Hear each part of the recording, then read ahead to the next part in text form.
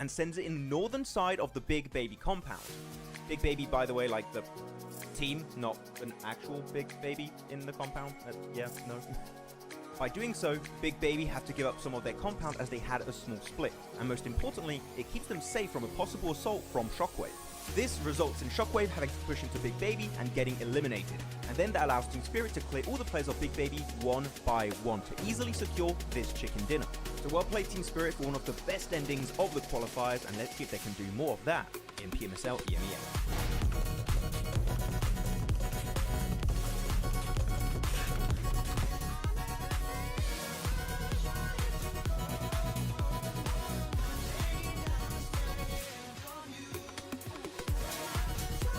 Seems like the drops of PMSL CSA have been revealed. Check it out.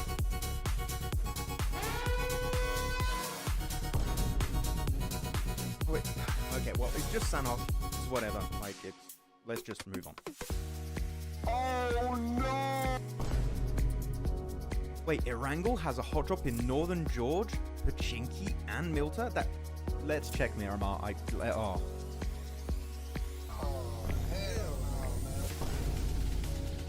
Stalwart, not again, not again. 9 Picardo again. No. Ah!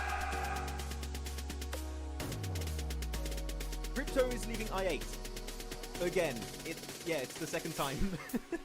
After securing a 14th position during PMSL CSA Spring, I8 Esports page shares that Crypto will be leaving the squad. Though from the comments I read, it doesn't seem like this is a massive surprise in the community. Let's keep in mind also that Crypto has joined many orgs before, such as Stalwart, Unicorns of Lust, and Twisted Mind. So because of this, he could technically move to regions even outside of CSA, though this does seem unlikely, because this new post here was just shared by Regicide Esports official Instagram page, which... Wait a minute. Whoa. That's Crypto! That's Crypto right there! Me is a detective.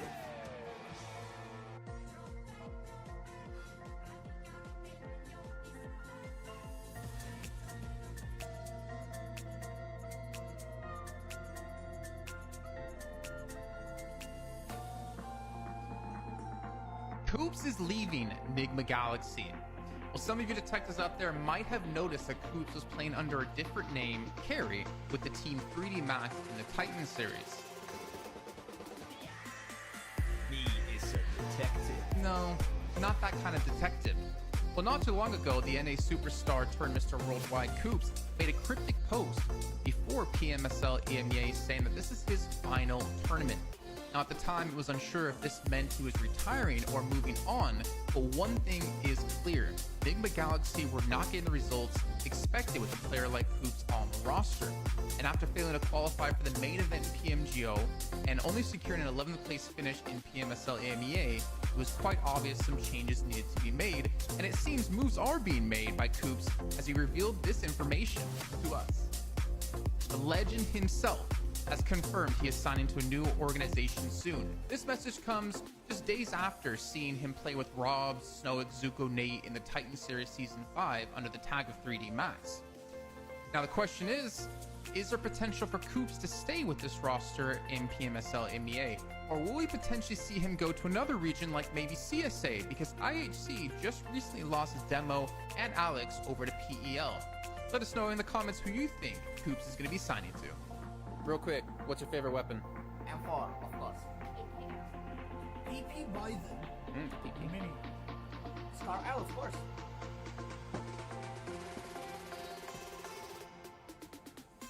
BS Naomi is leaving for Mad Balls, and Team Spirit are getting an unexpected replacement. After barely making it to PMWC 2024, Team Spirit achieved a very disappointing 15th place during the survival stage. And I think it's fair to say that we expected a bit more from this team. So, some changes were in order when it came to playing in their next season. With Naomi now leaving for Mad Balls, the team is getting ready for the upcoming PMSL EMEA EU qualifiers. And Matic is going to be joining the roster. What you doing? Where you at? Oh, you got plans. Now the question stands, will Tixie eventually join the team to recreate the old Gladiators team? Without Meku though, because it seems like he might be retiring.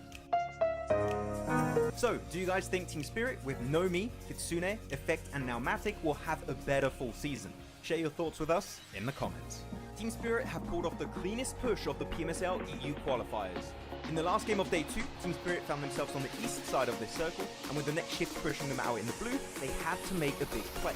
Team Spirit understand that Shockwave won't be able to play their compound for long based on the circle, and know that if they want to win this game, they need to move before they do. So the squad gets moving and sends it in the northern side of the Big Baby compound.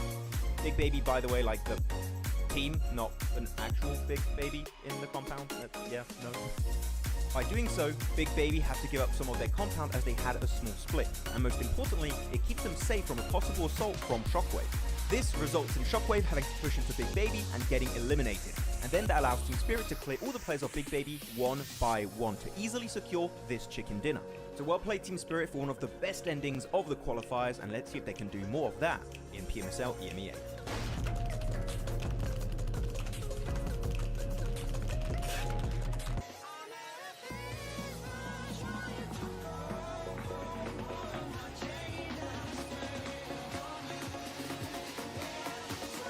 Seems like the drops off PMSL CSA have been revealed. Check it out.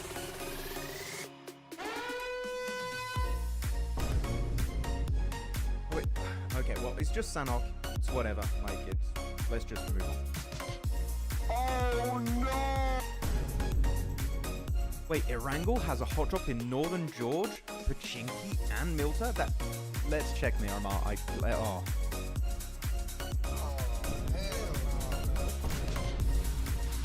Stalwart, not again, not again, 9 Picardo again, no! Ah! Crypto is leaving I8. Again, it's the second time. After securing a 14th position during PMSL CSA Spring, I8 Esports official page shared that Crypto will be leaving the squad. Though, from the comments that I read, it doesn't seem like this is a massive surprise in the community. Let's keep in mind also that Crypto has joined many orgs before, such as Stalwart, Unicorns of Love, and Twisted Mind. So because of this, he could technically move to regions even outside of CSA, though this does seem unlikely, because this new post here was just shared by Regicide Esports official Instagram page, which... Wait a minute. Whoa. That's Crypto! That's Crypto right there! He is a detective.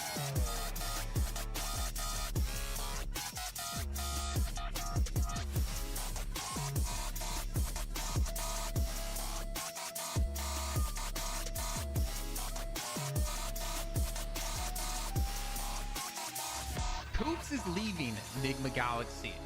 Well, some of you detectives out there might have noticed that KOOPS was playing under a different name, Carry, with the team 3D Max in the Titan series. He is a detective. No, not that kind of detective. Well, not too long ago, the NA superstar turned Mr. Worldwide KOOPS made a cryptic post before PMSL EMEA saying that this is his final tournament. Now, at the time, it was unsure if this meant he was retiring or moving on, but one thing is clear. Enigma Galaxy were not getting the results expected with a player like KOOPS on the roster. And after failing to qualify for the main event in PMGO and only securing an 11th place finish in PMSL EMEA, it was quite obvious some changes needed to be made, and it seems moves are being made by KOOPS as he reveals this information to us. The legend himself has confirmed he is signing to a new organization soon. This message comes just days after seeing him play with Rob, Snow, Zuko, Nate in the Titan Series Season 5 under the tag of 3D Max.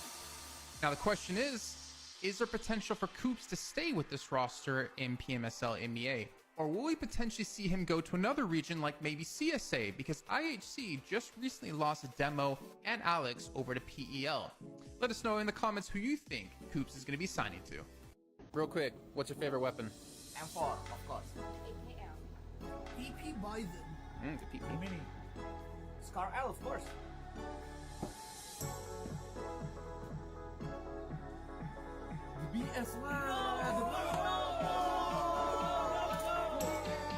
Naomi is leaving for Mad Balls, and Team Spirit are getting an unexpected replacement. After barely making it to PMWC 2024, Team Spirit achieved a very disappointing 15th place during the survival stage. And I think it's fair to say that we expected a bit more from this team. So, some changes were in order when it came to playing in their next season. With Naomi now leaving for Mad Balls, the team is getting ready for the upcoming PMSL EMEA EU qualifiers. And Matic is going to be joining the roster. Where you at? Oh, you got plans. Now the question stands, will Tixie eventually join the team to recreate the old Gladiators team? Without Meku though, because it seems like he might be retiring. So, do you guys think Team Spirit with Nomi, Kitsune, Effect and now Matic will have a better full season? Share your thoughts with us in the comments. Team Spirit have pulled off the cleanest push of the PMSL EU qualifiers. In the last game of day 2, Team Spirit found themselves on the east side of this circle, and with the next shift pushing them out in the blue, they had to make a big play. Team Spirit understand that Shockwave won't be able to play their compound for long based on the circle, and know that if they want to win this game, they need to move before they do. So the squad gets moving and sends it in the northern side of the Big Baby compound. Big Baby, by the way, like the team, not an actual Big Baby in the compound. Yeah, no. By doing so, Big Baby have to give up some of their compound as they had a small split, and most importantly, it keeps them safe from a possible assault from Shockwave. This results in Shockwave having to push into Big Baby and getting eliminated, and then that allows Team Spirit to clear all the players of Big Baby one by one to easily secure this chicken dinner. So well played Team Spirit for one of the best endings of the qualifiers, and let's see if they can do more of that in PMSL EMEA.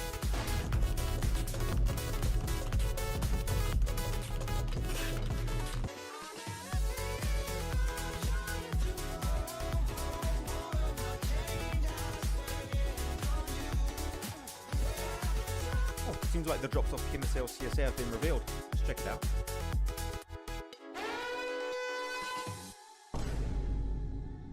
Oh wait, okay, well, it's just Sanhok. It's whatever, like, let's just move on. Oh no! Wait, Erangel has a hot drop in Northern George, Pachinki, and Milta? Let's check Miramar. Oh.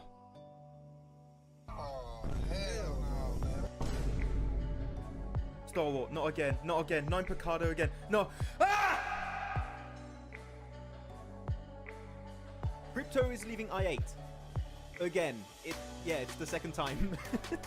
After securing a 14th position during PMSL CSA Spring, I8 Esports official page shared that Crypto will be leaving the squad. Though, from the comments I read, it doesn't seem like this is a massive surprise in the community. Let's keep in mind also that Crypto has joined many orgs before, such as Stalwart, Unicorns of Love, and Twisted Mind. So because of this, he could technically move to regions even outside of CSA, though this does seem unlikely, because this new post here was just shared by Regicide Esports official Instagram page, which... Wait a minute. What? That's Crypto! That's Crypto right there! Me is a detective.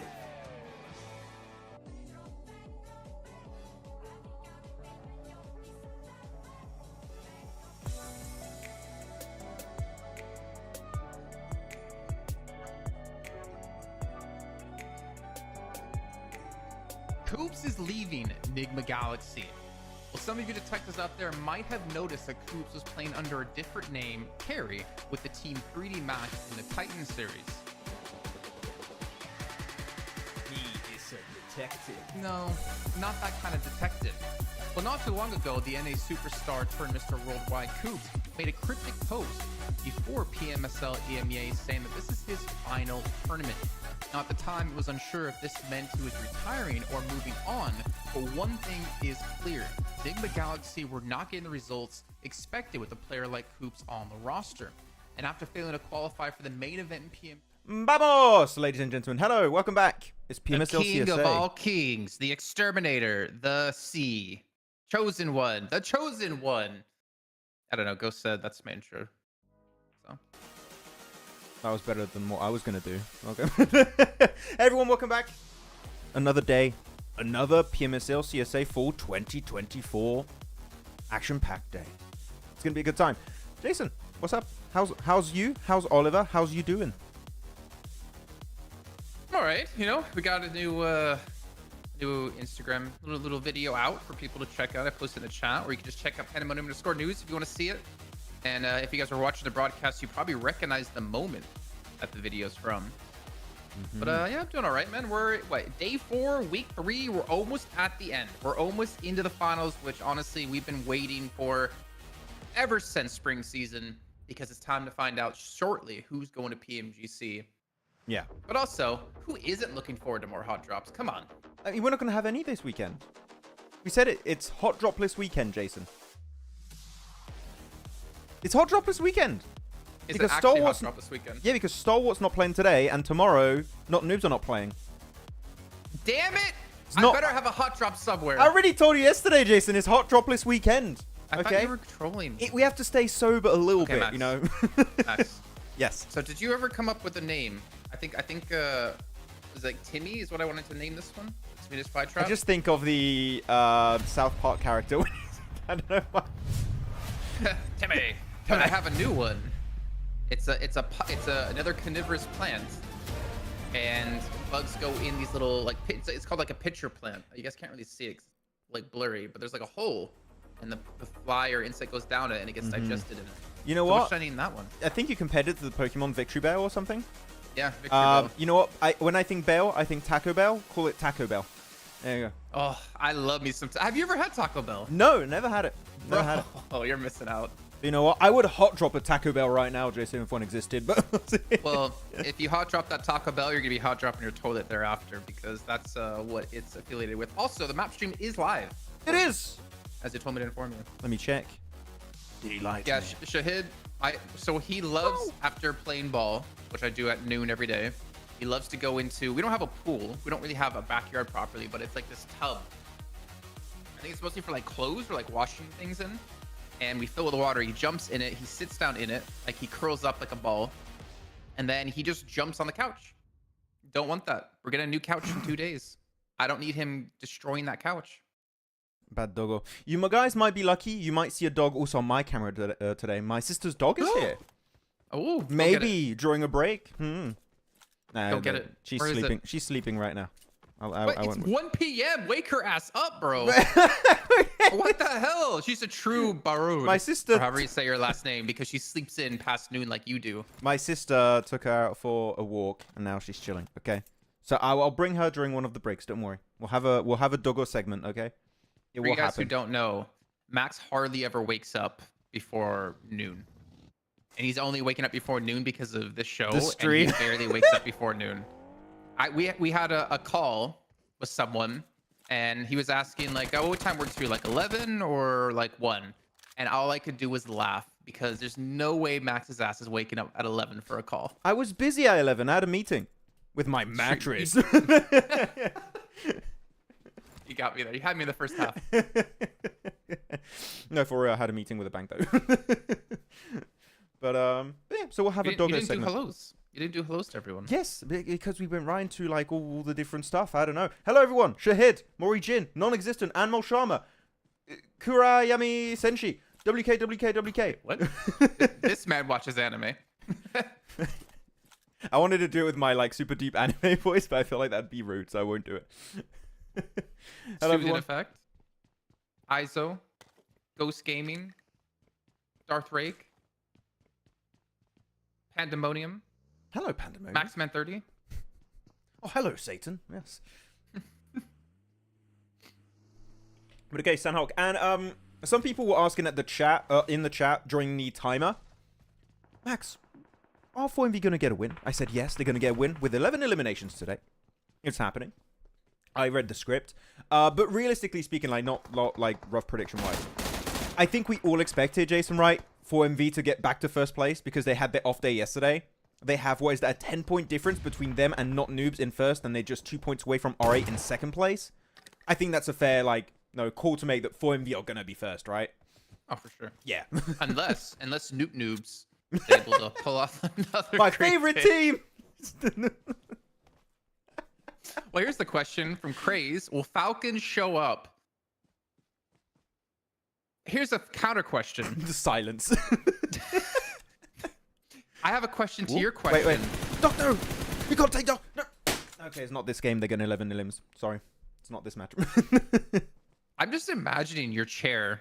Every time you slap the armrest like that, it like blushes. It's like, ooh, senpai. I don't know why. Yamete? I just Yamete? Here's my question to your question, Craze. Do they need to show up here in the league stage, or can they save it all for going Ultra Instinct in the finals? Give me your power! Maybe. By the way, apparently I forgot soothing effect. I'm sorry. Soothing effect. Well, I'll even do it. I'm so sorry. Soothing effect. There you go. Kind of fits with the name too. My Kind of like apologies. that. Yes. Oh, you like that? Jason Kaplan. Ooh. Ooh. Can you just narrate my life? Like you're the voice in my head. So be like the voice in my head really quickly, okay? Jason, as he's... No, hold on. Okay, ready? Yeah. All right. Jason drinks his cup of coffee, but he realized it was messed up. Saying, I should make a new brew. Oh, that is horrible coffee. Oh, I want to puke, but just for the camera, I have to maintain it. Yes. I like how you're guiding me along. I guess it's horrible coffee, but I was like contemplating. I was like, oh wait, hold on. Ugh. It was actually really tasty, but acting. How's everyone doing anyways in chat? How you all doing? Hope you're having a good day. Hope you're having a good start to the weekend. Anyone went out to party last night? Because I have a nightclub right below my flat, and I can tell you, they were partying. Very late. Well, it was Friday, Max. It was. I know our weekends are Monday, Tuesdays, but normal people have weekends on Saturday, Sundays. But I'm a true gamer and anime weeb, so I'm antisocial. So I'm like, how dare you guys go see people at 2 a.m.? Don't you want to be in your bedroom just listening to lo-fi and playing games with Jason Kaplan on your PC? No. That's a good evening right there. Sounds pretty good to me. Sounds pretty decent, yeah.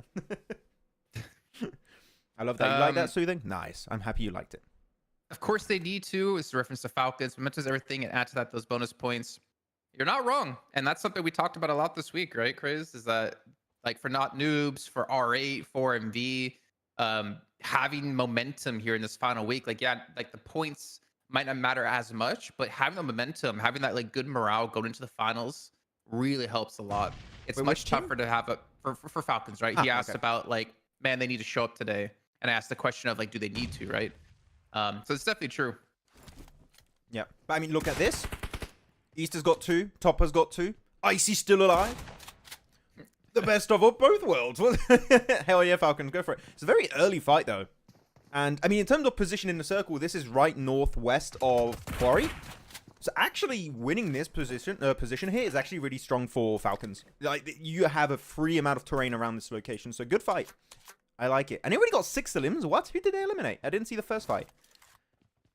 Well, it had to have been RUKH, right? KSX and maybe Regis. No, not Regicide. Oh, yeah, I'm thinking RUKH, yeah. Why don't Falcons put their Z in? We don't know. We don't know. I mean, obviously, when you bring in a 5th player into your team, you expect to, like, play him. You expect to put him on the main roster. So we're thinking Nerzed is the person. We originally thought, like, because of the rumors in chat, that actually want to take a step back this year or from now on because of his family. Yeah. But maybe the plan the whole time actually was to put Betas. Oh, yeah, okay. East in for Nerzed. Yeah. Actually, Who's because this I feel like... from One Piece. What? Sorry, continue. I'll ask that later. I know I said One Piece and distracted you. One Piece? Continue. What? Did you say One Piece? No, like, really, for me this season, maybe there are other players I'm forgetting, but the 2 players that I want to see more of is, like, of course, Nerzed. Like, I think Nerzed deserves to play to some extent.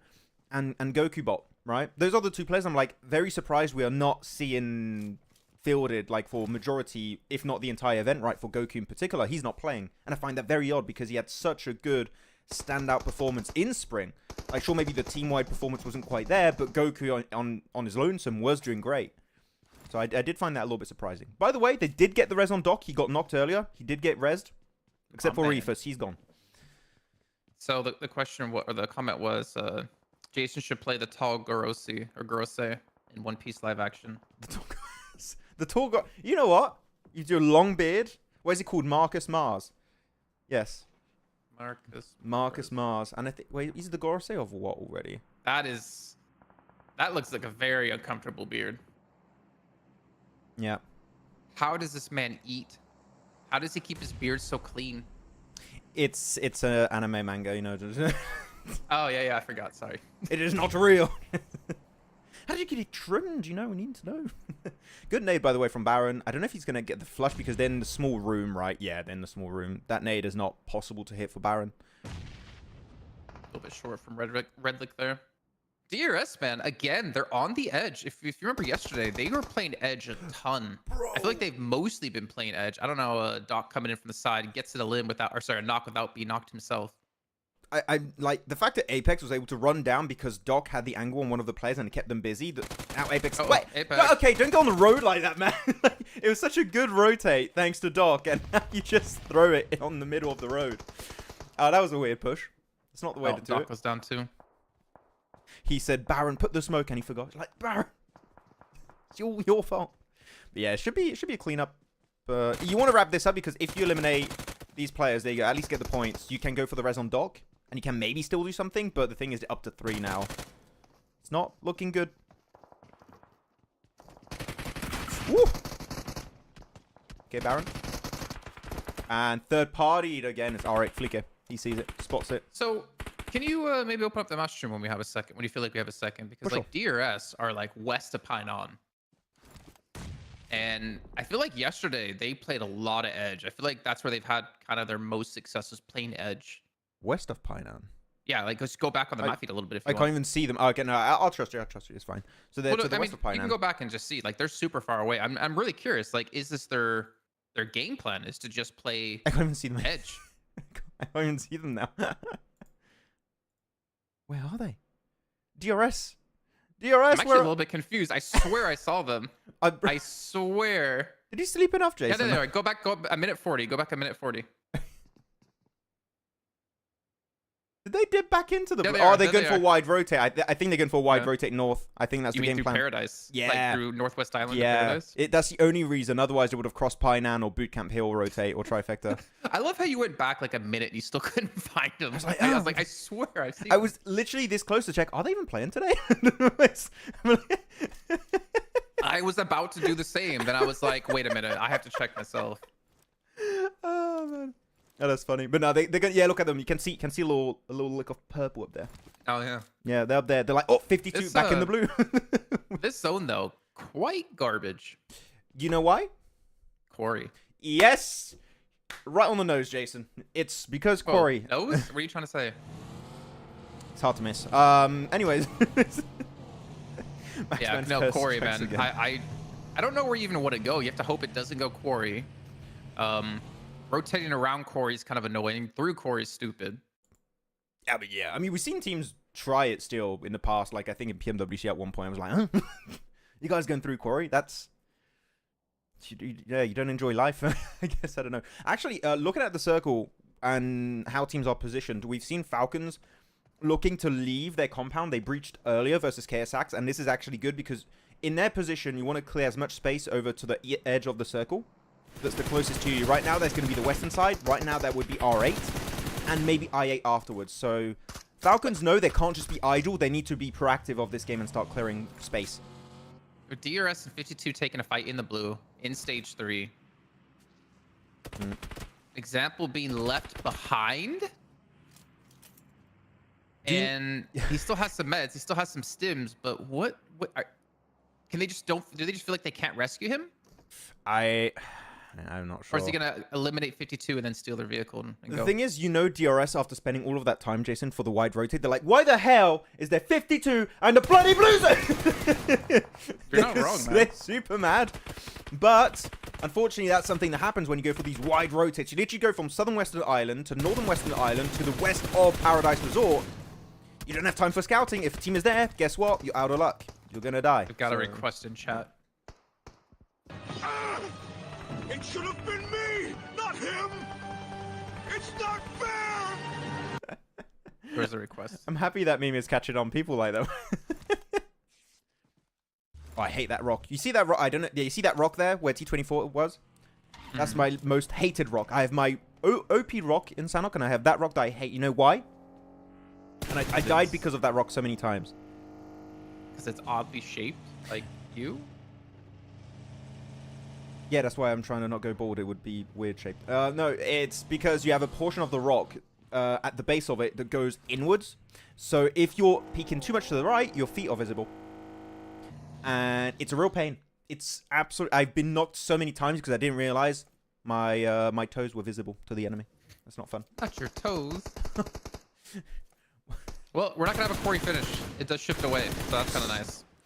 Edge of But barn. RUKH clearly with the best position here. You know, interesting to see. I'm curious to see Bad Boy today. He was an MVP 2 days ago. So they had yesterday off. Was quite a surprise. And it was Fearless yesterday, right? For Star Wars, that was MVP, if I'm not mistaken. Yeah.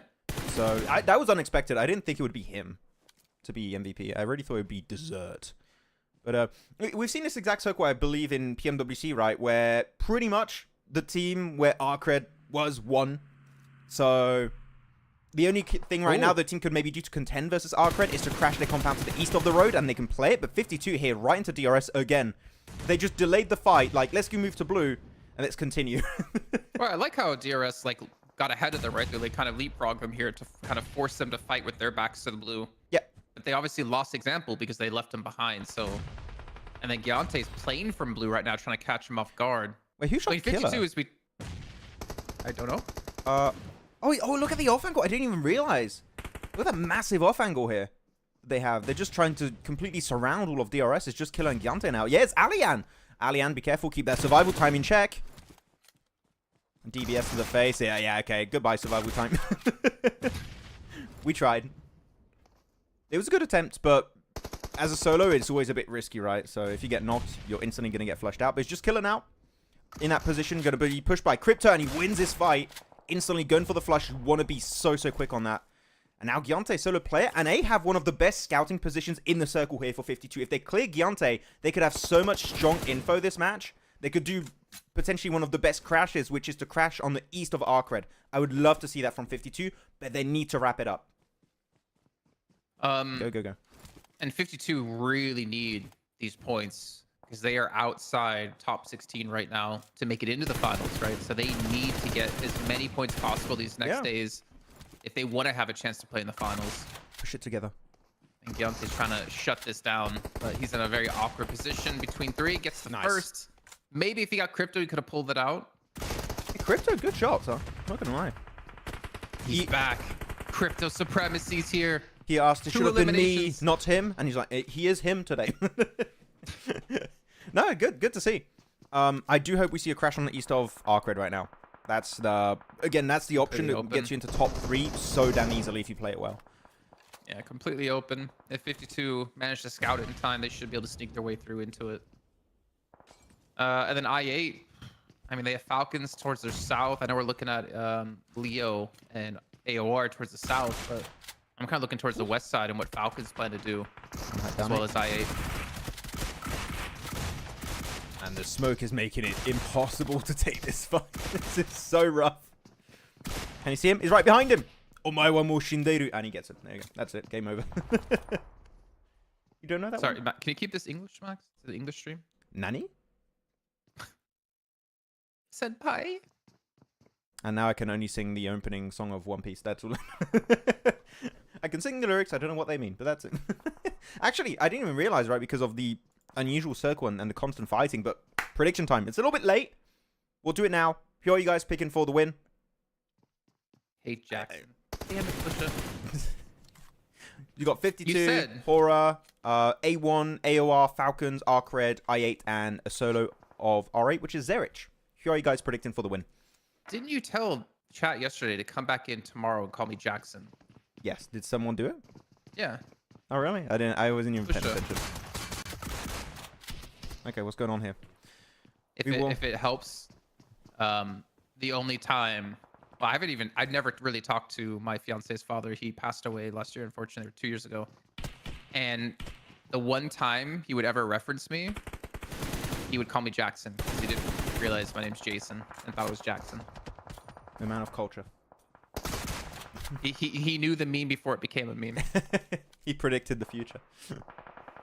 It's hard to pick, but Falcons prediction, Shahid. Okay, I mean, they were down to only 2 players. That's a risky predict, but if it works out, respect, fellow gamer. Respect. Actually, there's a UAZ. I think is maybe not a bad shout here for AOR to use that UAZ and actually send yourself in a shed or on a rock on a ridge or on a slope. It would be a good place. I think AOR, that UAZ might just be a godsend for them. Zerich now solo versus Falcon. Actually, the rest of I8 are just around the corner. Can he hit the nade, though? Not quite. And wait, did Falcon just nade himself? Yeah, he messed up his nade. Oh, no. and third party. There you go. It's Icy to get the elimination, and that's Falcons up to 12? Bro, whoa. Okay, well, whoever said they wanted to see Falcon do more, well, there you go. This is a good start. There you go, Craze. Can't complain about him anymore. Though they should not have a chance to win this whatsoever. Nah. I mean, it's looking like it's only going to be RUKH or i8 to win this, to be honest. But i8 have to push into RUKH in these compounds. And utility, well, Falcon has 1 smoke. Naki has 1 smoke and 4 nades. And I feel like they're desperately going to need these smokes if they want to have a chance. I actually kind of wish they had a vehicle right now to just full send into this compound. It could be good, yeah. I'm still so surprised, Jason. Look at the minimap. We still have yet to see 52 trying to attempt to approach RUKH. I mean, they don't know that position's open, I think. They're just a little bit fearful of that. But they lost 2 players because they took so long to get to that compound, which... a little bit unfortunate. Sorry, not 2, 1 player. So, there's a little bit of a... Feels bad, man, but... No, There we go. 3 Some could very smokes. easily make it still. And i8 getting some smokes up against the, like, vision. Super smart play out of them, so they can actually go for the push without a vehicle. That's Crypto. Oh, man, he's up to 3. Looking for the 4th. Again, 52, they need these points, and they have 3 players left alive, actually, so this is a good start. And there we go. I do make the push. Again, smokes perfect out of them to make this push in. Unfortunately, it looks like they're just not connecting the shots where they need to. They're down to 1. Jubble. Doing the jubble work. And 52, good clear. Now they have full control of the eastern side. The compound is still in play. I would love to see them try and attempt to get close to RUKH. Actually, you have a few rocks south of that compound, so you can also go for some off angles. I like where T24 is going. Almost got eliminated, though, but he does make it to the rock. That is a super solid off angle if you don't get naded and mollied. Hopefully he doesn't. Is he fine? Yeah, from the Molly looks like it's going to miss. Yeah, he's fine. But that is a strong off angle. That is an angle that literally can lock down the game for 52. If they send the rest of the players in the compound, I'm looking at a 52 win or RUKH win. It's going to be between those 2 teams. There's no way anyone else contends. And wait, Falcons get out in 4th, and I guess 3rd i8 then, yeah? Yeah, the order. That was some sick shots. Yeah, Out there of it is. Usam while in the blue on the top there. So 52, RUKH again, 52, man. Like, gotta give credit, 7 eliminations. They had to fight DRS in the blue. They ended up, pushing through DRS, and now in 2nd place. It's down to If they circle. keep this up today, they could push themselves into qualifying for PMG, or for not PMGC. Look at for, the circle. finals. Okay, if you're RUKH here, game plan, you go in the compound east of the road. You cross that way, it keeps you relatively safe from 52, and you don't have to cross the road directly in Why front are of you them. screaming? Go for it, because it's such a cool finish. I like these type of finishes. Screaming! I don't... Ah! Okay. Oh, good nade on Well, that T24. nade- Doesn't get it. But yeah, Fragger has the idea. Fragger has the really good idea here to make it to that position. There's an issue for Erangel and Bad Boy here. So you got that ridge, so if they want to leave, they make themselves pretty, vulnerable. Yeah, but Fragger took down T24 from the off angle from that compound. That's good.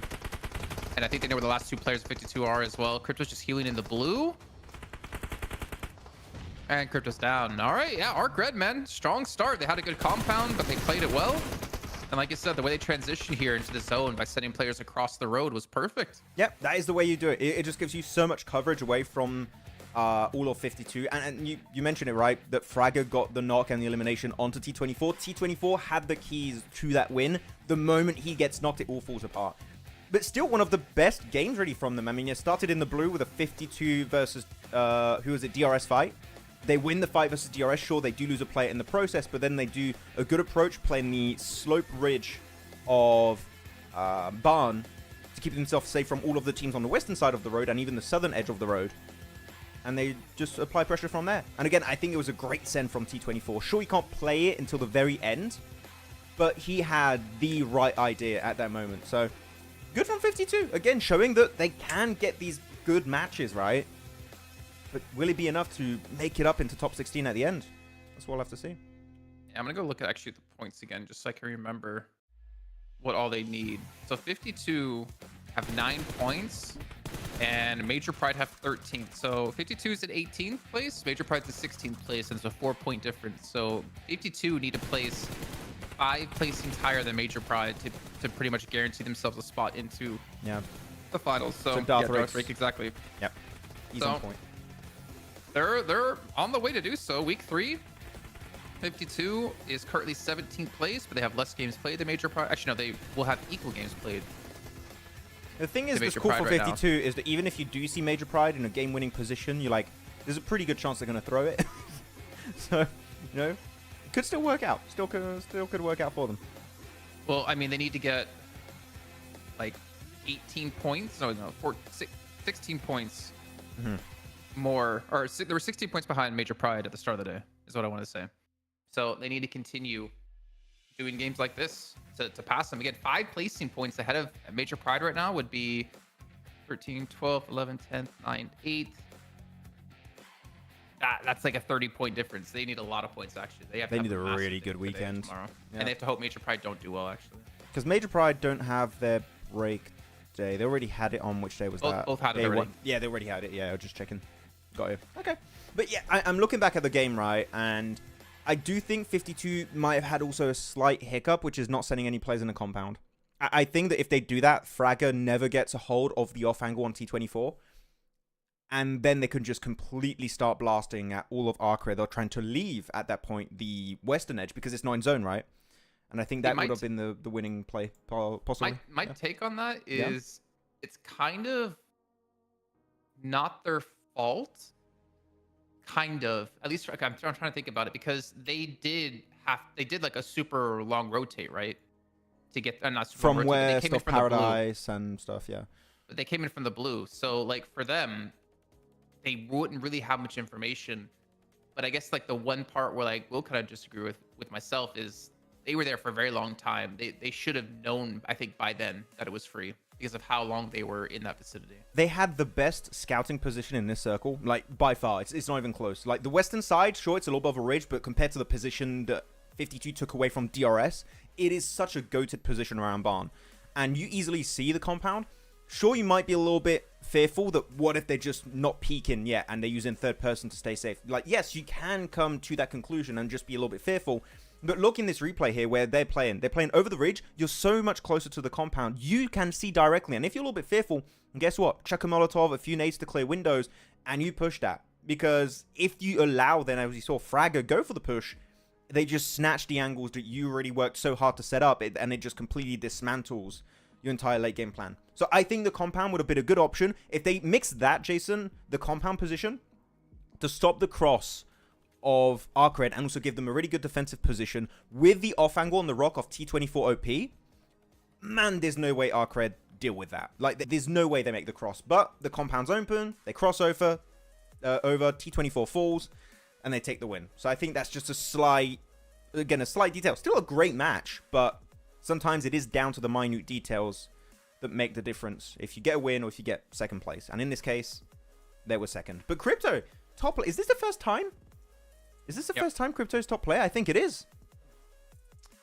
Darth Rake, it's a Group C not playing. So no Demorte, no Stalwart, no IHC, no Stronger. Yippers.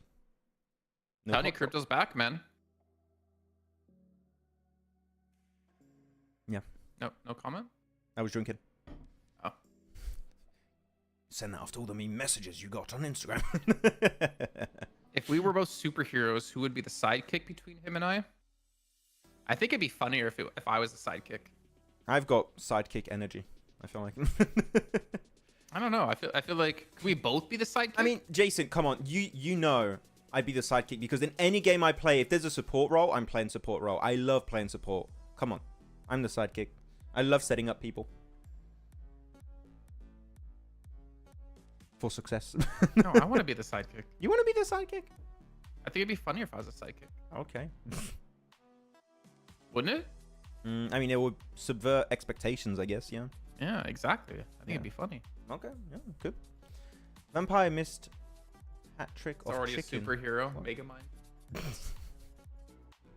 Hey, Was Megamind a villain? I thought he was a villain, not a superhero. he was a villain, but he becomes like the good guy. But I wished for them to make a second movie, and they had this horrible Peacock show that was just horrendous. I don't understand. Peacock is like a platform, and they made a Oh, you mean streaming platform? yeah, Oh, yeah. Okay. and they made a show on that, and it was really bad. Why am I so... I'm not... What do you mean so serious all the Jason, time? why you gotta reply seriously? Calm down. Jason, why? Do you want to know how I got these scars? acting. We got the overall rankings, by the way. Let's take a peek. As first place, not noobs. And actor. Wait, whoa. I wanted for MVC go up, not under RUKH. It's 1 point. It was like, interesting. But no, so of course, not going to have a too big movement up there for now. It's just going to be RUKH jumping up 2, for MV and Stalwart down 1 position, and Falcons jumping up. I swear, man, Falcons have just been doing the yo-yo in the rankings recently. It's just up, down, up, down. It's all over the place. But yeah, guys, chat. Who's going to be first place at the end of today? Who are you all predicting? Maxman his forehead, man. Lol. Learn from Max. I don't think just Aon wants to learn from me. And here's the second page. How can people still manage to spell the name? Find new ways to spell. How can people still manage to find new ways to misspell my name? Like, I could understand typos if you called, like, I don't know, Frederick or something like that. But it's like, no, it's Jason. It's like, it's easy. I think they do it just to piss you off, to be honest. Oh, I'm surprised. But yeah, 52. Sure, good game. Not enough to actually overtake. I mean, this is good because before this game, they had 58 points. So sure, they don't jump in terms of position, but they're in a position where now they can start to contend. But as we always say this, right, about 52, Jason, is that after a good game, we need to see a continuation. They're 4 points behind Major Pride. Like, yeah, I mean, before this game, they had 58.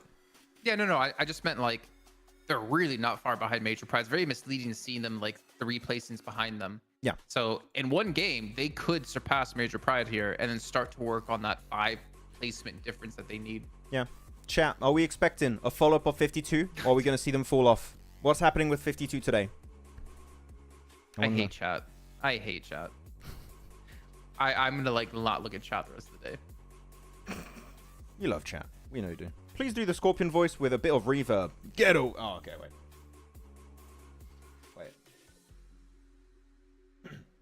Oh, wait. Okay. I don't remember Scorpion making these sounds. Hey, it's me. Okay. Get over here! There you go. Was that good? Can you sound a little bit less like you're a trucker? Get over here, please. Is that okay? Like that? That's pretty good. That's pretty good. Okay, game is going to start. Anyways, let's get right into the action, ladies and gents. Erangel. My favorite first map of the day. And Jamieson. Max Verstappen and Jason Momoa. Verstappen. Is that I don't know. Isn't it the famous Formula guy? 1 guy? Maybe. I don't watch Formula 1. How are you guys I think today? he was like a Twitch streamer and then he became like a Formula 1 racer. Oh. And he still streams. Hello, Afnan Khan. Welcome to the stream. Hope you're doing good. 52 is going to rock today. Inspiration. Now, his inspiration is not 99%. It's 100% for 52. Now, we'll see. I'm not your puppets, chat. You can't just say, JC, go say this, and I'm going to go say it, okay? I can't hear myself when I do those voices because I don't have a direct connection to my interface. So I can't hear when I have like the reverb and stuff correct. Yeah, we need to fix that. We need to make it work. Oh, I need a not Bluetooth headset.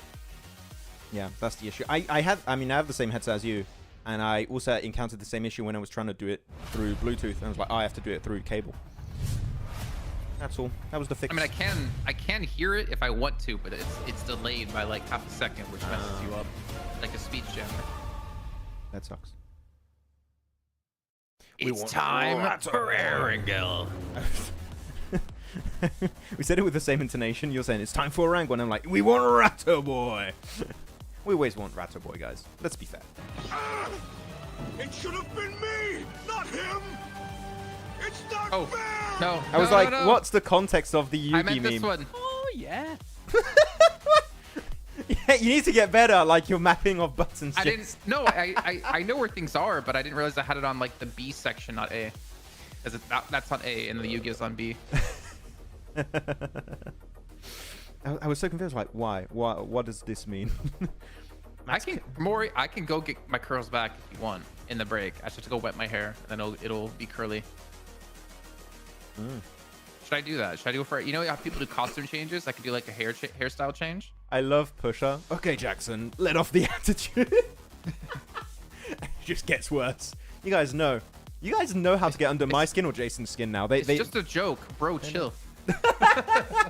Bro, that comment was legendary. That was good.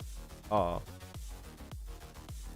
By the way, again, guys, if you just joined, Jason made a new meme that's been posted on pandemonium_news on Instagram in particular. If you guys want to go check it out, you can check it out. You can leave a comment.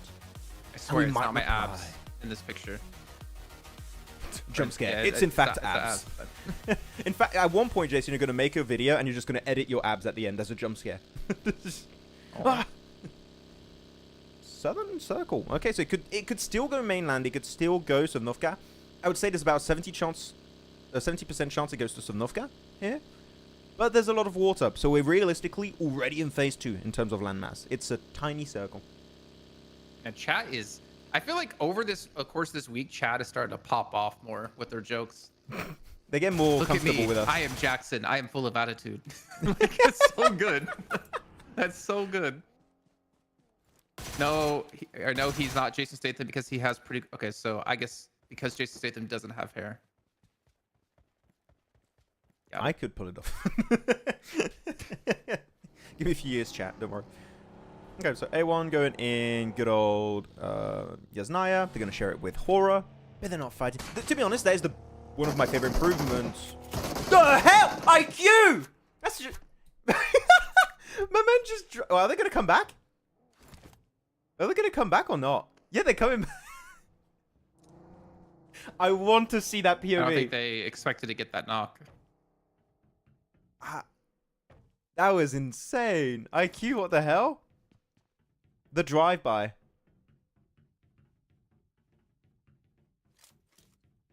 What is it called when you, like, get in a car accident and you, like, flee the scene? Ready? Fleeing the scene? No, it's like a hit and... A hit and run. Hit and run. How does it feel, Max, to see someone go from such a high to such a low? Iron jumped off the bridge and got knocked. Wait, what? He jumped off the bridge and got knocked. No! From fall damage. Just throw him over the edge at this point. No, just take it. Just disconnect. Just leave the lobby. From an amazing knock from IQ to a failed nade to a player jumping off the bridge to now 4MV being like, hey, what's up, guys? 4MV's just looking at this like a stupid. Did I join the right lobby? I didn't know the circus was on Erangel. Now what's this update? I don't know this. I think they joined like a silver lobby on accident. Like, what? Oh man. Oh that made me laugh. That was good. That was good. Thank you very much, guys. You might not get points, but you get the funny points. Go back and watch that again for Iron Solid. So you didn't see it. Let's wait for the fight to wrap up and then we'll replay that. Do you guys want a replay of that? Oh my god. Oh, that was good. That was Newton's third man. The Newton update's been real good. Okay, let's go. Let's just replay the entire segment, guys. We need to play it all. Okay, here we go. So big drive-by. That was a sick shot again. That was really well played. You could speed up a little bit here, like two fast forwards. I got it. No, just hit like forward. Yeah. Okay. Of course, IQ coming in. He's like, oh, I have an easy knock. There's a low health player. This should be pretty simple. Oh, okay. He's over to the side. Let me get a nade ready. Like, oh, that's going to be an easy nade for IQ. Easy confirm. Going to live up to his name. 1 IQ. And then watch Iron.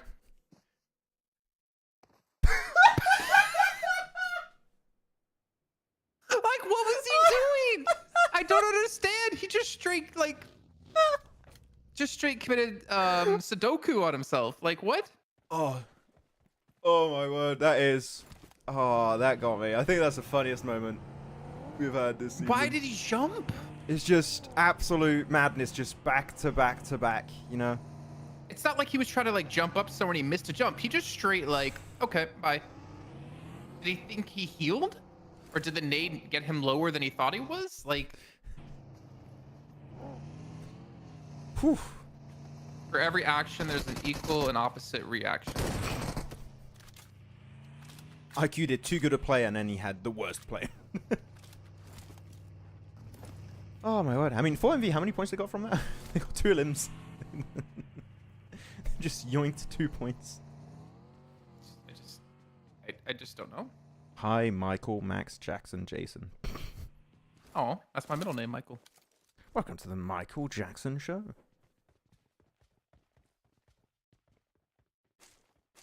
Thanks to IQ and Iron, Jackson is off his attitude finally. Oh, that's funny. Okay, let's take a quick look at the map, guys. See where teams are. Still a lot of water. What? Water. A little bottle of water. So you got DRS. And a team, I don't know their name. I figured it out. I figured it out, actually. Yeah? It makes sense. So Iron saw IQ nade himself. He's like, I feel bad, man. Here, I'm sipping for you. And he's like, I'll knock myself because I should have been knocked by that nade. He just, yeah, no, he's an empath. What can I say? He felt bad. I think we figured it out. Okay, DRS, Major Pride. They should go for the res on Evo Station. Shouldn't be too hard. AZ, always, my man is always so far forward. Wait, is he? He's trying to smoke outside, and I think Evo Station closed the door. Or am I imagining? Did you see that? Yeah, I thought he closed the door on himself. I don't know. Who? What? I'm confused. Wait, show me that again. Yeah, Bix is like, stop it! Let me throw. Let me smoke. That's funny. And this game is just a mean game. I would say if you're Major Pride, just leave the fight. You don't have to go for it. Huzaifaz just waiting in the wings to the east. How are we only on stage 1? I know, right? Like we've had more action. I feel like we should be on like stage 5 right now. Yeah. Chat, tell us. Do you prefer that start to a game or hot drop in Picada? You got to pick. You know. You got the good timeline. You got the bad timeline. Which one you pick? You dropped from 200 to 0.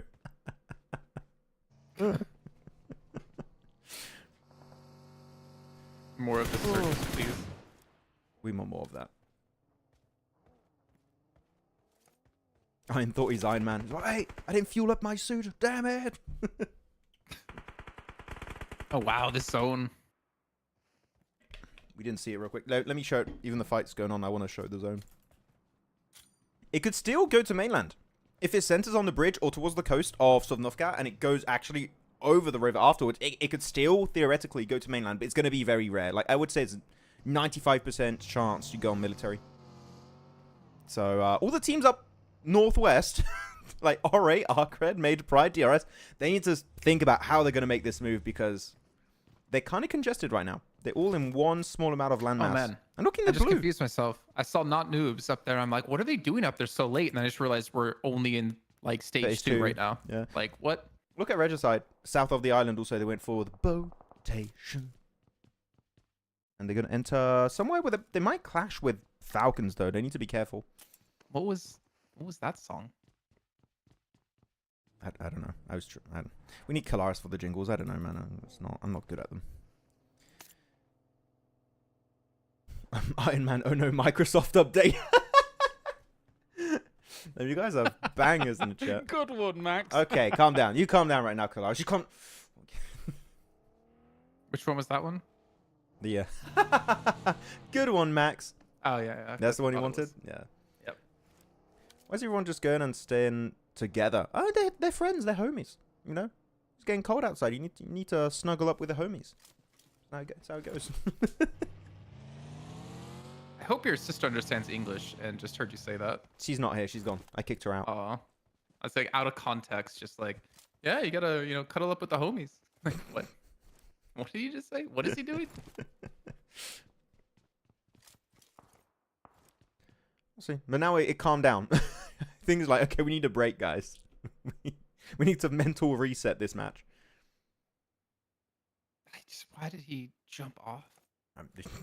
I think you'll never have an answer. It's going to be one of the unanswered mysteries of humanity in like thousands of years. It's like, how did they make the pyramids? Why did Iron jump off the bridge? We'll never know. It's so odd. Yeah. Guys, chat. Where are we expecting Circle to go? Mainland or Sovnovka Island? Where's it going? Bridge go mainland. Doesn't it have to like center on the bridge? Bridge or near the coast, and then to make a hard shift. Which I mean, you also have a very small chance of it centering on one of those little rocks in the middle of the water, but that's very, very unlikely. RUKH is... Ooh, actually, RUKH, good initial shot, but Reefer said no. Sit down.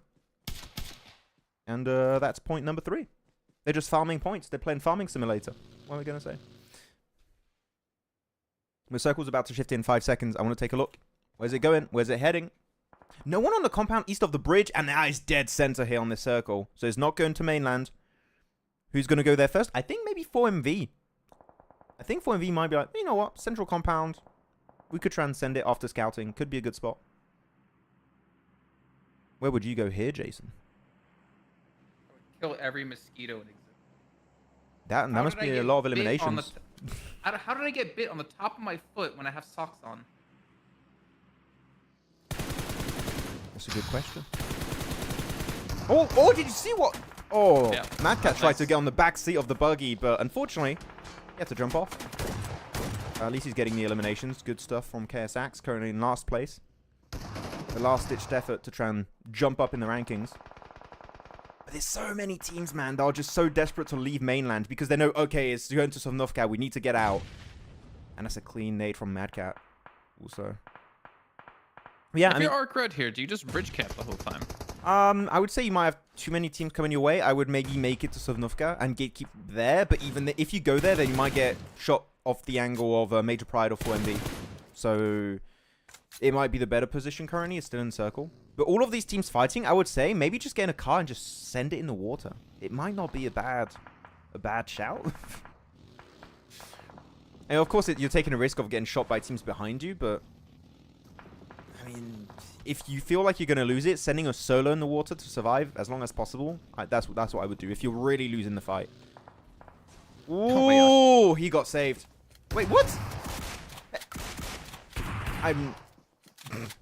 My man just got squashed by a car and is completely fine. What? I'm so confused. What is happening? The back bounced back to the... Oh, finally, here we go.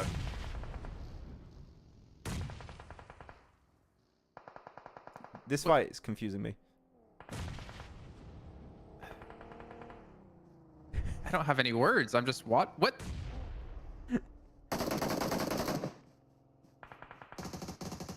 Ah, that's going to be the flush on Madcap. There you have it on Only J. Okay, that was interesting. This match is more of a comedy, a little bit, yeah. They still got knocked. They can get the res on Farshay and Westron, hopefully. Actually, no, you can't. You know what? They're similar colors, but they're two different teams. I saw on the minimap. So yeah, Roshan's going to push it. Yeah, 3TN if you can leave, that's great. Falcons go to third party, though. I think 3TN unfortunately crashed his bike or whatever car he was using. Here come Falcons. Caw. Wait. Okay, Hodrick, calm down. That was a better Falcon than the Caw, I think. It's the better than what I did back in Riyadh. I don't know what sound I did. When I don't remember. But you all looked at me like I was a crazy person. Well, that's how we normally look at you. Yeah, yeah. Roshan going for the chase, though. Gets Westron down. He's going to fall to 3TN. And Falcons, I feel like they're just going to push this and clear it. 3TN's just running for it. He has no vehicle. It's already cleared. Looks like Falcons aren't... I was going to say, looks like they're not chasing, but yeah, they'll get him last second.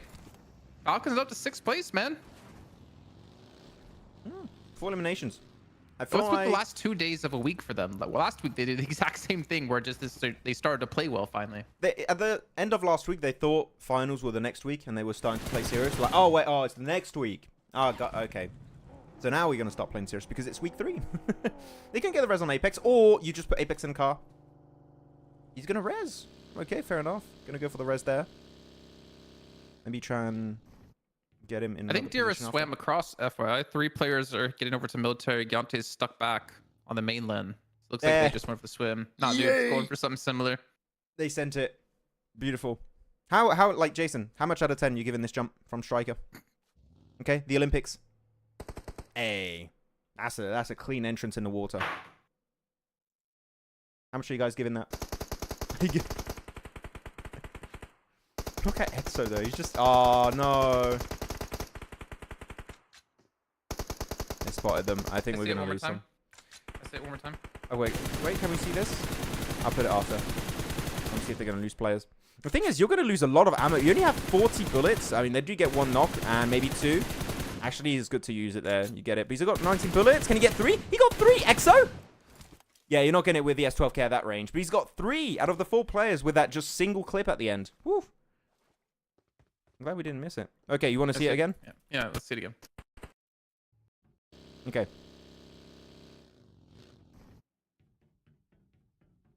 And now a player from Not Noobs. Gonna be making an entrance into the water. It's Striker. And he hits a perfect landing. Jason, how much? It's an 8 point... You can't see it. It's an 8.5 out of 10 from Jason Kaplan. Very good mark here. Will potentially take home the silver medal. GG's. All these watch parties, man. I don't know.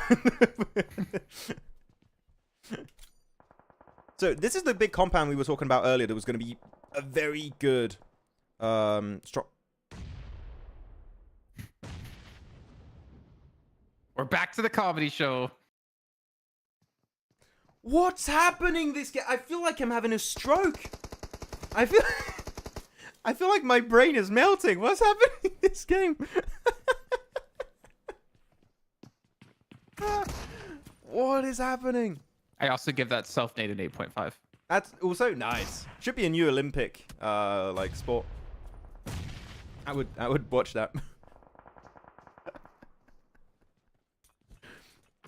I want to see another self-nade now. I just want it. I don't care who does it. Just do it, please. This is PMSL, right? This is supposed to be like the best teams of the region. Wait, let me restart. I need to rename the stream. PMCO qualifiers. There we go. Okay, updated.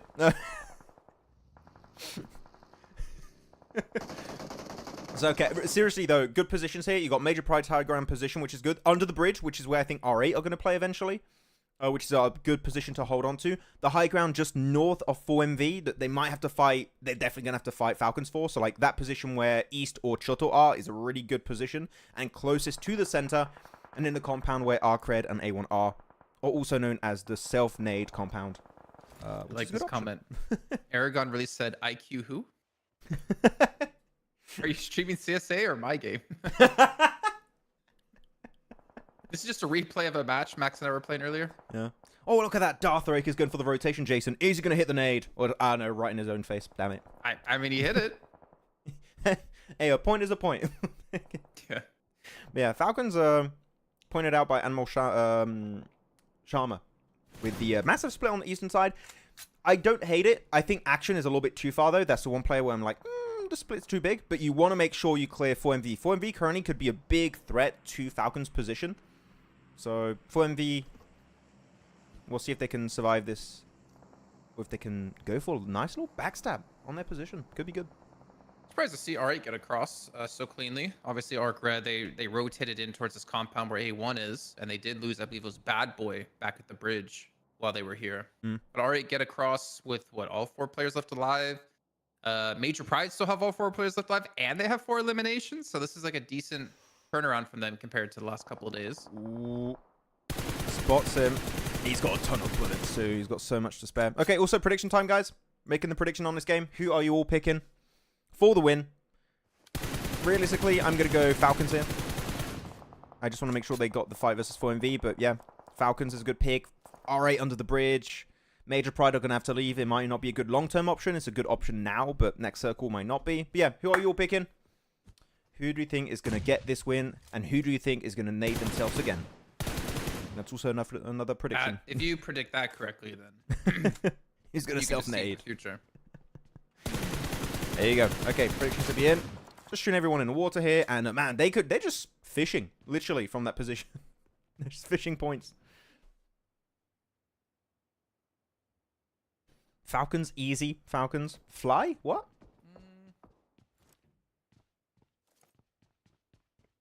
All right. Yeah, Falcon. it's true for RUKH. RUKH were tied with Major Pride. So where's RUKH at right now? 8th place. In what, like bonus Yeah, points? that's a good point. So, Yeah, the bonus Admiral brought points. this up that RUKH, this is the last day of play. Mm. And they are tied with Major Pride in points. So they really need to get some points or they can potentially drop out instead of Major Pride. They're the more realistic team to fall out compared to Major Pride, I'd say, compared to based on how many games are left to play, right? Because they were tied, so we'll see. Yeah. We'll see. This is going to get them to 83 already for Major Pride at least. Mm. And that puts them 12 points away from RUKH. So. Oh, actually, half of this compound is still in circle, so it's going to force A1 towards RUKH. That's going to be a big fight that's going to happen. Maybe something can happen for Maxi if he just keeps crawling his way into the circle. Why is Fragger in this little shed instead of in the other building next to Joe Bobo? Because it gives maybe a little bit of a better oversight if players play outside the buildings instead of inside. Like if they try and wrap to the east in particular, maybe it gives him an angle, but it's not the best position. But I think you don't have too many great options, right? I don't know, but I think it just gives him info if they get pushed by Deathstorm. Like, it stops Deathstorm, realistically, to go for that green building you see to the left of your screen. Yeah, but he would be able to see it in the building next to Joe Bobo. Yeah, he could too. But I'm just trying to, like, theorize why. Because I would also prefer for him to be maybe near Jobobo or something.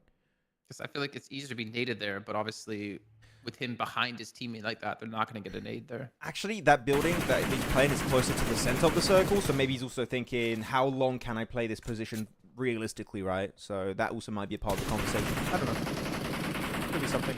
There you go, Major Pride. Wow. We knew they were going to always struggle. Without cars, this rotation, unless you eliminate all of R8, it ain't happening.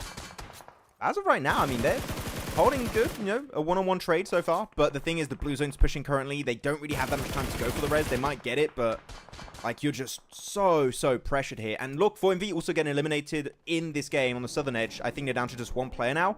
This is the big fight Falcons need to win, but Falcons are down to 2 now. 2 players got knocked, so maybe 4MV are just going to completely ruin it for the Falcons. We'll see. Apex. Apex, you absolute beast. There's no way. Oh, my word. They would have 2v4'd all of Falcons off of that split. That would have been mental, but Falcons get it, and they're going to fully res. If Falcons don't win this game, I will shave Maxman's eyebrows. No, we're not doing it. But Apex, absolute monster. Whew. Close. But what if it was Doc Jace? I'm surprised Major Pride was able to get this close, actually, without losing more players. I didn't lose anyone yet, actually. They got knocked, but they got him back up, and they're actually taking it to R8 here. I mean, obviously, this little dip they have is perfect to deal with them on this bridge. Gives them a lot of cover, and they're in the zone. But the next shift is really going to determine like what they can do, and I feel like they need to look for some limbs on R8 right now, or at least maybe wait for the zone to shift, and then it's go time, because they can't really rotate anymore without R8 spotting them. Yeah, I mean, as you said, right now, this dip for Major Pride is really good, but I am surprised they even got there in the first place. But when you're looking at R8, I can also kind of get it, because in terms of defensive position, this bridge is good if you play in the lower ridge, but if you play on top of the bridge, which is what Tulika is doing, I think Zerich is also on the bridge at some point earlier, you are very visible, right? You only have a few slight containers to play. It's not the easiest. An easy knock Tulika, so they had to go back and res him, or go ahead and pick him up. So maybe that's why Major Pride were able to push, because they had to deal with that. The third party. Elementrica's being shot up, though, from Falcons. Top's going to get him. And yeah, Major Pride, I feel like this is the end of the road for them. Falcons taking more and more room around this zone. They even have East pushed up to this A1 RUKH compound as well. Ooh, don't peek again, Tulika. Don't peek again. Don't peek. You're instantly going to get punished. Don't peek. Don't peek. Ah. Should have tried to go for first aid. I don't know if he had meds, but should not try and take that, because they knew exactly where you were going to try and peek from on that beam. That nade. Wait 1 second. Behind the tree. Could it be good? Ooh, a little bit too short, but good idea. Actually, look here. Falcons already sent a player right behind Major Pride. You see him there on the west. Yeah, no, like I said, they spread out. They had East originally pushed up to this A1 RUKH compound on the northeast, but he backed away once the zone shifted. Like, look how much control they have. They have like 90% of the zone for Falcons. Yeah. You go to like just a solo player down to almost no HP to fully rezzed, and now having the most aggressive split in this circle. This is looking like a very probable Falcons win. But I said that normally 4MV should have destroyed them, so hey, you never know. A clutch could happen. But Icy, actually, I love what Icy's doing over there. That smoke keeps him safe from the players in the compound northeast of the circle. So he can just wait until they're engulfed by the blue zone, and then he's going to have full, like, just vision on everything in his circle, because he's got the highest point of the circle alongside East, so they got full information gain. Oh, R8's. I feel like R8's pretty screwed here. They got Falcons out to side. They got RUKH pushed into, and the Blue's going to push them even closer towards each other. It's not over, actually. They still have a chance. They still have a chance to... Okay, well, Erangel? if you get rolled over twice by Erangel, then I don't know what to say. But yeah, just get the flush. You might get the res here, Fleeker. And he gets the entire squad wipe. Nice, Fleeker. GG's. I mean, he's not really going to get any reses here. Falcons are pushing straight into this, knowing that they're weak, and they're looking at potentially a lot of eliminations for themselves as well to add to tower. They're already at 10. They had 12 last match. Now they're up to 11. Probably coming into 12 here in a second. Falcons, man, they're on a tear today. Just like last week. Oh, he couldn't even deny. 12? And Major Pride second, yeah. Look at that. Just survives. 13? They got so many, man. They've got so many elims this game. How many? 13. Should be. Yeah, if they got all of the points. I mean, they got all the points at the end there, so... Woo. And they had 12. Was it 12 on Erangel? So that's 25 points. Plus no chicken dinner here, so that's 35. Plus whatever they got the game before. Like, this is a very strong start for Falcons. Okay, Falcons social media guy. Don't release the clip again. You don't have to do a clip of me saying, "Is this the downfall of Falcons?" and show like them just popping off today. You don't have to do that, okay? No need. If you do, you can propose a cross post with Pandemonium, and that'll be nice. Yeah, or I mean, just tag us would be good too. Just tag us, and that's fine. But yeah. Give us credit, like all those TikTokers who post videos from this stream and don't give us any credit. But what a game! What a game here. Of course, weirdness. I was gonna say craziness. No, like more like weirdness and big fumbles at the start of the game from a lot of different individuals, and then some actual good ending from a lot of teams playing really strong positions. I like what R8 were trying to do and happening? stuff. What? Go, look at Icy. Go back. Go back. Just watch Icy.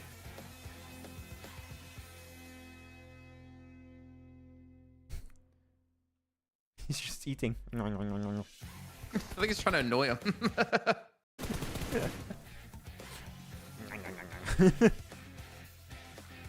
They call him Icy the Chipmunk.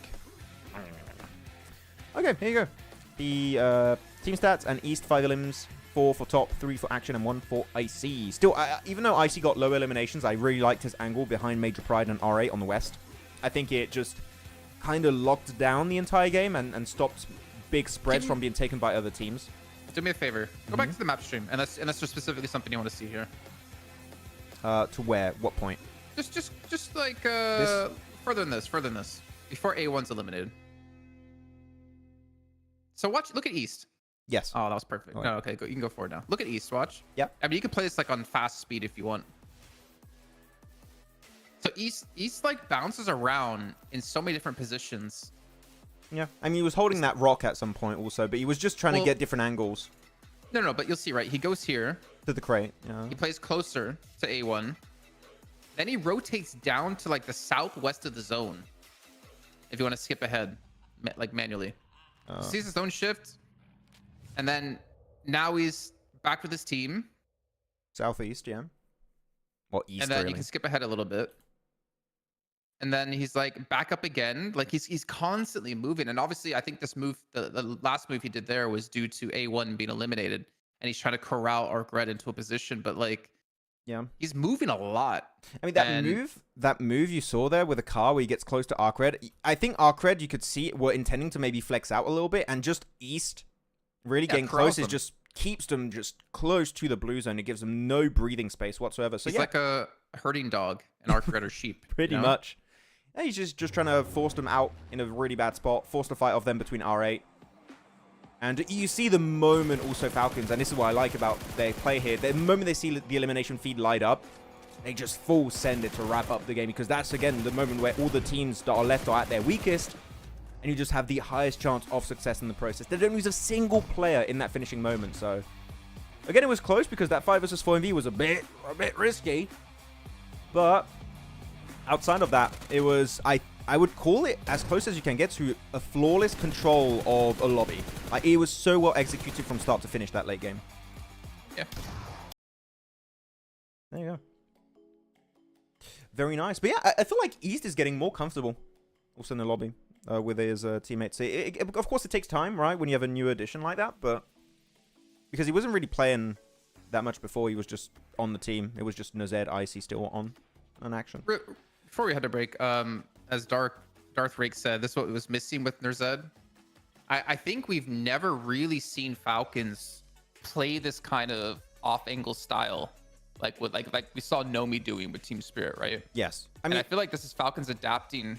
I feel like this might be like the new meta that's coming out for PUBG Mobile, is like you have to have someone who can flex out and play these off angles, and Falcons are trying to adjust to that meta that's coming. We did see them play that way when it was Scry and Pika. Like clearly Scry in particular was the off-angle player, the support for like at top and action, while Pika was being IGL. But that's always something that I feel like I missed with the new Falcons, is like, sure, they're super aggressive when it was top action, Nozed, Icy, like they can just frag out. But in lobbies where you need to be a little bit more, you know, smart about how you play your matches, these angles that East has been offering in particular has been really impactful. So I feel like potential-wise, and actually I don't know if your chat would agree, potential-wise with how East is playing, the long-term, because I feel like now Nozed could still make things work out the way it is, but in terms of long-term potential, if he keeps merging well with the team, I feel like this could be maybe a really strong iteration of Falcons, like maybe even a better, more consistent version of Falcons. What do you think? I mean, it can't be worse. Look at After PMWC. PMWC. Okay, fair enough. But I think that's one thing that's definitely lacking. So we'll see. But anyways, with that said, guys, well, actually, what does MJ say? DPE is on the tear today, while your boys are just let loose. Oh, they're already qualified, so I'm on absolute copium. It's fine. They presented to Falcons. Apex. Yeah, Apex was close to clutching it. Almost did it. Don't know if it was going to be a 1v4, but he was almost there. Okay, with that said, break time, guys. We'll be back in about 10 minutes' time for match number 3 on Erangel. See you in a bit. Team Spirit have pulled off the cleanest push of the PMSL EU qualifiers. In the last game of day 2, Team Spirit found themselves on the east side of this circle, and with the next shift pushing them out in the blue, they had to make a big play. Team Spirit understand that Shockwave won't be able to play their compound for long based on the circle, and know that if they want to win this game, they need to move before they do. So the squad gets moving and sends it in the northern side of the Big Baby compound. Big Baby, by the way, like the team, not an actual Big Baby in the compound. Yeah, no. By doing so, Big Baby have to give up some of their compound as they had a small split. And most importantly, it keeps them safe from a possible assault from Shockwave. This results in Shockwave having to push into Big Baby and getting eliminated. And then that allows Team Spirit to clear all the players of Big Baby one by one to easily secure this chicken dinner. So well played Team Spirit for one of the best endings of the qualifiers, and let's see if they can do more of that in PMSL EMEA.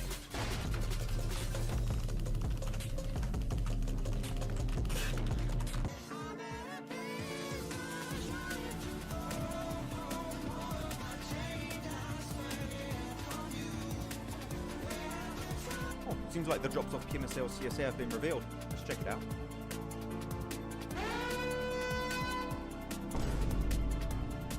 Oh, wait. Okay, well, it's just Sanhok. It's whatever. Like it. Let's just move on. Oh no! Wait, Erangel has a hot drop in Northern George, Pachinki, and Milta? Let's check Miramar. Oh.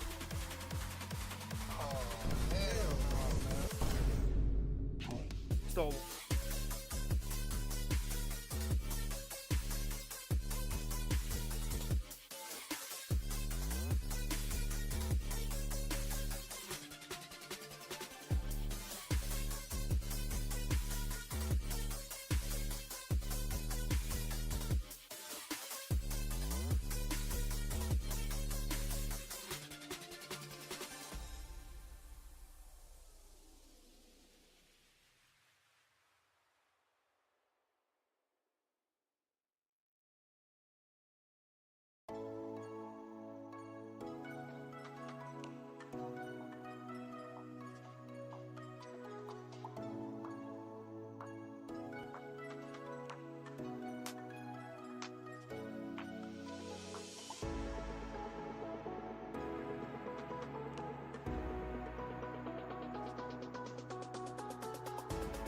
Team Spirit have pulled off the cleanest push of the PMSL EU qualifiers.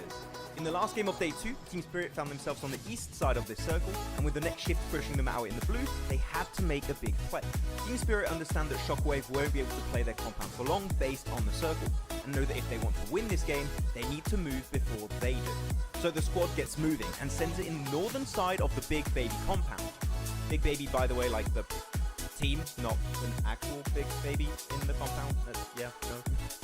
By doing so, Big Baby had to give up some of their compound as they had a small split, and most importantly, it keeps them safe from a possible assault from Shockwave. This results in Shockwave having to push into Big Baby and getting eliminated, and then that allows Team Spirit to clear all the players of Big Baby one by one to easily secure this chicken dinner. So well played Team Spirit for one of the best endings of the qualifiers, and let's see if they can do more of that in PMSL EMEA.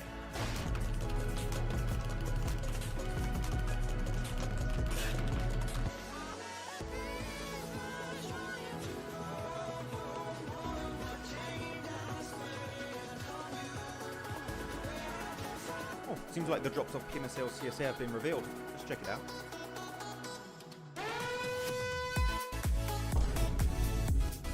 Wait, okay, well, it's just Sanhok. Whatever, like it. Let's just move on. Oh no! Wait, Erangel has a hot drop in Northern George, Pachinki, and Milta? Let's check Miramar. Oh.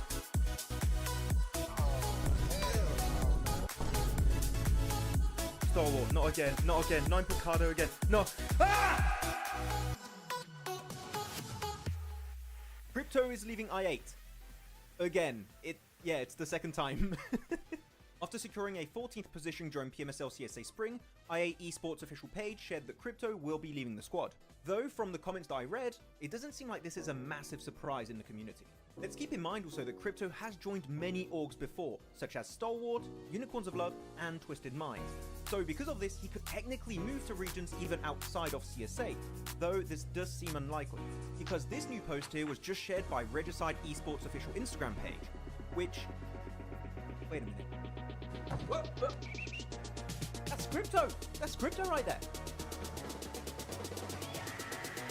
He is a detective.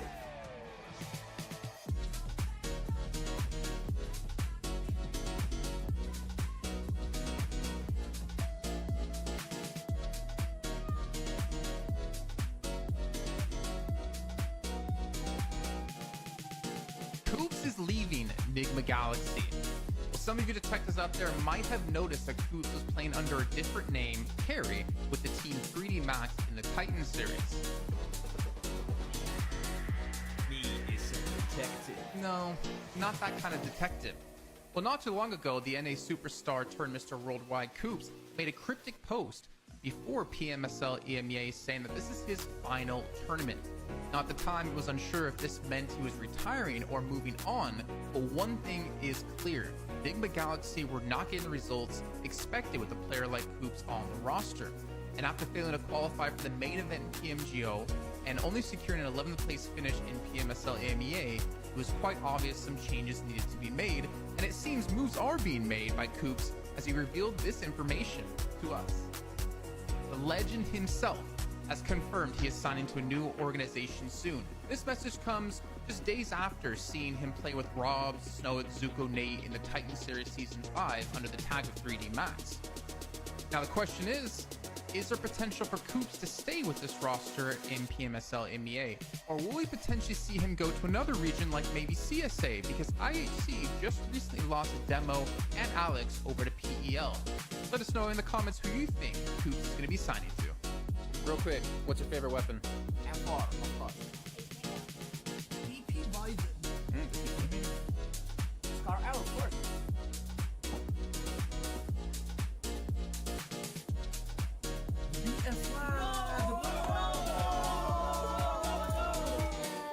Naomi is leaving for Mad Balls, and Team Spirit are getting an unexpected replacement. After barely making it to PMWC 2024, Team Spirit achieved a very disappointing 15th place during the survival stage, and I think it's fair to say that we expected a bit more from this team. So, some changes were in order when it came to playing in their next season. With Naomi now leaving for Mad Balls, the team is getting ready for the upcoming PMSL EMEA EU qualifiers, and Matic is going to be joining the roster. What you do? Where you at? Oh, you got plans. Now the question stands, will Tixie eventually join the team to recreate the old Gladiators team? Without Meku though, because it seems like he might be retiring. So, do you guys think Team Spirit with Nomi, Kitsune, Effect, and now Matic will have a better full season? Share your thoughts with us in the comments. Team Spirit have pulled off the cleanest push of the PMSL EU qualifiers. In the last game of day 2, Team Spirit found themselves on the east side of this circle, and with the next shift pushing them out in the blue, they had to make a big play. Team Spirit understand that Shockwave won't be able to play their compound for long based on the circle, and know that if they want to win this game, they need to move before they do. So the squad gets moving and sends it in the northern side of the Big Baby compound. Big Baby, by the way, like the team, not an actual Big Baby in the compound. Yeah, no. By doing so, Big Baby have to give up some of their compound as they had a small split, and most importantly, it keeps them safe from a possible assault from Shockwave. This results in Shockwave having to push into Big Baby and getting eliminated, and then that allows Team Spirit to clear all the players of Big Baby one by one to easily secure this chicken dinner. So well played Team Spirit for one of the best endings of the qualifiers, and let's see if they can do more of that in PMSL EMEA.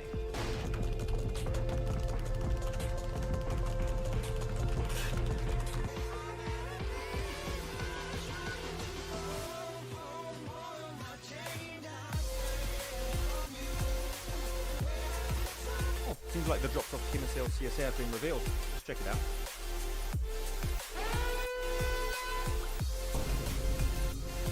Wait, okay, well, it's just Sanhok. It's whatever, like it. Let's just move on. Oh no! Wait, Erangel has a hot drop in Northern George, Pachinki, and Milta? Let's check Miramar. Oh.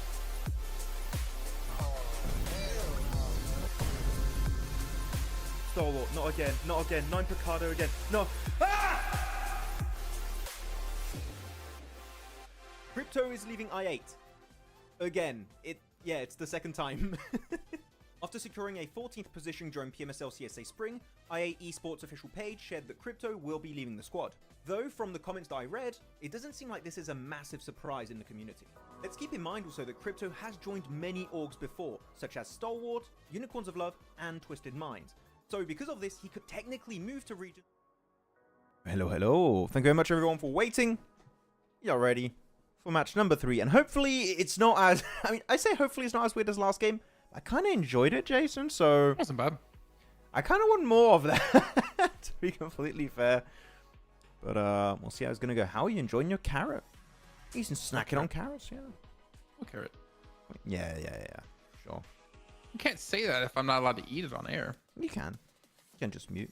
Otherwise, like... Time increase. We increased it for the meme non-existent, but we are back. Can you actually hear it? Yeah.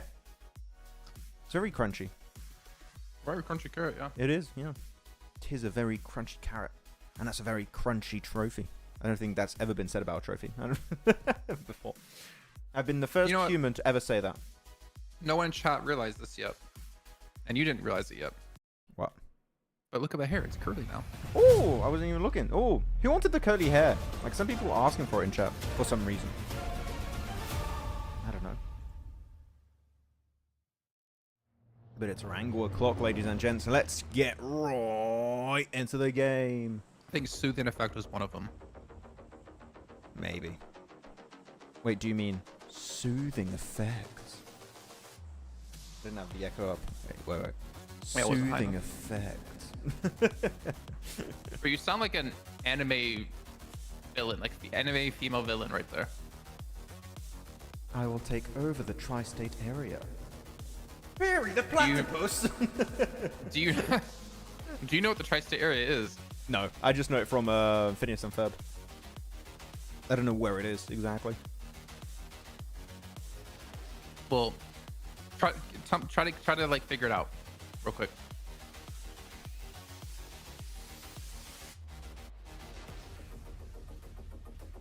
What does try mean? Don't Google it. Try is 3. Right. What state? I mean, like, it's a state. Was it New York, New Jersey, and Connecticut? Yeah, you definitely looked it up. Yes, I did. As you said Connecticut wrong. Yeah. Connecticut. Why is it written like Connecticut? They said, what the hell? That's weird. Connecticut. You know what? You're not wrong. Connecticut. Yeah, why is it written like that? Kinetic. Oh, because it's kinetic. Connecticut. Connecticut. Hey, it's weird, right? Yeah, you're right. Connecticut. By the way, we have an opposite plane path and phase 1 circle combination than yesterday. Yesterday was eastern plane, western phase 1, and now it's western plane, eastern phase 1. With actually a very good chance of getting towards mill-to-mill-to power location here. I mean, you could still end on the Lumberyard Mountain near Shelter, which we've seen that happen quite a few times before. But it has quite a bit of water in play, so it's could be interesting. The west is definitely going to be very congested, though, so you want to be careful how you move on the west. Max, I'm still waiting for 4MV's win with 11 elims. It's going to happen, Shahid. Don't worry. Just trust. Trust. Give it time. Trust what? The process. Source. Trust me, bro. Can't confirm. Yeah.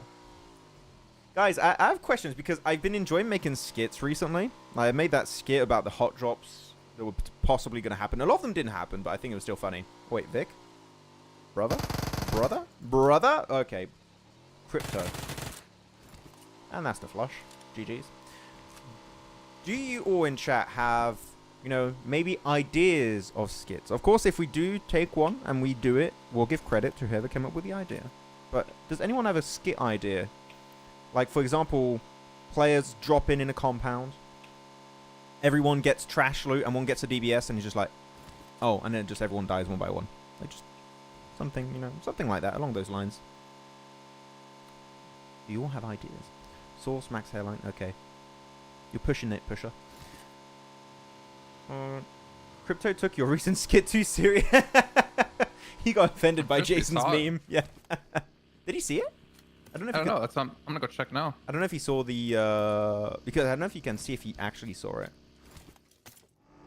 And if he didn't repost it, then he never saw it. You know? Yeah. My prediction: Alien dies in 5 minutes. Lol. Don't Sicko. Don't say that. It's not cool. I love this comment on the crypto video. When they want to see a king fall. They posted it just now, I think. Yeah. Who posted it? Why is everyone so mean? And chat to me. Hey, chat. What the hell? You guys not cool. Is Alex Demo joining PL team? I mean, there were some rumors about. I think it was Yol or something. It just fell through, from what I know. Why? No idea. There's a lot of stuff that was going to happen and it just fell through. Like LGD picking up 4MV. That fell through. The nose players getting picked up by PL teams fell through. Tixie joining Virtus Pro because of visa issues, I think people said. Fell through. So, a lot of unfortunate circumstances for some players and teams. RIP. No, Pharaoh. I shall not take the compliment. I will not. I will ban you. I'll ban you from the tri-state area. Pharaoh. No, we're just memeing. Don't worry. Don't worry, homie. You're safe. Zeol and demo to 628. Was it 628? I didn't know it was 628. But it fell through, right? It's not happening anymore. You know what would be great if we had... I mean, does Wikipedia show all the newest roster changes, like individual ones? Because it would be cool it's to have... supposed to. Yeah. I was going to say, it would be cool to have a place where you can just see all the current roster changes the moment they happen. Is like updated and it shows from point A to point B. Go to their main page. Is it always up to date? Because I feel like some are missing all the time, like an actual proper up to date one. I know they have that, but there's some stuff missing. The last thing that was updated was the 6th. Was yesterday. Santi. What's missing? No, there are some that like have been missed. I couldn't come up with them right away because normally I do use this. They even have a rumor section. Do you know that? Yeah. Okay, so the point I'm getting to, Jason, right, is that an actual up-to-date one, because not all the roster changes get announced, right? Like, there's some stuff that happens behind the scenes. And I wish there would be a place where, even if it would just be for talent, but you just know what the hell is happening. Because I don't like having to rely on rumors too much, even though they can make for funny videos sometimes, but I would like it to be actually fully up-to-date and we know what's happening behind the screens. Okay, they got me on that one. The social media guy definitely did a good job on the meme.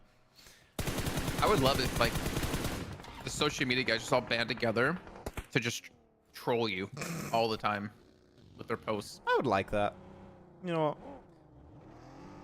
I like getting memed on social. It's funny. If people get a kick out of it and it makes people have a fun time, I don't really care. It's cool. Max's forehead shines brighter than Crypto's future. Okay. Come on. I don't think Crypto's having that bad a time, guys. Isn't IC joining NRG? IC mean IC from Moneymakers. Is it happening? Oh man, that's I have to check. I have to check. I'm not 100% positive on that. The main investigator. AE production? I think you... I don't think that's normal. I don't think that's how it should be. RUKH is alone here. He's got himself an AUG. Does he have a DBS as a secondary? So AUG No, and that's S12K. Yeah, there you go. But he gets one. Yeah, That's what he's doesn't going to matter. get. Good rush. Weird split, Surprised though. RUKH. Yeah, I'm surprised they're like so split like that because they should have been able to see them coming. Hi, Max and Jason. Hope your day goes well. If your day goes well, then other teams' day goes well, except for Crypto. My day's going all right. I was How's your day going? I was just like, oh, that's just a nice message until the end. I'm like, oh, okay. Yeah. I didn't have to run today because it's my day off. I know after we're done streaming, Max and I are gonna game pretty hardcore today, which I'm excited about. Yeah. It's not that hot here anymore in Italy, which is nice. Yeah, I just need to go out and walk the dog quickly, and then I'm up to game. Wait, we're both gonna be walking the dogs. Yeah. Ooh. Should we video call while we walk the dogs? You can. Wait, please give me a coastal finish or like a Milta. I remember one of my favorite games we had in the EU qualifiers was Milta power finish. It was so good. But where? Nah, we want Lipovka. Lipovka? Nah. Oh man. Nah. We always get these circles, right? In this area, it's always Lumberyard or like around the road west of Lumberyard Mountain. It's always in that vicinity for some reason. Wait, we had a Milta last season finish, Milta power. Yeah, but I don't think it was played that well. I loved the Milta power of EU qualifiers this season. I think that was a really good game. And actually, I made a long video on that, like how to play Milta. Did you? Yep. On how it was played by, who was it? Dagestan77. Really good. By the way, you guys rectified it and said they joined VP, Virtus Pro, which you're right. Yeah, I forgot it. I was like, NRG doesn't sound right, but it's Virtus Pro for EMEA. You guys are correct. You're really comparing IC from Falcons to IC from Moneymakers? No, they got the same name. Who did I that? shall know. Guys, chat. I'm who not wins? saying that name. Who wins in a 1v1? IC from Falcons or IC from, well, previously Moneymakers, now Virtus Pro? Who wins? Are you talking about the game where Shifi got 10 kills? I think it was that one, Pharaoh. I think it was that game. I don't remember his individual kills. I just know that Dagestan played Milta Power extremely well. As close as you can get to a perfect Milta Power control. Do not, I repeat, do not read the comment from Nishal out loud, okay? Okay. Because I don't think you're going to understand it. Please shout out to... I read it in my head and I was like, well. Do you understand it? Yeah. Why it's bad? Yes. Okay. I've been a streamer also, Jason. Yeah, but that was on... I've had donations with interesting names, so I know to, Oh, like, when I see words like that, I'm like, It wasn't Kick. What was it? What platform is that? The Tencent streaming platform. What, Trovo? Trovo. There we go. Does Trovo still exist? I don't know. Is Dagestan team from Dagestan? I don't know what you mean, Muaza. I don't understand. What? I like Moneymaker IC, his headshot spray. He's got some sick spray. I remember the first season he played. And the first pre-show of that... was it Western Europe Was it back Unicorns of Love? then? Or was it before Unicorns of Love? Oh, I He don't... joined Unicorns. He joined Unicorns at then- some point. Everyone played on Unicorns, it feels like, at some point. Every player... Even Crypto was on Unicorns, guys. Even he Yeah, was there there. you go. No, and I remember, and I said in the season, look out for IC. This guy is cracked. He's been wanting to play before he was 16, when he was not allowed to. So, like, this guy was raring to go. And his first season, man, sure, I don't think the team-wide performance was insane, but as an individual, damn, he was insane. I still think he could be one of the top players if he finds a comfortable position to play in, like a good squad.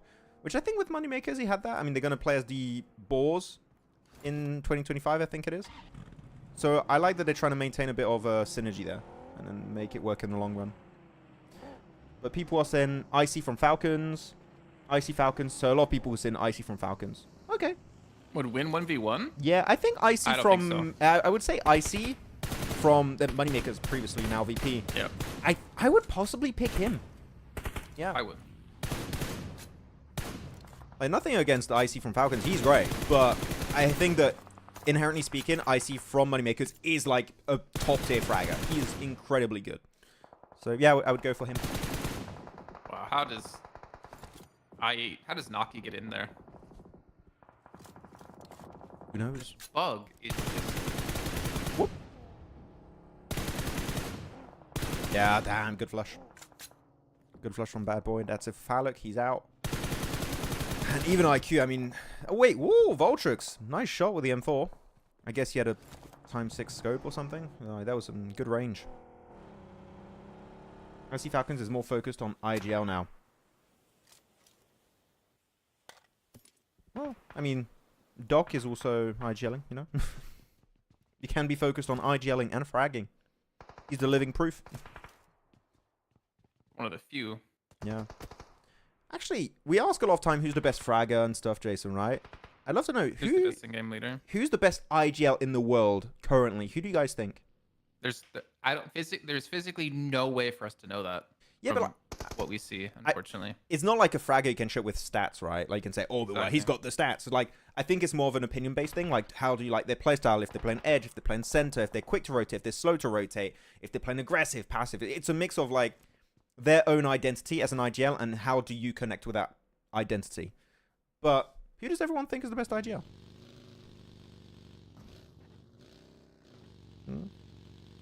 I think a lot of people are going to say Doc, which in CSA I would have to say yes, but global is like, I mean, after PMWC is... Well, how can you say Doc, though? Because you're just... I don't necessarily think Doc's the best in-game leader in the world, but I also don't know who the best in-game leader of the world is. Yeah. There's so many factors that go into it that you just physically can't see. Like, for instance, if you want to go with Doc, right? How many of these calls are actually his?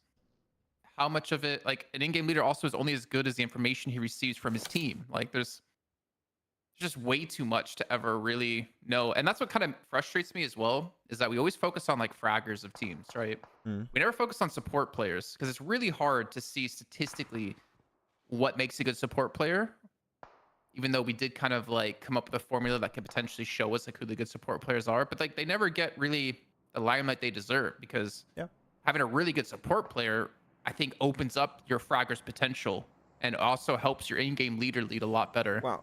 The reason why I said I think people are going to say Doc, because I didn't say Doc, I mean, it's because there's a lot of 4MB fans. So I was expecting a lot of people to say Doc, but no, actually, no. Almost no one said Doc in the chat. So actually, I thought people were just going to say Doc, Doc, Doc right away.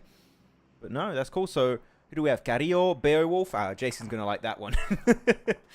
Mayo. Yeah, Suk, Carrillo, Rauf. Ooh, I'd have to slightly disagree. I want to see Rauf step up this season.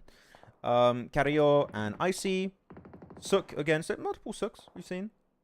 So for the people who are answering, it doesn't matter what name you're choosing. I'm curious of what's the reason you're choosing them. Instead of just blurting out a name, like, why do you think Sar is the GOAT? Why do you think Zuxi's the best in-game leader?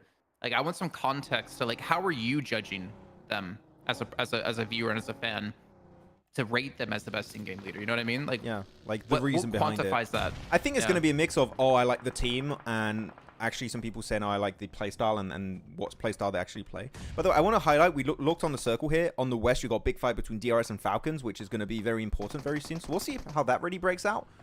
But are we maybe going to have an actual proper mill to finish since the update? Like, we haven't had one yet. We haven't seen an actual mill to finish. It's always, like, ended around Milta, but not in the city itself. I would love to have an actual mill to finish. Let's see, as AOR just going to be completely destroying all of Leo. Actually, it doesn't seem through the smoke. Does he get the knock? He does. Go for the flush. Get that point. Nice work there, Liquid. But yeah, he's just going to get completely obliterated by Red Lick on the nades. And now, northern side of Milta is taken over by AOR, but I think there's another team that might want to try and push them. So we'll see how long AOR can hold it. Nice.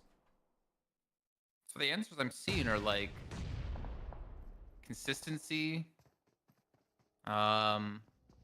rotations, I feel like most people can't give me like an actual answer. Well, because of the global success Cloud and saw and the dominance they had. See, that's more of a proper answer, I'd say. They had. And then Creo, because he's the most complete player, great at leading, great at fragging. I think Doc's a better fragger and a better leader than Creo, to be honest.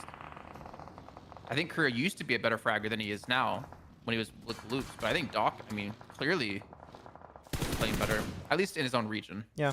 IGLing wise, like you could... I think the reason why maybe you could say Cario, maybe IGLing wise... I wouldn't say... It's again, it's complicated because saying Cario is better IGL than Doc. The reason why I would say maybe you could agree on that right now is because Cario has so much experience playing global. Way more than, like, realistically Doc has, right? Like, you can't really compare. So I think it takes more time to get there, but it's so hard, right? Because again, you don't have to... It's not something you can just look at a chart with stats and numbers and be like, realistically speaking, he's the best IGL. You can't. It's just... I think it's down to your own personal flavor of the day. It's like, oh, I feel like... I like teams play aggressive, passive, slow, quick, edge, center. But I was curious, Jason. That's it. No, I think it's an interesting topic, right? Because like I look at Counter-Strike, for instance. You know who the in-game leader is, and you can properly rate in-game leaders in CS because you have like stats to follow it up with. But in PUBG Mobile, unfortunately, you just don't have the ability to see a lot of things other than a fragger. Yeah. Cario has Revo. Hey, no, to be honest, when you're IGLing, Revo and Mafio, so... You know, if you put them in a good spot, they're going to do the heavy lifting for you. Which I think is why they work so well. I can't wait it's for prediction Squash. time, by the way. Oh, it is. It's stage 5. I've been bad today at seeing Phase 5 and break. I've been on the ball every day. Today, I'm not good, Jason. What's happening? No, it's fine. Because I'm bringing you off topic a little bit more, but it's good off-topic stuff. I'm nice So after get the your predictions IGL in one. here. I did it myself. I'm like, oh my. That's true. That's true. Get your predictions in. There's a lot of teams left alive. I'm not going to name them all, but I'll try. Falcons, DRS, Artbred, I8, No Fear, KSX, not No Fear, Hora, Regicide, Major Pride, AOR, not Noobs, and 4MV, and 52, and R8. World record. All teams There's a mentioned. lot. It's so hard to like name them all because I'm looking in like a certain order around the screen. I'm assuming that's how you do it as well. Yeah. I just like go clockwise. Okay, KSX is just going to be completely wrecked in this dip. Are we going to see a third party? I would say this is a great third party option here for Hora in particular. Yeah, there you go. Get close. It's a super nadeable position too, but the thing is maybe a little bit early, and he's sending it solo. Which, as we know, is not the best way to approach a third party here. At least they're going to send the cavalry over to No Fear. That's great. He still gets shut down on the side by Erangel, that really has been on the fragging front recently. Not been doing too bad. And completely swipes all... What a insane clear from RUKH. What? They just squad wipe 2 teams in 1 dip, and they don't lose a single player. Impressive. IQ, though, don't need himself this time. There we go. Oh, he's gonna catch him out. He gets 1.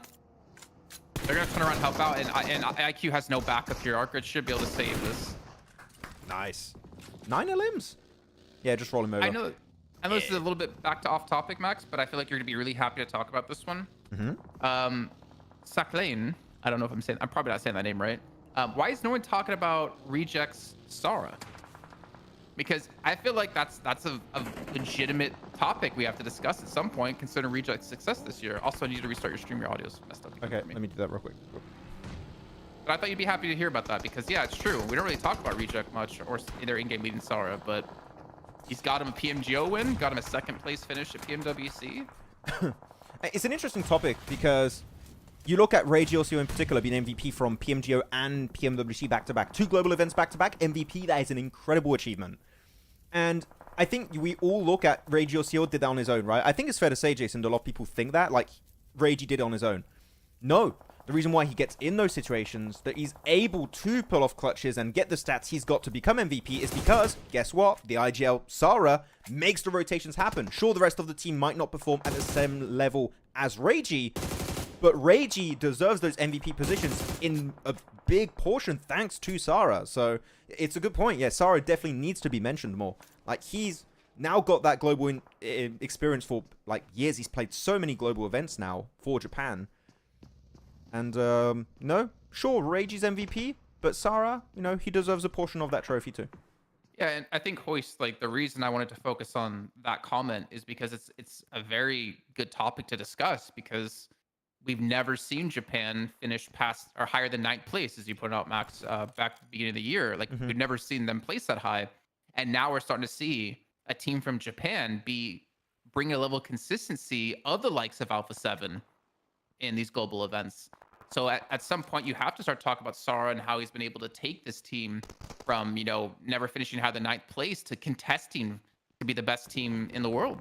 This is why I'd love to have a global event in Japan. I feel like the audience with like because they are absolute superstars in Japan, those players. I feel like the audience would be amazing. I would love that. Push up. Why is no talk about NA? So the game. Exactly. Okay, interesting circle here. So it does move away from Milta, unfortunately. Though, with the newest update of Milta, they added a lot more intricate areas to the fields. Like you see, for example, you got a little silo in the center there. You can have a lot more solos and maybe teams if you really want to in the fields of Milta. So we're going to see a lot more depth to it than you would really see before 3.3 update. So I'm excited. See who's going to be taking this win. But Major Pride don't have to move too much. They're looking good.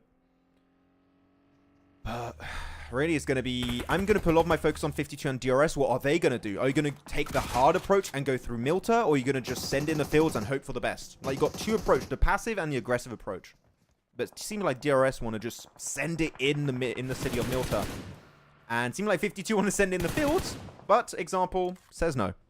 And he's got P90. So, he's going to do great. He better. Audio cracking? Really? Is the audio bad? No, I don't know why it does it randomly. So I just want to quickly go back to that a comment. Why don't talk about NA?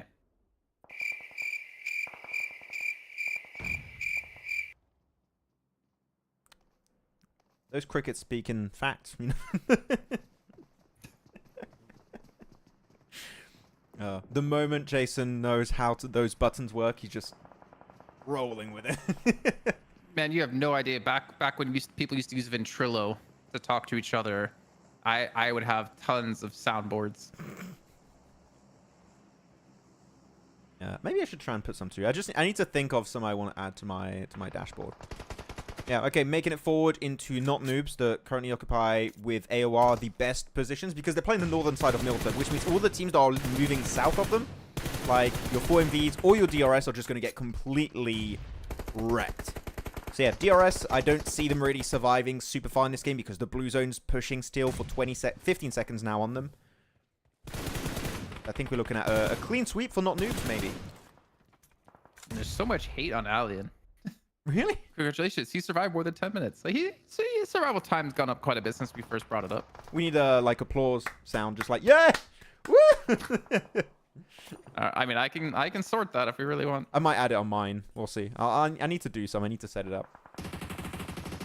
Yeah, I'll show the map a little bit more for you guys, so you guys can do a prediction. If your team got eliminated, you may make a new prediction here, but it is moving away from Milta, which again, there are still some strong positions in the fields since 3.3 update.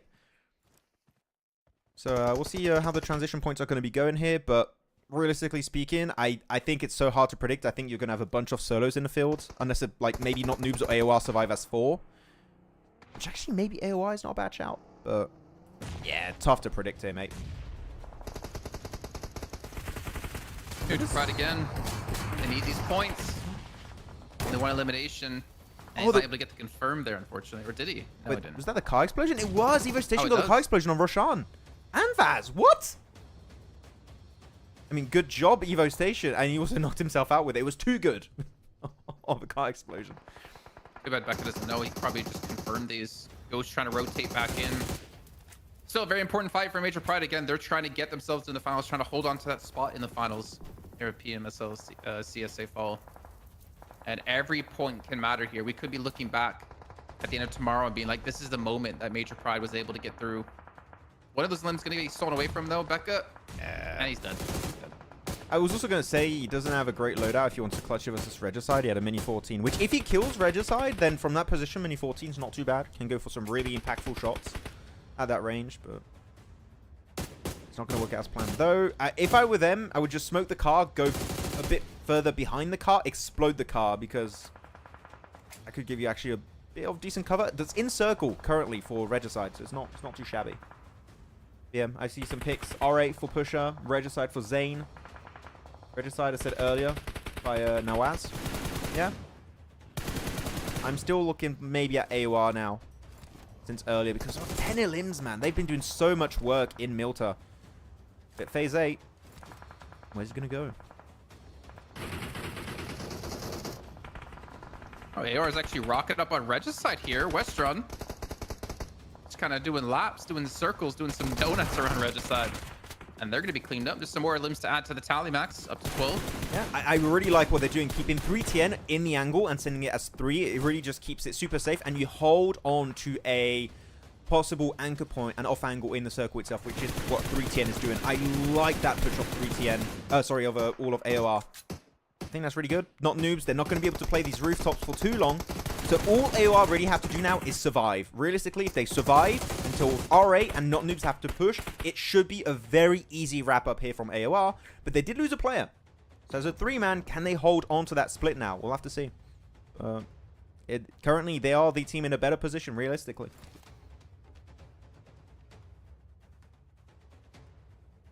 Oh, movement's going to come now shortly. Ooh. Trying to catch him on the rotate here. Striker takes a little bit of damage. I'm actually curious. Nah, I was curious, like, maybe where not noobs is going to go from this. So they still have some vehicles, they still star push out. Yeah. By the way, these fields before you would have hay bales. Now you have these little, like, pyramid-shaped things, which are, I would say, a little bit worse because they're just super thin. So it's not great. You can easily lose your position to a really even small off angle. I'm not a massive fan. Pyramid-shaped thing. This pyramid-shaped hay. I don't know, what would you call them? Do they even have a name? I don't know. I don't even know what they are, to be honest. Yeah. Looks like corn, like stalks of corn banded together. Not sure. Well, at least Max is trying to hide behind it. Ari's gonna be eliminated, not noobs now. Oh, Westron in a good position. I like this. That nade. Oh, gets the knock and the flush shoot. No, actually, RUKH is not even knocked by that. I guess he's just hiding behind one of those triangle pyramid-shaped things. I mean, they have to move now, but I think the problem is that not noobs are so kind of on the back foot that they can't really punish AOR on the movement. Plus, like, there's a tree, there's a rock, there's these little. I mean, that is corn stalks. Anyways, there's just too much cover for AOR to move to so quickly that not noobs can't punish at all. Westron and Fasha, I believe, got all the loot from that previous fight, right? So they should have a ton of utility to work with, I believe. We didn't check the actual backpack, but currently it's going to be a big trade-off. 3TN's position, so he's out of bullets. He's only got 2 bullets on the M4, and he's only got the DBS. But he's going to get knocked by that nade, I think. Does he get in time? He doesn't. 1.5 seconds. Wow, it's down to Westron alone. Yeah, man. 1 on 2. I'm not sure how not noobs pulled this one back, but look, you see Striker pushing out, trying to get some information. They know where Westron's going to be now with that smoke coming down. Might be able to get the res on Deface with the help of these smokes. Really, actually, nicely placed. You have to... There you go. Yeah, never mind. I was going to say, you have to worry about them potentially, you know, rotating and seeing you, but... Or the nade could just do the work for them. And not noobs looking to hold on to that first place, Max. We were expecting 4MV to catch up to them, but 12 eliminations. Even AOR had a ton of eliminations that game. They're going to reclaim first place again after that. But it was, in my eyes, it was always going to be one of the northern teams of Milta itself, because as you try and leave from Milta, you've got so many new points of interest that have been added to Milta, which makes it so much more interesting when you have to go in the field. And really, AOR and not noobs play that position better. It's just undeniable at that point. So no, good game, AOR, not noobs. I think AOR had double-digit illims. They had 10 when they left Milta. I think they got a few more at the end. Onto Regicide also. Yeah, really strong match. High point match at the top. Big soak, big sponge of points.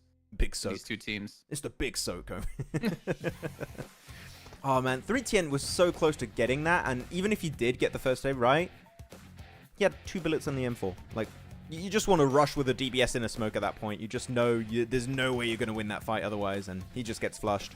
I like what Striker was doing. I don't know if you could see in the replay there. Let me put it bigger. There you go. I said he's pushing out so he can get information. Exactly. I said that. I paid attention. It's just because I wasn't zoomed in, so I wanted to like show for the viewers again. But yeah. And What are you talking about? what What was was you're it? talking about best fragger and best this and that. What about best commentator? Who said that? Or was it you saying it? No, in chat. Barraud. Oh, yeah, I see it now. Okay. What about best commentator? Who would be the best commentator? I mean, I'm homies with all the commentators, so I don't really want to say.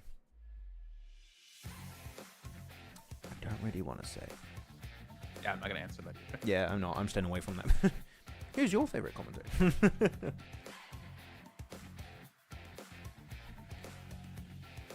But yeah, Starman. Just keep him playing. Just keep Star on the team. This guy's cracked. One of the best additions, definitely. I like the music drop there. Or tap up. He hasn't been playing. Star took his spot. And I mean, we heard from chat, right, that tap up sick. I'm not gonna lie. With how Star's been playing, maybe they should kind of keep him with the roster here. Yeah. Tapok is Playing sick, really well. Jason. Star is also sick, but in a different way. But he's sick. ill. Oh my Ill. god, he's ill. 7 would die every time at that. Ill. Honestly, Blank. John Blank duo. I like his colourful personality. What? I haven't casted in so long. I cannot. No. I do not deserve that. I'd like to cast again. I feel like I'm rusty. I haven't casted in so long, like an actual event. Oh, you casted Metro Royale. Yeah, but like that was something different. Like I mean, I it's do mostly miss- Hot Jukes casting Metro Royale, to be fair. Yeah. You were just making comments once in a while, but I was just casting the actual just gameplay, and he was like going into the actual, like game mode itself and all the depth and intricacies of it. Eee. Major plead. Maxman, yes. Thank you. Oh, I'd like to cast like a game again, even if I just did a global event and I casted, I don't know, a game or two just for the memes, just like back to the origins. you can cast my match. Yeah, I'll cast your match. It won't last very long, but Jason spawns and self-nades and it's game over. hey, I don't think I've ever self-nated. But ever. that self-nade, no, it doesn't really matter because his survival time is still higher than Ali has. Wow. What did he do to deserve all this hate, man? It's just a meme that started, I think, by us, and people are running with it. I find it very funny. Guys are Watch for so MVP. mean. Hey, GGAUR. John really brings out the emotion and makes epic fights even more memorable. He likes to emphasize epicness with his deep voice. If there's anything I'm jealous of, it's like his voice. God damn it. His voice doesn't match his body, though. Definitely. Like, my parents watch some of the shows I'm on, and they always remember Blank's name. They're like, oh, Blank is very funny and stuff. And like, and the deep voice guy. The deep voice guy. I was like, oh, John. Wait. Oh, yeah, John, yeah. It said Blink's really funny. Do they mean his hair is really funny, or? Yeah.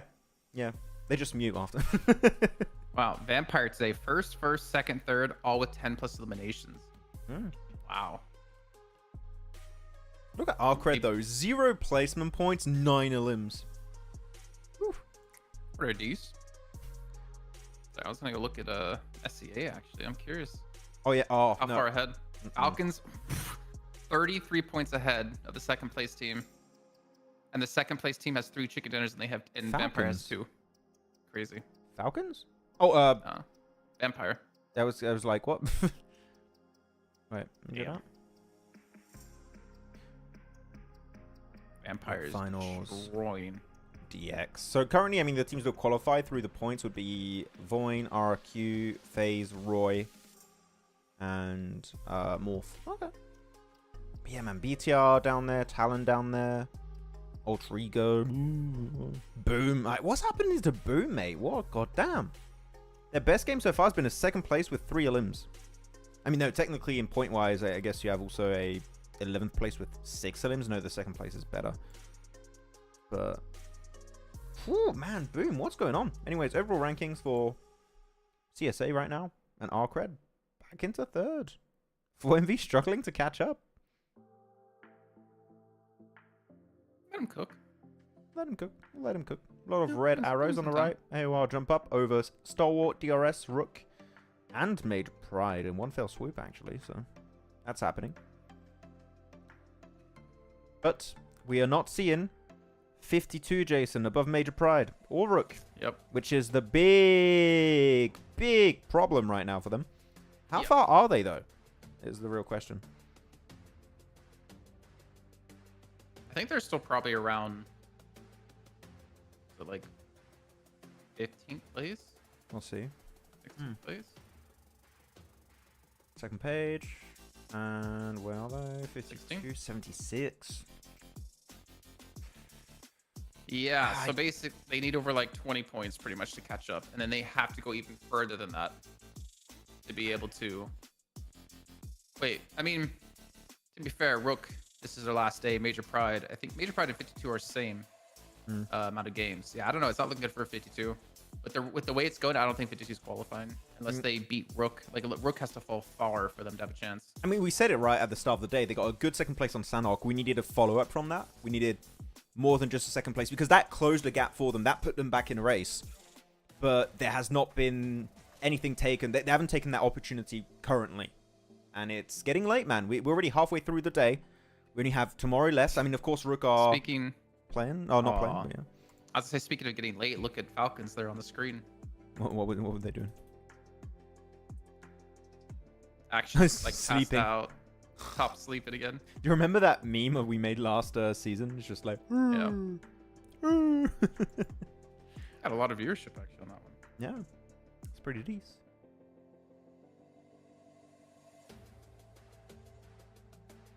Who won the previous game? It was won by not noobs.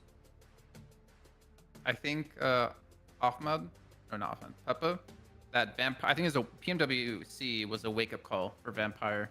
That if they want more Rolexes, they need to start playing better in globals when it comes to like non-invitational tournaments. That's true. And it's cool to see them do well here, right? In their region. Yeah. But what about PMGC? I still remember it was such a cool moment, PMGC in Jakarta, where clearly Vampire had the worst opening 2 days. And they had a little pep talk with Sir Tanny in the hotel between day 2 and day 3. And man, they just jumped up the rankings so quickly. It was one of the biggest comebacks I've seen in a finals of a global event. Like, sure, they don't win, but the fact they go from bottom of the rankings to like actually pretty high on the rankings, I think it was 6th place if I'm not mistaken, was just mind-boggling. So, you know, that comeback potential can be big. It can be. By the way, they are loading into the game, guys, so match number 4 should be starting very soon. Who do you think Stalwart's challenging today? Did they challenge not noobs already? No, I think they've only challenged Falcons. Okay, not noobs. Do it. Do it, Stalwart. If you pick not noobs, I respect the hot drop. You know, yeah, they went with Falcons first, so that was fun to see. That's a good, you know what? I would love to see that. Now I'm actually hyped for TDM to see if they choose them. They better. They should. Despite only 2 teams in finals, are extremely strong. After Great First Day, today is a downward spiral. Yeah, and it's only a 3-day final for SEA, right? It's not 4 days. I would still prefer 4-day finals for SEA. It's only 3 days, right? What did Westron just sign to us?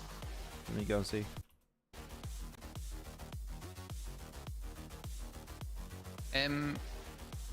MOP? MVP. Ah! Man, we needed all our brain cells for that one. God, that took us a minute. I don't have very many left, so. Is he gonna be MVP though? We'll see. He was last game, wasn't he? Yeah. He was. But is he gonna be MVP today? Has he ever been the MVP of the day? No. No. He has not. Well, here we go. Our final Erangel of the day. Georgia pull towards military plane. And that means the zone is going to be Kameshki. It's going to be Stolba.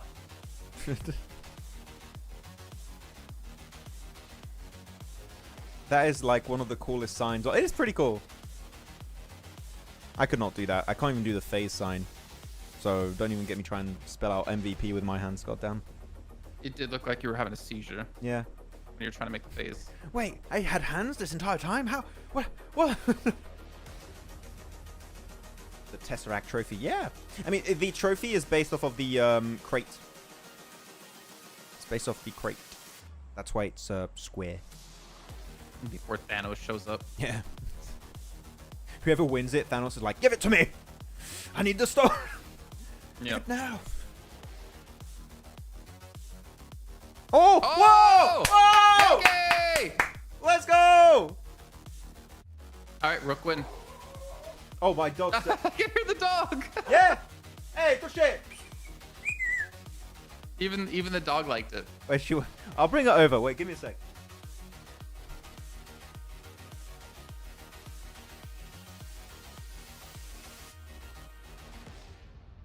He forgot to turn on the camera, didn't he? Chat.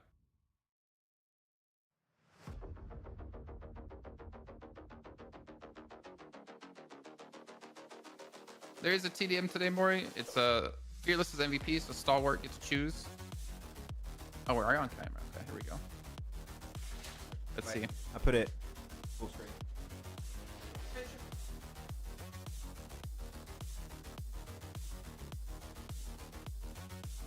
There you go. Good double. Yeah. I'm behind. I gotta wait a second. Yeah. Did you drag her in there without your dog's permission? Yes. Doggo! Doggo. It's like a wishbone dog. Oh my god. Puppy, just blink twice if you're in danger. Go back to sleep, you lazy. Doggo. There you go. She just she rushed out. She did not want to be here. Yeah. She's like, you didn't pay me. Okay. Bro, how are you holding the dog? You're like hands completely wrapped around the dog's neck. No, I'm just like holding her so she doesn't fall forward. You're like choking the dog? Isn't that the dog from Mask? Kind of looks like it. I got so much hair now on my top. No, dog hair. Is he afraid of screen? It looks like it. She didn't like the light, I think. It's a bit too intense. Where's she gone? She's going back to sleep now. She didn't like your smell. It's actually really weird because it's my sister's dog. I'm just taking care of her for the weekend. And she is, unless she knows you, she's scared of men, which is super interesting. Like, she bites men in, like, little places, like restaurants and stuff. Like, if we go in restaurants. And, I don't know, she there's a bites men waiter. in little places. Yeah. I'm trying to think, where's my little place? No, like, little rooms because she feels threatened in some way, I think. And she just, like, bites their, I don't know, their trousers or something. She's like, no. She's a rescue weird dog? Or yeah. Yeah, that's why. Rescued in Spain, actually. She got it in Spain. Probably was beaten by her like male owner. Yeah. But she likes me. She jumps on bed and I tell her no. And then she just takes out all the clothes out of my laundry and just sleeps on my laundry. She's got a bed. I don't know, man. It's just weird. Why didn't she bite you? Because she knows me. Unless she knows you, she's like very defensive, very scared, very spooked. Okay. I mean, so we got Everest here. Of course, we know that IHC are not playing today, right? So, actually, this is what confused me even more. Another layer of confusion on this hot drop. Mm-hmm. Not noobs have been so adamant on taking positions on Erangel when teams aren't playing. Like they would take military when 4MV wasn't playing. They take South George when IHC's not playing. But every time they're on Miramar, they still go Picado. I mean, everyone already said in chat, and I have to agree, it's an ego thing. It's an ego thing. That's it. Or does anyone else in a chat have a theory as to why not noobs do all of these cool changes on other maps, but they keep hot dropping on Picado versus Stalwart? Does anyone know? Does anyone have a theory? A game theory. Thanks for watching. I wonder. She came and saw Alianne was still alive, and she was like, "All right, I'm out." Okay, no worries. Fair. Probably don't like Stalwart. Imagine you hot drop a team because you don't like another team. But they don't hot drop Stalwart on Erangel. So it can't be that. Oh, Alec ran out of ammo. Oh, my dog's coming back. Alianne got knocked. Hey, doggo. Yeah. Yes. Is she actually back? No, I'm joking. I'm joking. Oh. It would have been funny, though. Just a pride thing. Sensitive. Yeah. It's a secret between them. We should organize an interview where you have a play of both teams. Or just have death stare the entire time. Just have a cage match. See who comes out alive. Crypto and Alianne getting this whole season. It's funny. It's a funny meme. Hey, I dissed Crypto. I didn't really diss Alien, but I dissed Crypto, but I gave props to Crypto when he earned it. Yeah. I think that's the way we should always approach it. Yeah. Like, if they're having a bad time, but it's funny, it's like, it's fair to point it out. But if you want to be fair, you need to point out the good moments too. Good actual opening nade there, and then follow up onto the second knock, instantly flushed onto Iron. Iron is not having good Erangel games. Again, if you're a 52 fan, you want to see Major Pride and RUKH both be horrible these last 2 days, or last day for RUKH. At least one of For your them. boys to get in. Yeah. I mean, they're in 16th place on Major Pride, are in 10th. They need 5 placings higher than Major Pride, which means they need 5th. Same for RUKH, so they would need 4th for RUKH, but RUKH's obviously going to slip down because they're not playing tomorrow. Wait. So, Wait, T got that knock from all there. Wait a second, wait. Yeah, so they're doing over there. He's over in crates. He gets the knock onto AZ from AZ. That's a really good range with a scar. That's some sick shot. Did he get the flush off the way? I'm not gonna go back to live. Yeah, my man's just popping it off. I mean, Major Pride, because of their current location, you can't crawl back up around those rocks. It's really tough. The current area that they're in. So, and they get man Star what? where is Star though? He's almost out of bullets. Yeah, reload. 16 bullets. Come on, can you get Star's it? here. Never mind. Yeah, it's like his POV. Whoa, Sorry, I thought that was someone else for some reason. bro is cracked. I mean, they're gonna get the Major res on Pride's the full what team. just happened? Do you push it if you're Star? Just try and flush them. He found more ammo. Round 2. Fight. Ah, that was some really impressive shots coming out from Star.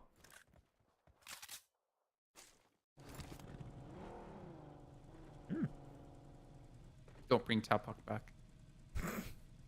That's so sad.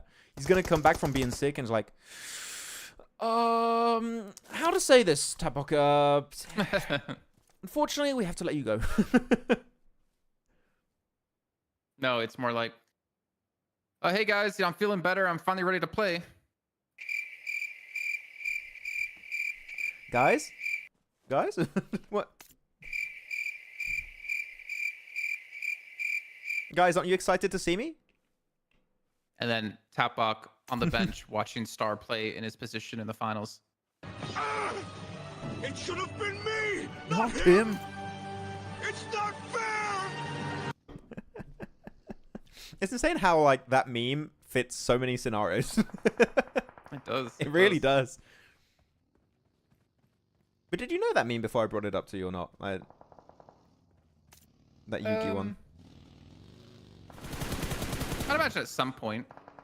I'm like 99% sure I saw that on Yu-Gi-Oh! Back in the day. Ah, okay, yeah. Time to die if you're Alianne. Oh no.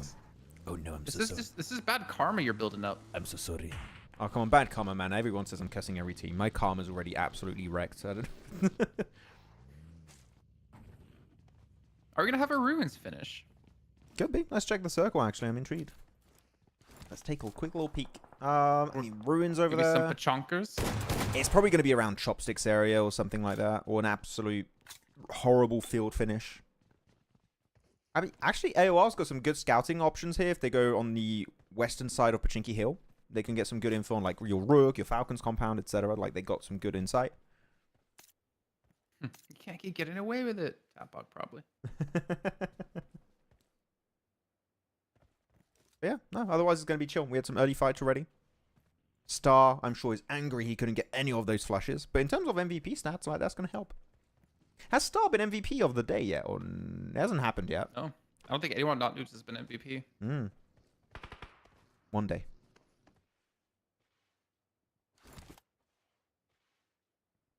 Do we have a question for chat? Do we? If you could update any PUBG Mobile map, which one would you do? Like, for example, when we had Erangel 2.0 or something, like a big update. Which map? Wait, no. What if can I slightly change your question? Oh, well, yeah, go for it. Why is it? What would you, chat, change on Sanhok to make it more competitive and a better battleground to play on overall? What do you think, Max, of that question? Oh, there's so many little things I would change. Already, I would prefer it if it was a 6x6 map, so like maybe increase it, adds more terrain around the edges, like just make it bigger. Because 4x4 for 16 teams is quite short. Quite short, sorry. Quite a small amount of landmass. Like, make it bigger.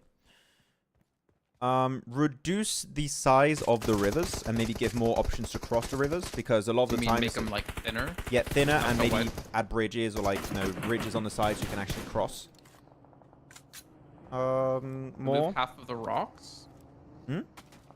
I'm sure in chat should remove half of the rocks, more trees, less grass. There's too many bushes. More wait. Ahmad Atif said more trees. I was going to say less trees. That's just a whole new map. That's a rainforest. More trees? Yeah, just... the Amazon forest at that point. More trees in Sanhok? I would take trees away. Like 50%. Deforestation. Darth RUKH has a similar idea of what you said, right? Change, update the crossings, and add more high spots. High spot, yeah. You know, because the only real high spot you have right now is Northwest Island, correct? On 52's drop location.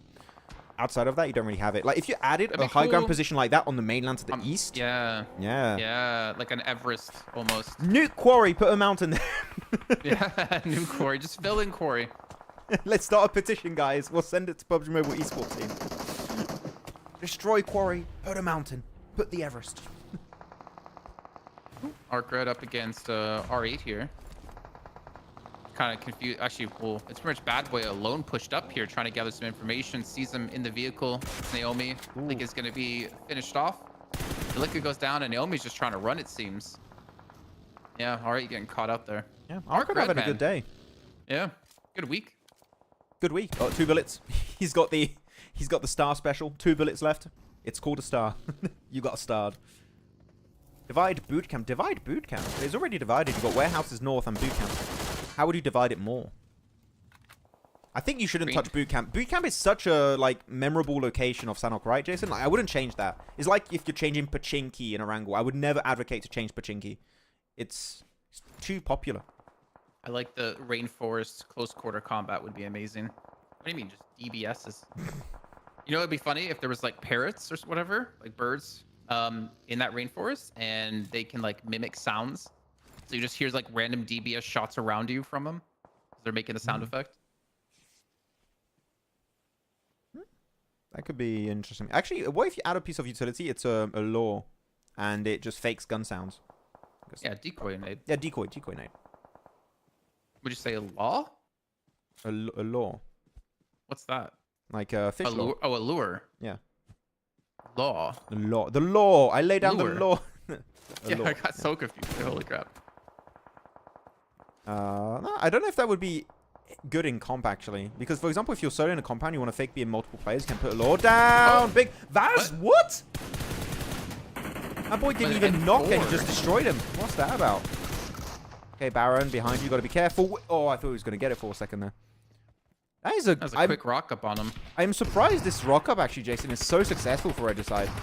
Because they pushed through fields. Did 4MV see it coming, though? I feel like they caught 4MV completely off guard with that. Yeah, they caught them with their pants down. They had no idea. And that's it. 4MV didn't even get a single limb off the back of that. Like, sure, they got knocks onto Choto, but Okay, I mean, well played, Regicide, I guess. That really surprised me. Sanhok said better bridges if possible to cross it. Yeah, I think the whole river thing is the stuff I would prioritize to update. If it were me. That would be so cool to facilitate crossing. Because if it goes northwest and you're not there early, chances are you're not going to pull off a successful rotate. What, more bridges? More bridges. You can also... It doesn't have to be bridges. It can also be, for example, like a little crossing. There's just a dirt, like, road to some extent. Mm-hmm. Or the water's, like, shallow enough that you can drive over it. Yeah, and also, like, you need to make it so that when you cross, you have somewhere to play. For example, a compound on the other side. You have that in Trifecta. The other bridges, really... Sure, you have Hatin, but to make it to Hatin on the northern bridge, it takes a little bit of a time to get there. Like, something in the immediate vicinity of when you cross. You know those little outposts that they have in Sanhok? Those little, like, man-made high grounds? That's not even that high of a ground. Like the sniper... yeah, the sniper towers. Sniper What towers. if they had, like, little tree houses you can climb up in the trees? Interesting. You've got my attention. So, is that a stupid idea, or...? I wouldn't hate it. I wouldn't hate that. But it's just then you have to look in the skies too, and it's just a bit of a pain. But then at that point, it's just a rainforest, right? I know I think there's so many ideas and stuff you could do. But my favorite map will always be Erangel anyways. So someone said to my changes, "Oh, you're pretty much just making Erangel 2.0." I'm like, kind of.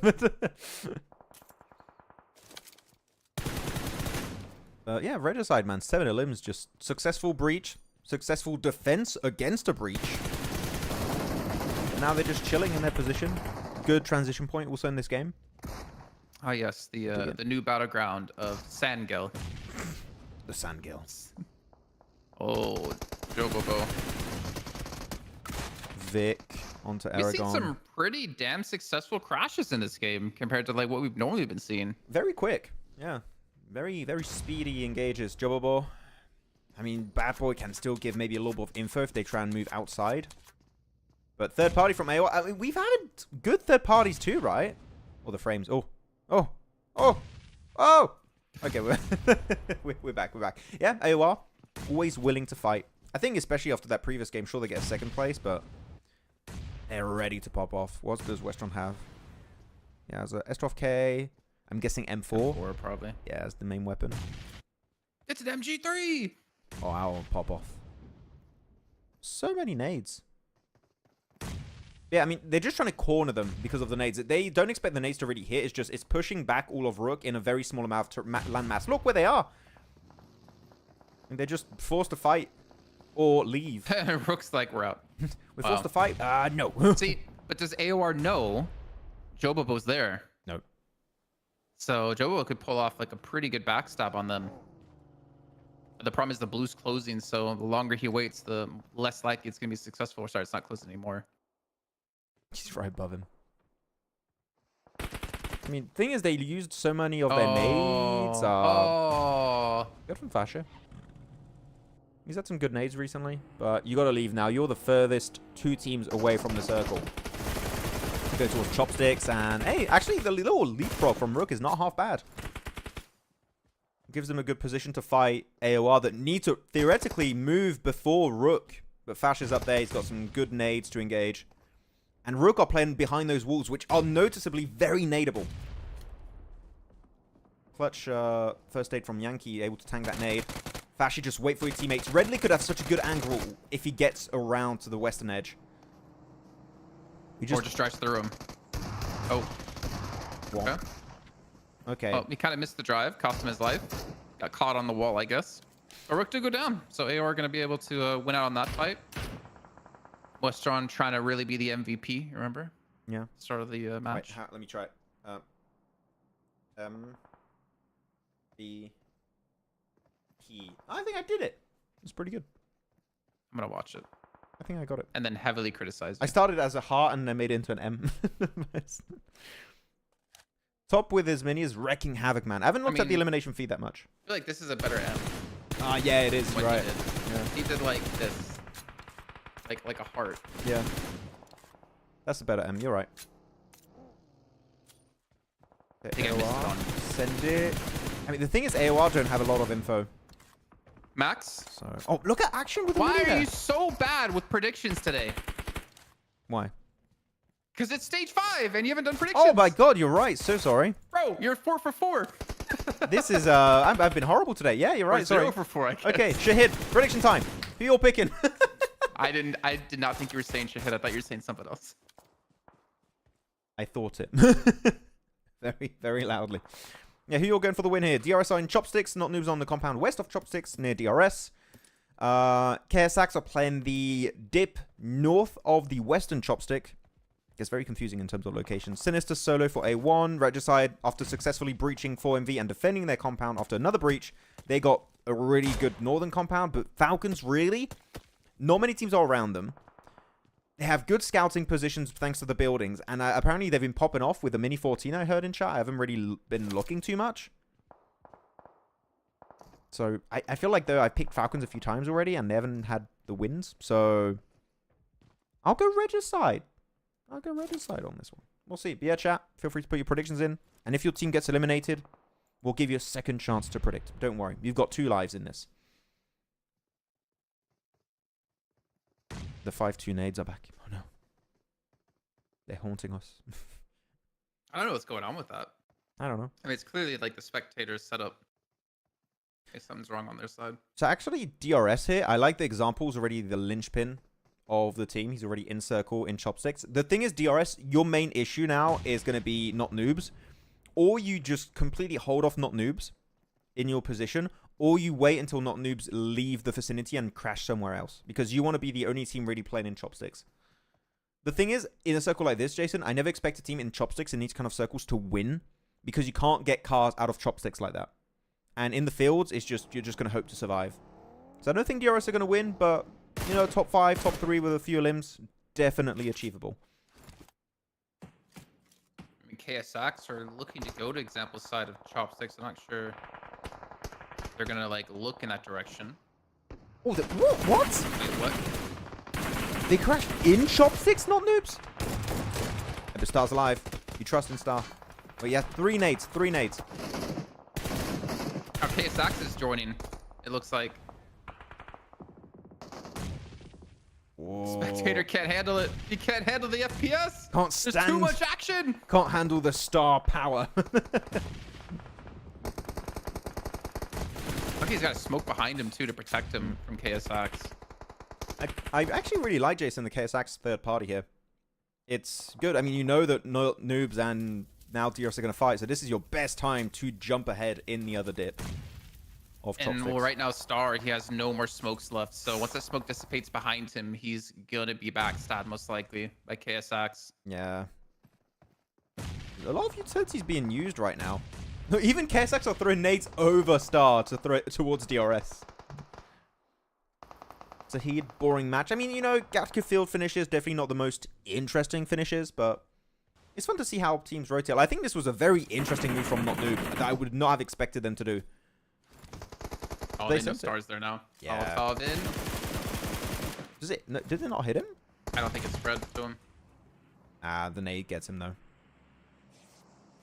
That's a clear. I mean, position. it was kind of a good counter crash by KSX, kind of. At least not every one of them's in Chopsticks. Mm. But like now DRS are gonna push into them and you're gonna have to fight from Chopsticks. Obviously you are closer to the center of the zone, so it helps you quite a bit, but I would have I was gonna say I would almost like them stay on the higher ground, but they'd be shot up by too many different teams if they did that. I really want to see how many elims Top has. I think Action got 1. Not gonna flush, but how many of them are from Top, because he's been also, as chat said, been really good with the Mini 14. It's actually be a tough day for MVP to figure out who it's gonna be. We still got like this match and 2 more matches, so there's still. No, I'm just thinking, right? Falcons, they had 2 games with like 10+ eliminations. Now Noob's gonna get a lot of eliminations. RUKH got some good amount of eliminations. They got 7 in this match. Oh, this crate's good.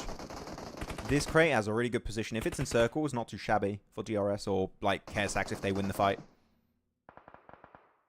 Decent nade. Oh man, it hits XOXOX and Faisal at the same time. Really good. How much utility does DRS have left? I mean, I guess they're looting the bodies of not noobs if they pushed up here, but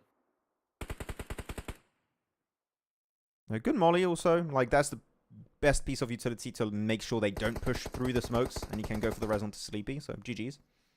don't use it again.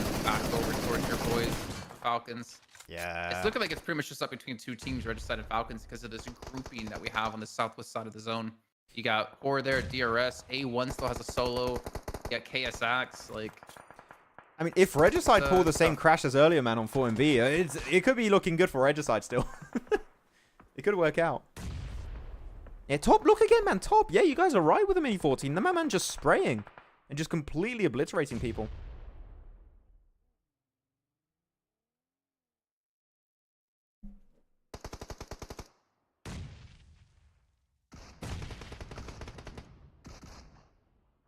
Yeah, but the thing is, down. KSX don't really have an escape here. They're just cornered against the end Yeah. of Chopsticks.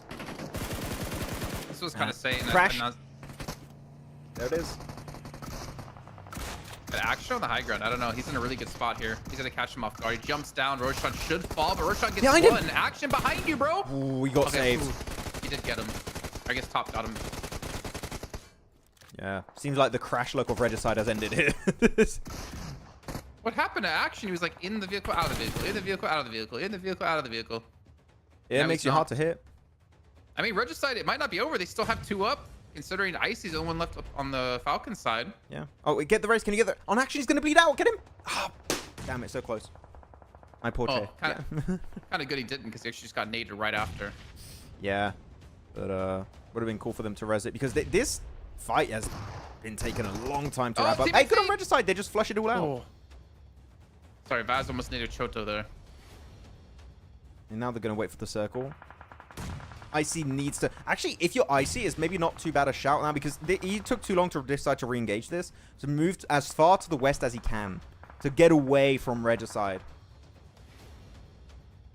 Well, there's still the fight in Chopsticks. KSX, DRS still going head to head. KSX going to drop from this one, though. DRS going to get the cleanup on them. But Malik is still there from Hora, who still has that solo remaining. Regicide's on 12 eliminations. What is happening? Wait, so... KSX are out, and now it's just a solo from Horror Malik just ruining it for DRS. Well, Top knocked his teammate with the mini before. Well, he's not going to survive that one. Mr. Vaseline man himself keeps DRS alive in a 1-on-3.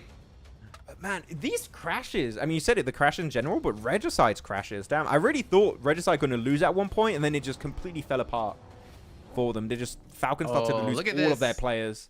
So smart. Just push out, get control of the zone. Yeah. Killer's going to have to move into. Killer, just go out to blue. You're not going to risk it for 1 eliminations, I think. I think if you risk it for 1 elimination, you're throwing if you're Regicide. Just hold the western edge of the circle. Don't send into Chopsticks. You don't have to. Just wait. I think you just nade yourself for Killer.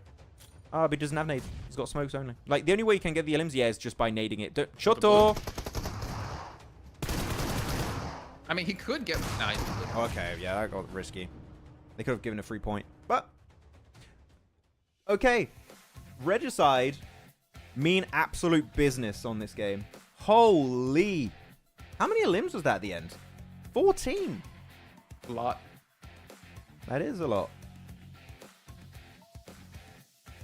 Definitely a big shakeup today. Like, compared to yesterday, where I think our highest elim win was like 8. Now we're getting like 12, 13, 14.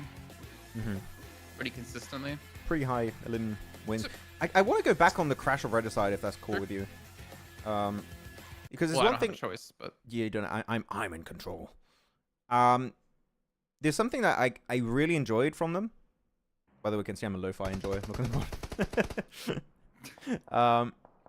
The crash that you see happen from Regicide. Well, I want to try and get to the crash because I think Falcons expected Icy's building to be crashed. Because if you're thinking like very straightforward, like a very normal crash would be to crash onto the building closest to you, which would be Icy. But I love what Regicide did, and they sent it onto the building of East, Action, and Top, or around like that area. Because I think they were really expecting Icy to be the weakest spot in this game, and Icy to just keep info, and the moment they get breached, he would regroup. But nah, they straight away go for the absolute heart of their compound and control East's building. Which I don't know how like you feel about that, Jason, but I think that subverts expectations of what I think Falcons maybe thought would happen from Regicide once the circle popped. I just gotta see how the fight happens because it was so odd. Like there was Roshan behind action. Like he just ran out and ignored him, but I guess he got knocked. Roshan got knocked before then. And look, they're in the car now. Wait, even Roshan got an limb onto KSX, as you saw right there. They're peeking a little bit. I really want to see how they pull it off again. But luckily for you, we have the technology. We do. Okay, there you go. They go for the crash. And look, yeah, they sent it right around into that building to the northeast.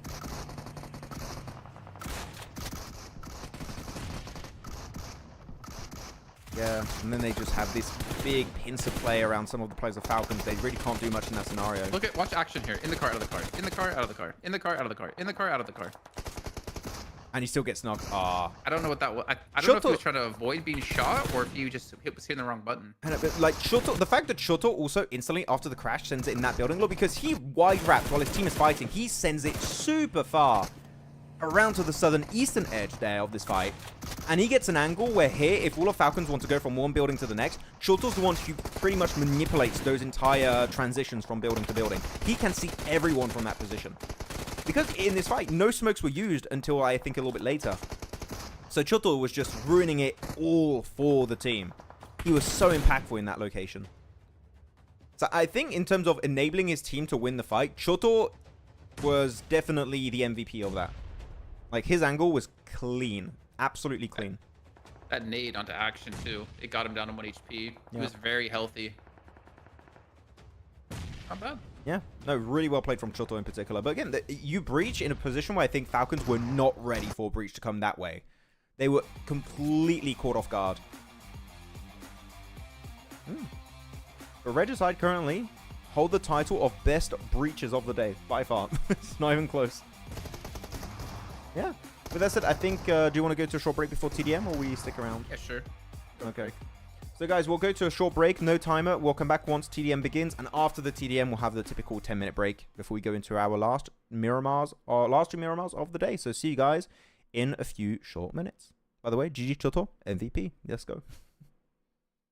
Team Spirit have pulled off the cleanest push of the PMSL EU qualifiers. In the last game of day 2, Team Spirit found themselves on the east side of this circle, and with the next shift pushing them out in the blue, they had to make a big play. Team Spirit understand that Shockwave won't be able to play their compound for long based on the circle, and know that if they want to win this game, they need to move before they do. So the squad gets moving and sends it in the northern side of the Big Baby compound. Big Baby, by the way, like the team, not an actual Big Baby in the compound. Yeah, no. By doing so, Big Baby have to give up some of their compound as they had a small split, and most importantly, it keeps them safe from a possible assault from Shockwave. This results in Shockwave having to push into Big Baby and getting eliminated, and then that allows Team Spirit to clear all the players of Big Baby one by one to easily secure this chicken dinner. So well played Team Spirit for one of the best endings of the qualifiers, and let's see if they can do more of that in PMSL EMEA.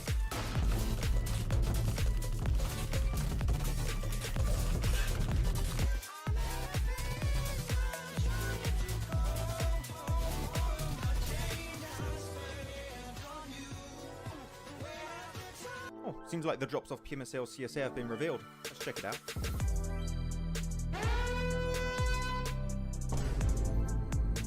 Oh, wait. Okay, well, it's just Sanhok. It's whatever. Like, let's just move on. Oh, no!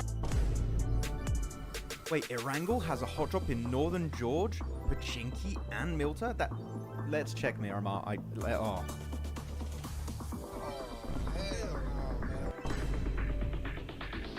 Not again, not again. 9 Picado again. No. Ah! Crypto is leaving I8. Again. It's the second time. After securing a 14th position during PMSL CSA Spring, I8 Esports official page shared that Crypto will be leaving the squad. Though from the comments I read, it doesn't seem like this is a massive surprise in the community. Let's keep in mind also that Crypto has joined many orgs before, such as Stalwart, Unicorns of Love, and Twisted Mind. So because of this, he could technically move to regions even outside of CSA, though this does seem unlikely. Because this new post here was just shared by Regicide Esports official Instagram page, which... Wait a minute. What? That's Crypto! That's Crypto right there! Me is a detective.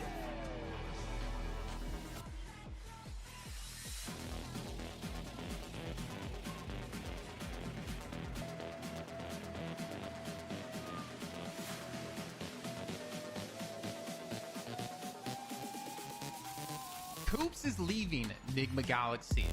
Well, some of you detectives out there might have noticed that KOOPS was playing under a different name, Carry, with the team 3D Max in the Titan series.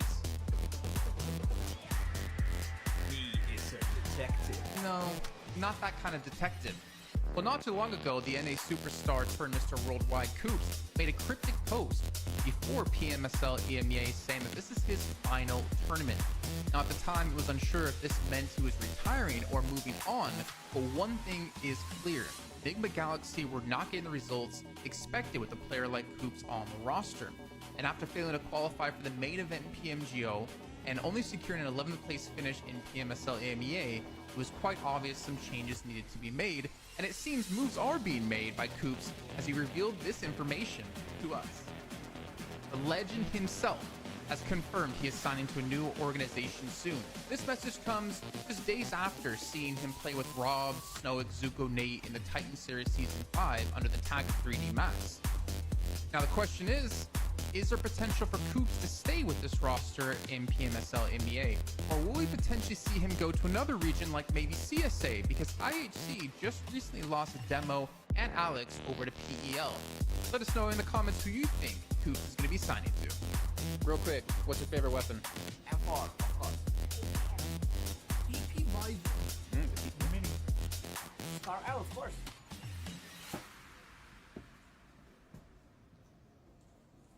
the BS lad. Naomi is leaving for Mad Balls, and Team Spirit are getting an unexpected replacement.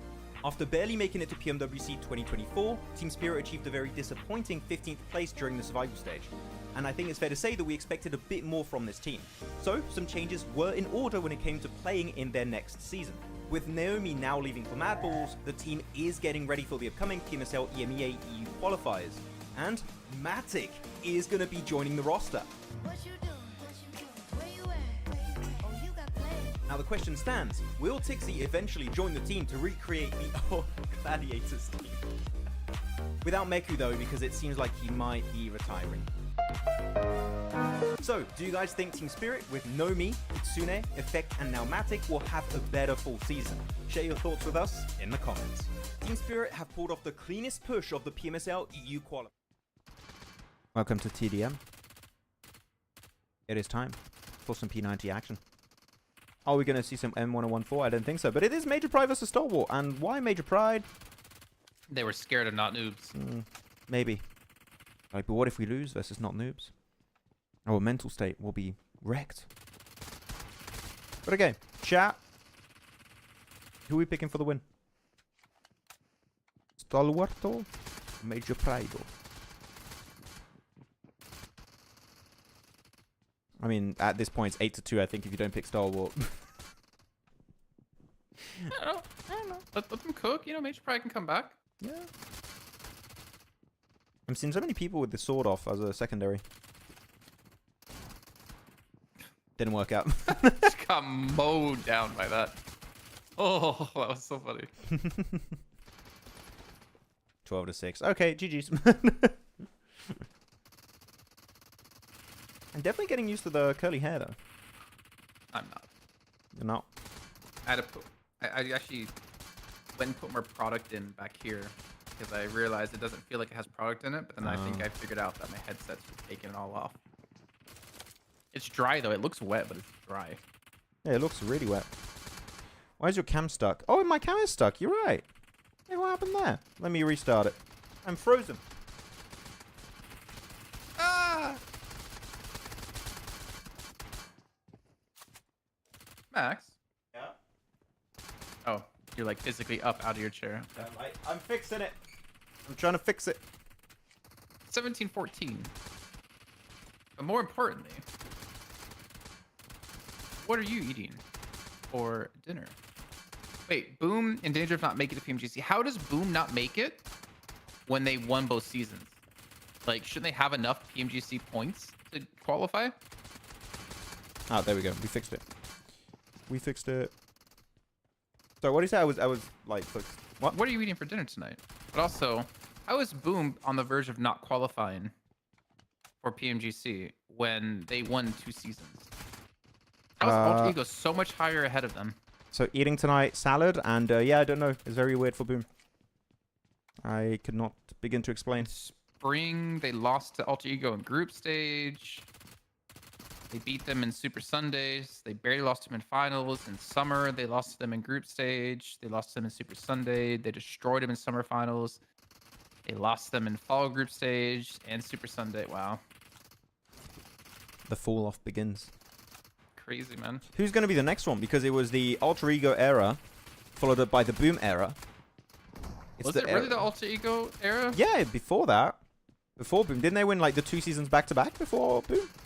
I recall that happening. It was like 2 seasons Alter Ego, 2 seasons Boom. I'm pretty sure that's how it went. Tell me if I'm wrong. A salad? You say? Yes, pasta salad. What? Yes. What protein? It has chicken bits in it. What kind of sauce mixed in? It's like some balsamic vinegar sauce. Did you make this? Did you buy this? I bought this. €3. I like it. It's my little easy snack that I have for dinner when I like it. When I like I'm in my salad mood, which I am sometimes. I'm also trying to lose weight, so we'll see. 30-33. Actually, big catch up on Major Pride, man. Oof. I finally didn't have a burrito last night. Wow. I got tired of making them. I had halloumi, hummus, brown beans, carrot, Beans? falafel, mixed into like a wrap. Seems kind of good. Usually you have tzatziki with it, but I was too lazy to make it. I got my my Major new Pride cooking machine. It's pretty cool. Tzatziki machine? Yeah, it's like it just tells you step by step what to do, like, and it just prepares all the ingredients for you, and you just cook it. Very cool. Some kind of Cooking chef machine. kind of man. It's pretty cool. I like it. Very useful. Okay, 39. Are they gonna start camping here, Star Wars? Does the camping begin? Oh, it's over. Yeah, that push, you could see it was over. Major Pride. GG's winning themselves 200 buckaroos. Buckaroos. Buckaroos. That's great. Alter Ego Rosemary is always the first one to die in his team. He has the IGL or something. Oh, really? That's unfortunate. That's definitely not what you want. No, he's like basically saying, like, is he the in-game leader because he keeps dying so often?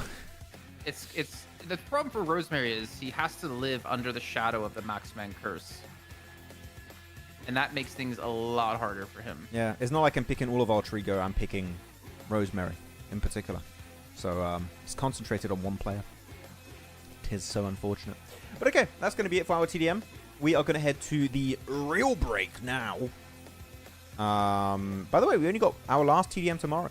So after that is going to be show matches. I still don't know what the show matches are. Has it been announced on socials for the finals, or we don't know? No, don't think it's been announced. Okay. I mean, actually, the new update is coming out very soon, so maybe it'll be the werewolves vampire update thing. I don't know. We'll see. Okay, That's guys. what we thought, right? So Yeah, it might be. With that said, guys, we'll be back for the last 2 matches over on Miramar in about 10 minutes. So if you need a break, go take it now, because then it's going to be hot. And actually, no hot drop. What I was going to say, no, we're not having hot drops all the weekend. It's hot dropless weekend. So see you soon for some normal Miramar goodness. wait, how is it not hot drop when not NOOBS is here and Stalwart are here?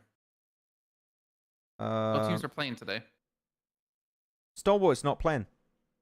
Oh, they came in for the they only TDM. got put in there. Right. Yeah. My bad. Okay, see you guys in a bit. Goodbye. Team Spirit have pulled off the cleanest push of the PMSL EU qualifiers. In the last game of day 2, Team Spirit found themselves on the east side of this circle, and with the next shift pushing them out in the blue, they had to make a big play. Team Spirit understand that Shockwave won't be able to play their compound for long based on the circle, and know that if they want to win this game, they need to move before they do. So the squad gets moving and sends it in the northern side of the Big Baby compound. Big Baby, by the way, like the team, not an actual Big Baby in the compound. Yeah, no. By doing so, Big Baby have to give up some of their compound as they had a small split, and most importantly, it keeps them safe from a possible assault from Shockwave. This results in Shockwave having to push into Big Baby and getting eliminated, and then that allows Team Spirit to clear all the players off Big Baby one by one to easily secure this chicken dinner. So well played Team Spirit for one of the best endings of the qualifiers, and let's see if they can do more of that in PMSL EMEA.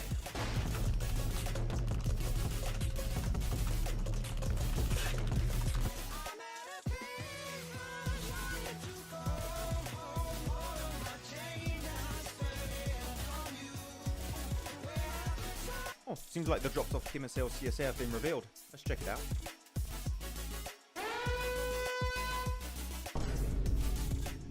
Oh wait, okay, well, it's just Sanhok. It's whatever, like, it's... Let's just move on. Oh no! Wait, Erangel has a hot drop in Northern George, Pachinki, and Milta? That... Let's check Miramar. Oh. Oh, hell no, man. Stalwart, not again, not again. 9 Picardo again. No. Ah! Crypto is leaving I8. Again, it's the second time. After securing a 14th position during PMSL CSA Spring, I8 Esports official page shared that Crypto will be leaving the squad.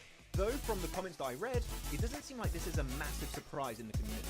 Let's keep in mind also that Crypto has joined many orgs before, such as Stalwart, Unicorns of Love, and Twisted Minds. So because of this, he could technically move to regions even outside of CSA, though this does seem unlikely, because this new post here was just shared by Regicide Esports official Instagram page, which...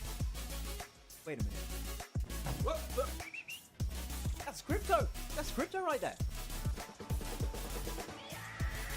Me is a detective.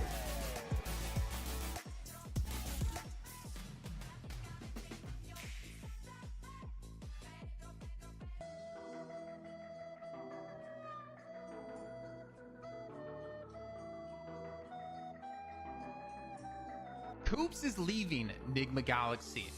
Well, some of you detectives out there might have noticed that Koops was playing under a different name, Carry, with the team 3D Max in the Titan series. Me is a detective. No, not that kind of detective. Well, not too long ago, the NA superstar turned Mr. Worldwide Koops made a cryptic post before PMSL EMEA saying that this is his final tournament. Now, at the time, it was unsure if this meant he was retiring or moving on, but one thing is clear. Enigma Galaxy were not getting the results expected with a player like Koops on the roster. And after failing to qualify for the main event in PMGO, and only securing an 11th place finish in PMSL EMEA, it was quite obvious some changes needed to be made, and it seems moves are being made by Koops as he revealed this information to us.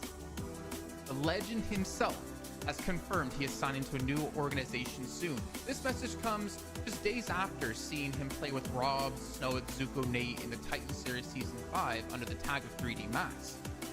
Now the question is there potential for Koops to stay with this roster in PMSL EMEA? Or will we potentially see him go to another region like maybe CSA, because IHC just recently lost Demo and Alex over to PEL?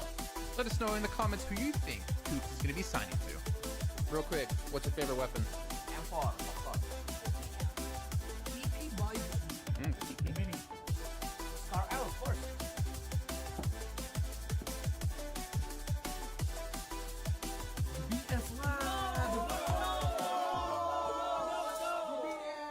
Naomi is leaving for Mad Balls, and Team Spirit are getting an unexpected replacement. After barely making it to PMWC 2024, Team Spirit achieved a very disappointing 15th place during the survival stage, and I think it's fair to say that we expected a bit more from this team. So, some changes were in order when it came to playing in their next season. With Naomi now leaving for Mad Balls, the team is getting ready for the upcoming PMSL EMEA EU qualifiers, and Matic is going to be joining the roster. What you doing? Where you at? Oh, you got plans. Now the question stands, will Tixie eventually join the team to recreate the old Gladiators team? Without Meku though, because it seems like he might be retiring. So, do you guys think Team Spirit with Nomi, Kitsune, Effect and now Matic will have a better full season? Share your thoughts with us in the comments. Team Spirit have pulled off the cleanest push of the PMSL EU qualifiers. In the last game of day 2, Team Spirit found themselves on the east side of this circle, and with the next shift pushing them out in the blue, they had to make a big play. Team Spirit understand that Shockwave won't be able to play their compound for long based on the circle, and know that if they want to win this game, they need to move before they do. So the squad gets moving and sends it in the northern side of the Big Baby compound. Big Baby, by the way, like the team, not an actual Big Baby in the compound. Yeah, no. By doing so, Big Baby have to give up some of their compound as they had a small split, and most importantly, it keeps them safe from a possible assault from Shockwave. This results in Shockwave having to push into Big Baby and getting eliminated, and then that allows Team Spirit to clear all the players of Big Baby one by one to easily secure this chicken dinner. So well played Team Spirit for one of the best endings of the qualifiers, and let's see if they can do more of that in PMSL EMEA.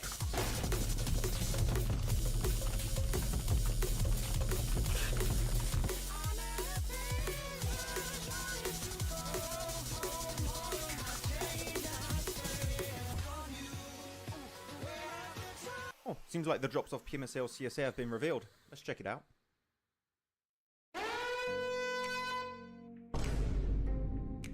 Oh, wait. Okay, well, it's just Sanhok. It's whatever. Like, it's... Let's just move on. Oh no! Wait, Erangel has a hot drop in Northern George, Pachinki, and Milta? That... Let's check Miramar. Oh. Oh, hell no, man. Stalwart, not again, not again. 9 Picardo again. No. Ah! Crypto is leaving I8. Again. It's the second time. After securing a 14th position during PMSL CSA Spring, I8 Esports official page shared that Crypto will be leaving the squad. Though, from the comments that I read, it doesn't seem like this is a massive surprise in the community. Let's keep in mind also that Crypto has joined many orgs before, such as Stalwart, Unicorns of Love, and Twisted Minds. So because of this, he could technically move to regions even outside of CSA, though this does seem unlikely. Because this new post here was just shared by Regicide Esports official Instagram page, which... Wait a minute.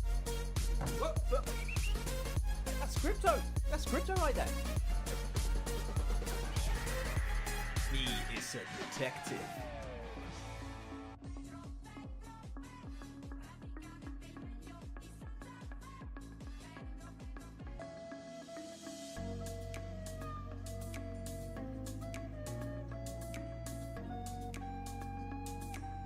KOOPS is leaving Enigma Galaxy. Well, some of you detectives out there might have noticed that KOOPS was playing under a different name, Carry, with the Team 3D Max in the Titan series. He is a detective. No, not that kind of detective. Well, not too long ago, the NA superstar turned Mr. Worldwide KOOPS made a cryptic post before PMSL EMEA saying that this is his final tournament. Now, at the time, it was unsure if this meant he was retiring or moving on, but one thing is clear. Enigma Galaxy were not getting the results expected with a player like KOOPS on the roster. And after failing to qualify for the main event in PMGO and only securing an 11th place finish in PMSL EMEA, it was quite obvious some changes needed to be made, and it seems moves are being made by KOOPS as he revealed this information to us. The legend himself has confirmed he is signing to a new organization soon. This message comes just days after seeing him play with Rob, Snowick, Zuko, Nate in the Titan Series Season 5 under the tag of 3D Max. Now the question is there potential for KOOPS to stay with this roster in PMSL EMEA? Or will we potentially see him go to another region like maybe CSA, because IHC just recently lost Demo and Alex over to PEL? Let us know in the comments who you think KOOPS is going to be signing to. Real quick, what's your favorite weapon? M4, of course. PP Bison. The PP. The mini. And we're back, ladies and gents, for our last 2 matches of the day. Our penultimate day is almost over of the league stage. And playing path is going to be Puerto Pariso to the east of La Cobreria, or Oasis, you could also say. But no hot drop, most importantly. It ain't happening. Fake Kakarot said, East 4 games, 14 eliminations. Oh, I didn't check the stats, but if that's the case, then that's MVP potential right there. We've seen a lot of MVPs get 14 elims on the day, right, Jason? So, Well, the damage when there. Doc was an MVP, it was 14. Yeah. That is true. Otherwise, it was higher. And I don't think they're getting it. I don't think he's getting it today. Well, just wait. I We mean, still have 2 matches left to go. I did predict to win with 11 elims. It's gonna happen. Trust. Don't worry.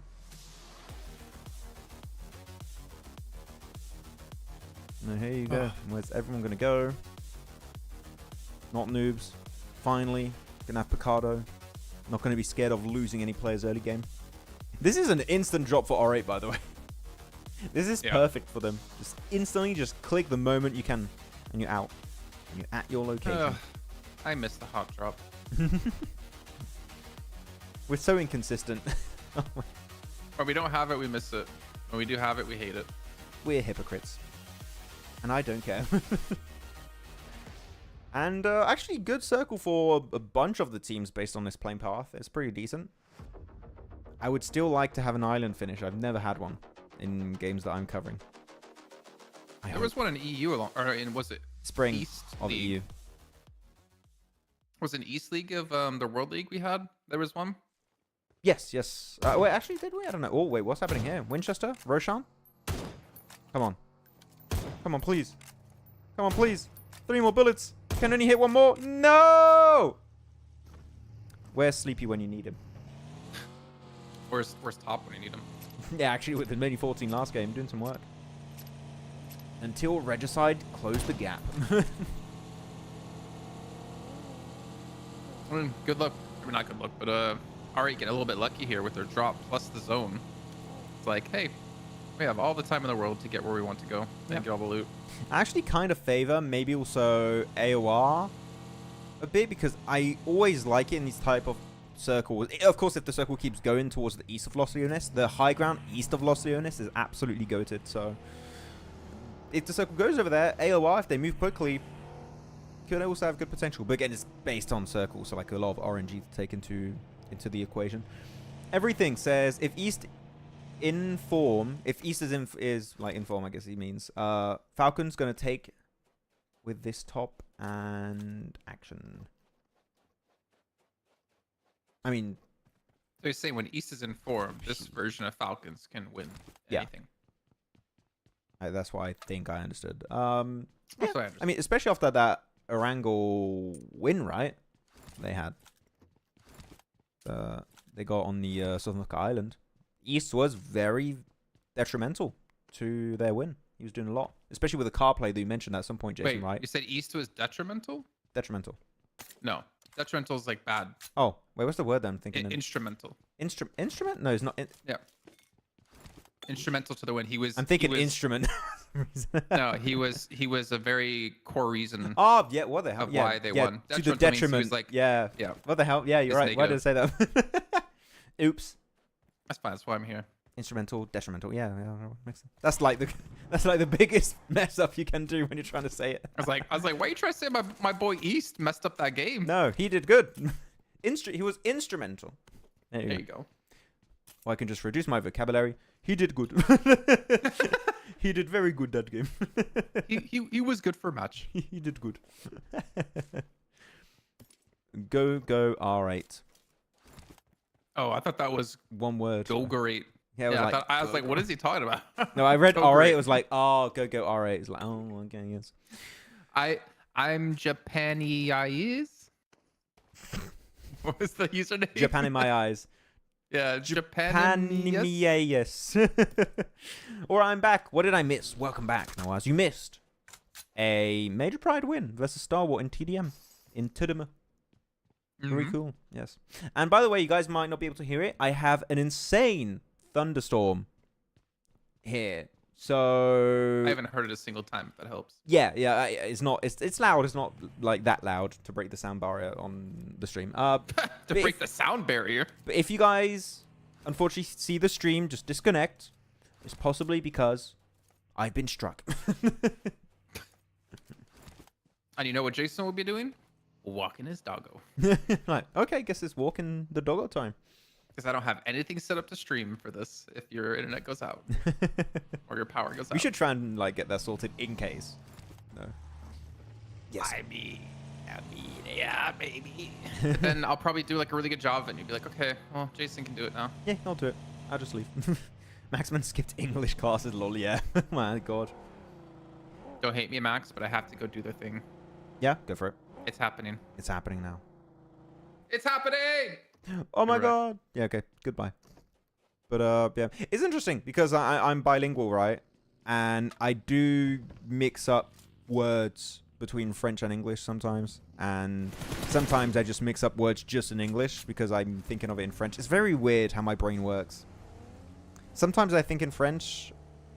Sometimes I think in English. I don't know. Kidnapping Max? What? Don't kidnap me, please. I don't want that. Crypt on the chase. KSX and Major Pride fighting. Ooh, a lot of engages happening. How long have you guys known each other? I've known Jason. I mean, I knew of Jason before working with him on PUBG Mobile, but the first event we worked with was the PUBG Mobile World League. So when you had East and West, he was working West, I was working East.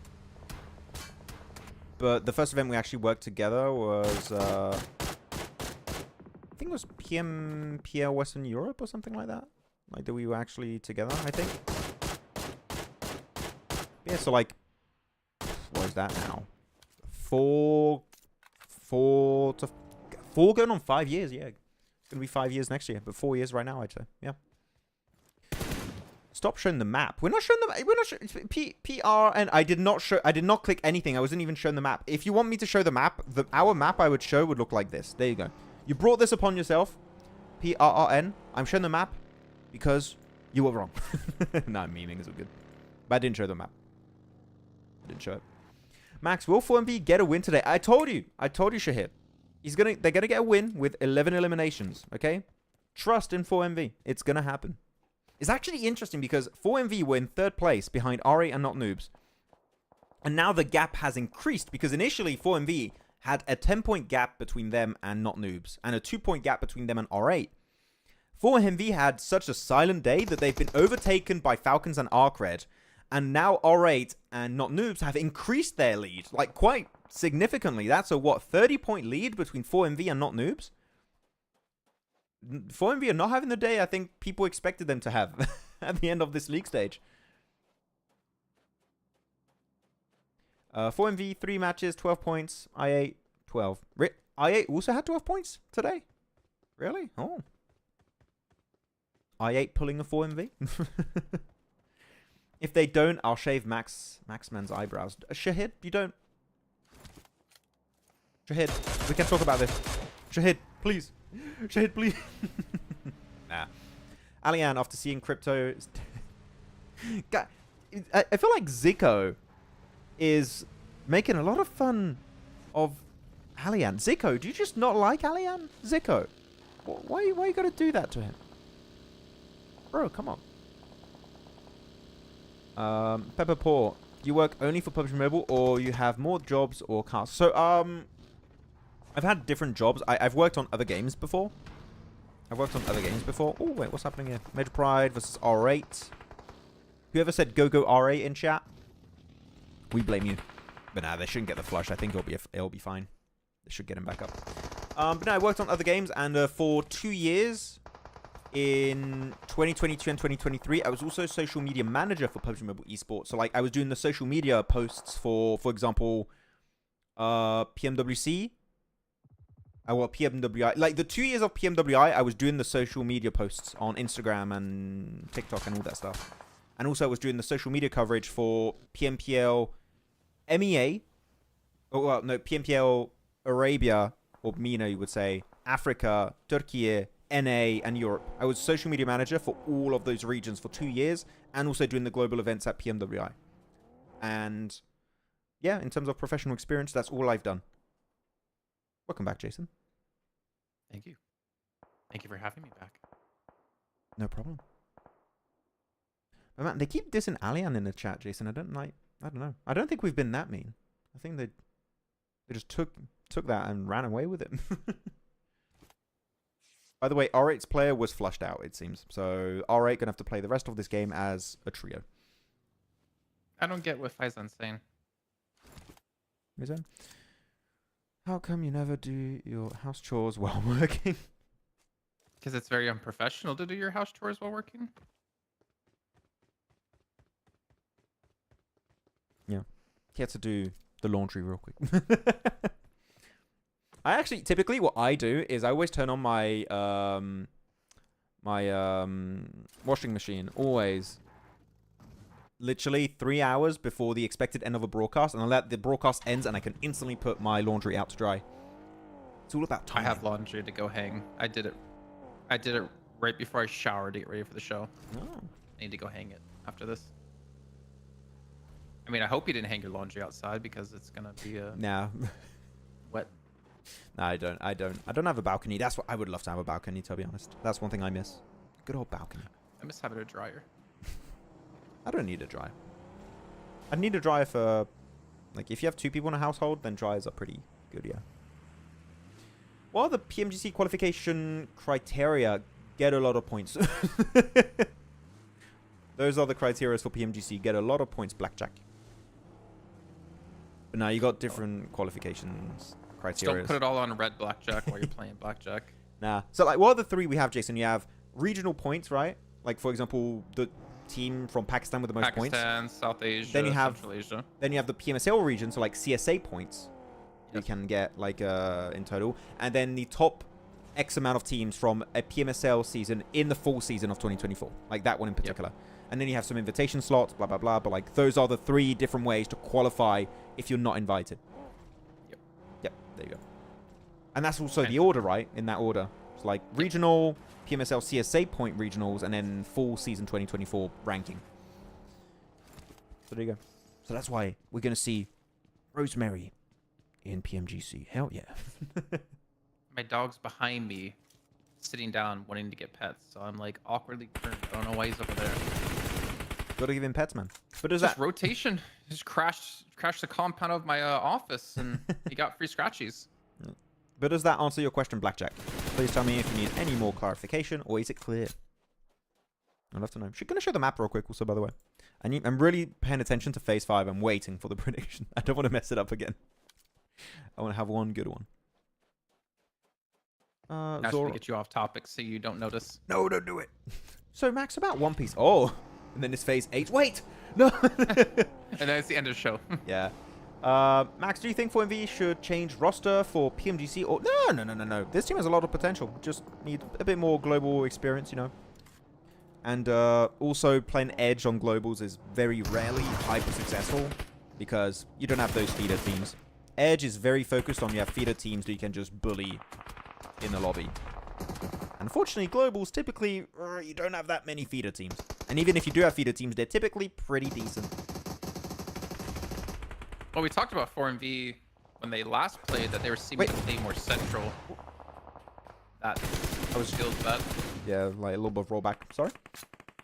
You remember 2 days ago, the last day 4MV played, right? They didn't play yesterday. Mm-hmm. We were talking about how they were playing more central, maybe to get used to playing more central when it comes to PMGC because their edge play didn't work at PMWC.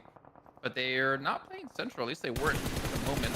Just take a look at the map sheet. They're still playing on the outskirts, but they are looking to full send it, I think, in towards the center now. You can't play Maybe center on because I want to show the map here, Jason. But the reason why you can't play center, it's you only have I think 4 good position center. You have to be first. Not just this map, not just this match, I mean, but in like even general. the prior matches, they were playing more edge than center. Okay. Yeah, I don't know. It was just a theory at that time, but No, I think it's a legitimate theory, to be honest. I'm not sure. Actually, Circle pops here, Phase 4. Major Prize got the really good ridge, but they don't have the players to really hold it in that location. And Horror are eliminated. Yeah, at this point, you're going to see players get eliminated because you're pushed in fields. All the good compounds are taken, so you're going to see crashes. RUKH are just going to lose Erangel right away. So, yeah, expect a lot of teams to get eliminated, guys. It's going to start to get dangerous.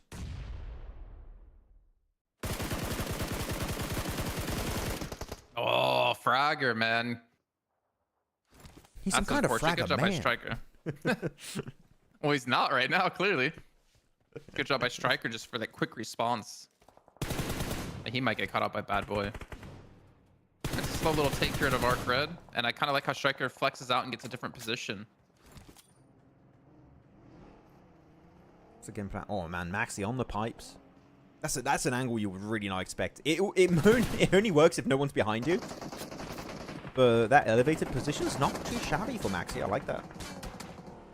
And do you go dip in the blue or you just go wrap back into Impala? I think, yeah, the big wrap into Impala is the play. And he's fuming. Yeah, he has to give up onto that. So I think Bad Boy is doomed, unfortunately. Well, there goes that pipe position. Bad Boy to 5 limbs out of the 6 they have. Big game. I mean, what's their MVP before? Look at Slimani. Maxman's hobby is showing the map in the middle of fights. I try to time it right, but I feel like there's never a good time to show the map. There's always something happening. I'm trying. You know, if Jason was doing production. Hey guys, blame Jason. You'd be lucky to get any content on the stream. I'd be too busy troubleshooting problems. Why is it black screen? I ate up against Falcons here. Oh, the nade. IQ, don't do it again. I got really scared there, Jason. He was going to self-nade again. Ooh, nice nade on Tanaki. Really nice nade on Tanaki there. I see round two. Oh my god. I see. I thought he would have seen it. Yeah, I think he didn't quite see because of the door. It just hit a little bit of that nade at the end. So clean nade from I love Ice in how action. Falcons just like win this fight without having to shoot a bullet. It's just from nades, you know what I mean? Like it's so clean, so effective. You don't put yourself into a position you could be knocked. Well, Jason, what is a nade if not just a big bullet that explodes upon arrival? Speaking facts. Now that's the analysis you're all here for, guys. That's my level of analysis. Well, Jason, isn't a car really just a big bullet, you know? With how it's used in the late game, especially. Isn't the car just a mini plane to take you to your destination? I can expect our next comms when we're playing PUBG Mobile, Jason, like, do you have any buggy ammo, Jason? Wait, what would buggy ammo be? Gas? A bug. I have one buggy bullet. Do you have any of that motorized By the way, bullets? stop taking me off topic. Prediction time, guys. Dang it. I only had to do it for a little bit longer. I'm looking. Okay, there's no fights. The timing's good. Prediction time, guys. Who are you all picking for the win on this game? I think people are mostly going to be looking at Falcons' position, which is fair to say. And it's so fair to say, in fact, that I'm also going to say it. Going to go Falcons there for the pick. RUKH are going to try and clear all of Not Noobs on the eastern edge. I think that's what we're hearing in the background in Impala. Crash also have KSX on R8. So yeah, hopefully you guys got your prediction. We'll show the map a little bit later, possibly. I almost had you. Yeah, I was looking at like, wait, Jason's talking a lot right now. He's... What a meme? No, not in that way. It was like you're continuously trying to maintain the topic. I'm like, I've Just trying to be some kind of non-stop talking man. No, Aragon tries to dip out. I mean, it's Star, man. If there's any guy who's going to pull off the 1v2, it might just be him. Bad Boy, don't push your solo. You can wait for Aragon. You can wait. You don't have to force it. He's got 6 limbs. He's got this. Does he have this, though? He's trying to buy time. Oh. Man, Bad Boy is such a troll. But yeah, not Star here. Just, if you can reload that one, yeah, just get the flush deny info. So he has 6 limbs, you said? Yeah. And he finished with 6 limbs. It was the end of the line. I like his peaks here. Around the corner from Aragon, but it's not going to quite cut it versus the S12K of Star and the Scar loadout. And he can move out. Look at that. 6 limbs. 4 for Star. Man. Tap Puck just watching. It should have been me, not him. It's not fair. I think it's fair, though. I think it's more than fair, Tap Puck. Fair. It is. Let's be honest. It's fair. So what are the predictions here? Falcons, Falcons, Falcons, Falcons. Falcons, Falcons, Falcons, Falcons, Falcons. No, Falcons. I don't believe for A1. DRS, 4MV comeback. I mean, if they win their fight in that southern compound, could work out, but the game is not cut out for 4MV here. It's not going to be an easy match if they want to win it. It's going to be a tough game. Car. Killer Joe, man. He's been pretty decently impressive too. Playing over, was it Sanhok? Curious why Sanhok's not playing this game. Yeah, I don't know why. He had a good spring. He had some good moments, and that's going to be the clear. Onto DRS by RUKH. There's enough place for one purple team in this lobby. And actually, the Ridge is good. The main issue here for RUKH is Major Pride. If they clear Major Pride, they actually have some really good ridges, especially defensive ridges they can play on the road. So I think RUKH versus Major Pride is going to be the big next fight. But here you go, 4MV going on to AOR. I like this. They use smoke so they can get closer to get in range to be able to nade. Oh, I was gonna say if that gets 3TN, that's pretty beastly. And you can already see AOR just like adapting, right? They put Fache in a different building, they put Relic in a different building. A1's going to struggle now because they have to leave their high ground position. So short, like scouting wise, they should have info. They should know where the teams are. But except for that shed in the middle of the circle, which actually wouldn't be maybe a bad shout for A1. You can just send it center and just, no, cross your fingers, hope for the best. Which I think is where Sinister is kind of heading. Or is he going to the crate?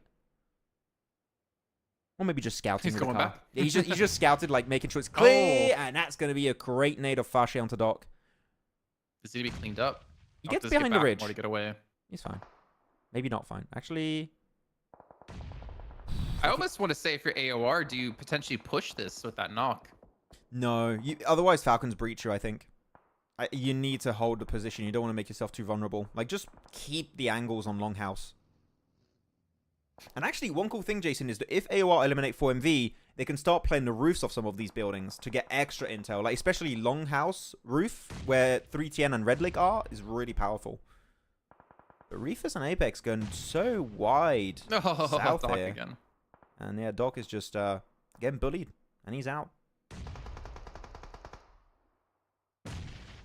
It's just a lot of the utility being used out of AOR, which is kind of helpful for 4MV. But obviously losing their best player is not a good start. Baron. Oh, did that get him? I guess not. I didn't see in the Elim feed, so I guess he's fine. No, No, he's knocked. knocked. He's knocked. Yeah. Okay. Nice nades out of AOR then. And yeah, like you're saying, Falcons, they might just push on it if we do see them leave their building. And well, if anything, Icy's just gonna get a little bit further to help this, give them a bit more of a forward position to play from. Wait, if Falcons see this, I don't know if they act. No, I don't think Falcons are looking at AOR pushing out, because this would be the prime time to send it onto AOR. Icy sees it. Are they gonna go for it though? And then circle, so you don't really need to anymore. Then position. But the amount of space you would like create for yourself, pretty insane if they can make it happen. We'll see. Wait, MJ, recap SEA Finals Day 2. Thailand domination. New faces like Voin and Roy had a shot to make it to London. Hey. It's good. It's always good to see new names, you know. But we'll see if they can maintain it tomorrow, the last day. Ooh. It's got to be Falcons MVP on the day. 6 limbs again already? Yeah. Gotta be. It would be cool to see East finally get MVP, right? I think it would be putting a lot of, you know, a lot of Haters people's, like, yeah, all the haters to rest. A lot of the doubt to rest that they had into East. Major Pride and Falcons are awfully close to each other on the west side of the zone.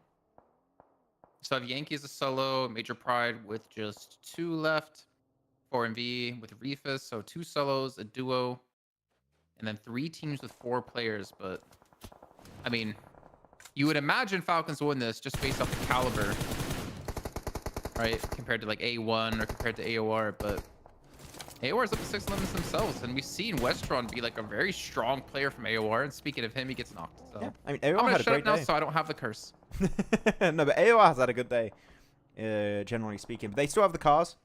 They can still rotate in. I think there's a pretty decent ridge around the crate you can see on the minimap. So there should be a transition point here. And this is going to be especially good for them because they can maybe even third-party Falcons versus Major Pride. Because you know that fight's happening 100%. And if they can win that, you got a ridge that is going to be really good to peek over onto A1. So, yeah, look. Fash is looking over there. He knows this fight's happening.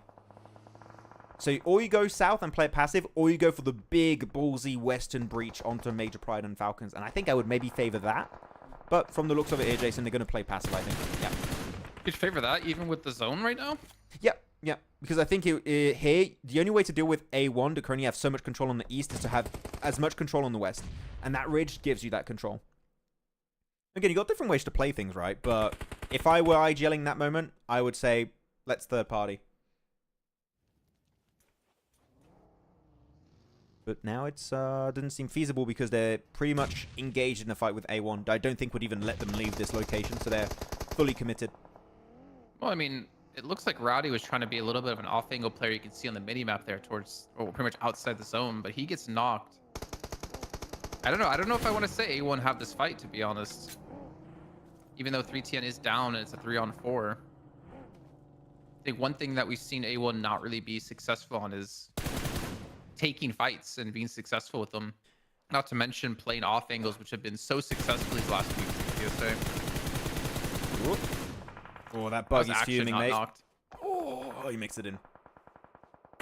So they didn't even go for the crash onto Major Pride. I think Falcons should not be willing to share that roadside with Major Pride. That doesn't seem like a good plan. I think you're just making it really hard for you to transition into the late game. Yeah, you need to eliminate them. I don't care what you do, Falcons. You need to eliminate Major Pride ASAP. Good on Becca, clearing the wheels of that car. It's a nice little compound for himself. Yeah. It's a car fort, they're called. That's what he does. A little car fort. Fashe, are you really doing this? No, just go back. You don't have to push this. You know, look at the circle. You know they're not in circle. How did he get away with that? Yeah. How did he get a repeat? I don't know. He's lucky he survived. Yeah, just stay there. That ridge is great. That's it. See, this ridge is perfect, mate. Oh. If he was in the open, he was insta-knocked there.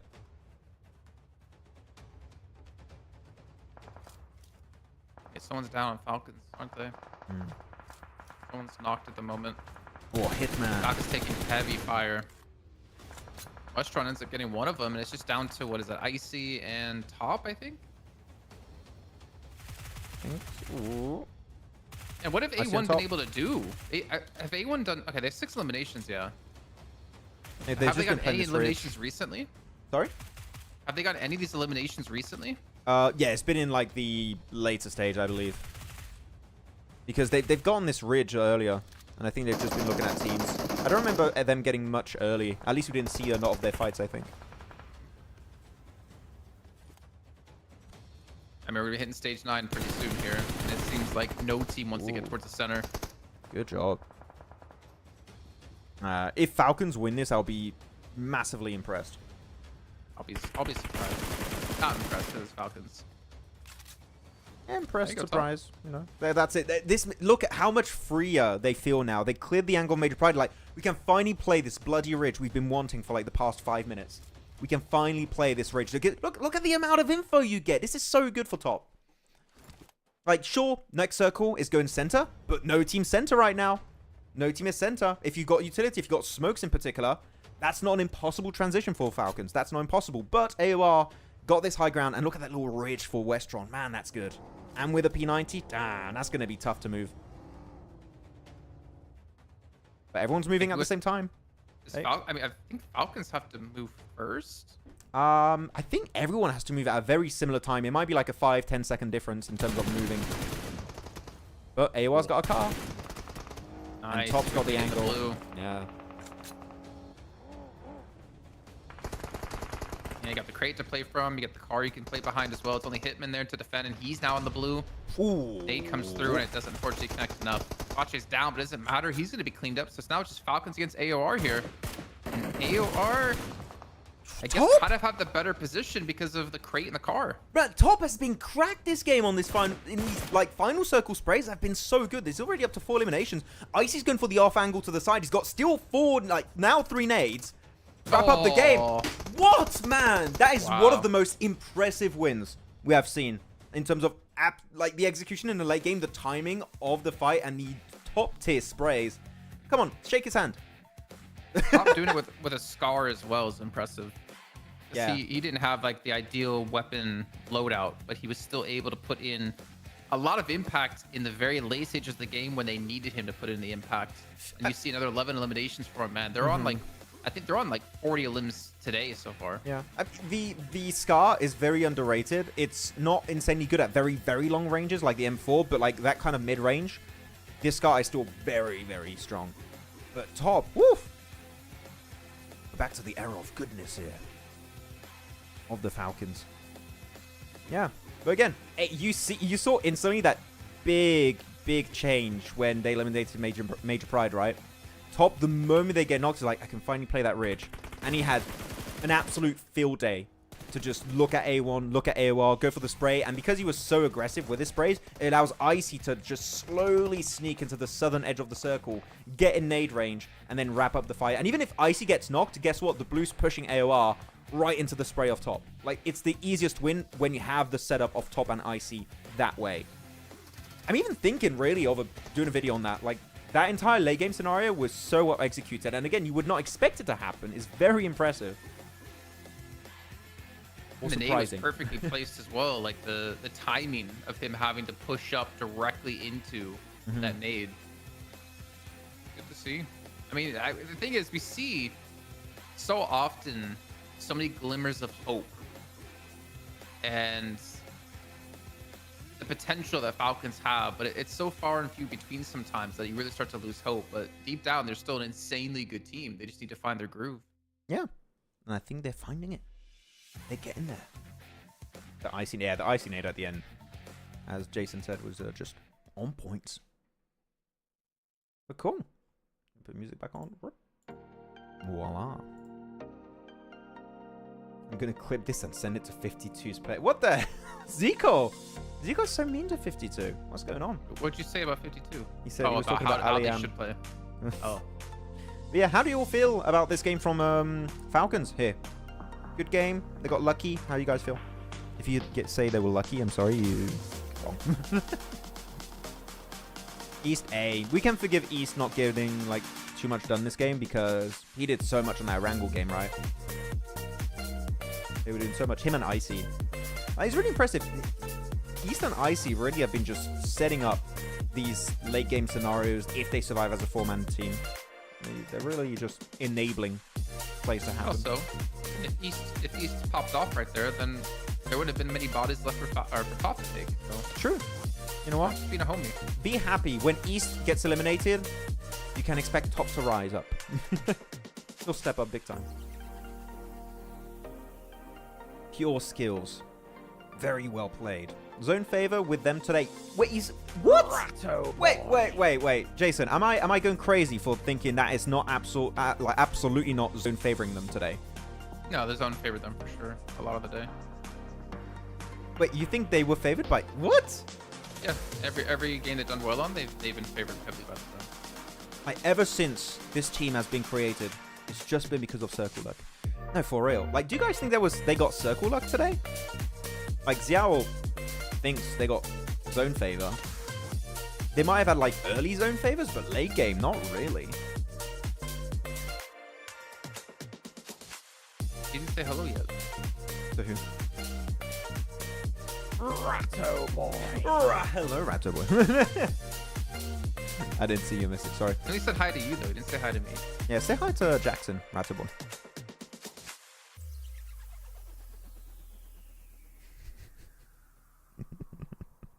That's it. I'm destroying all your building today that you do. No.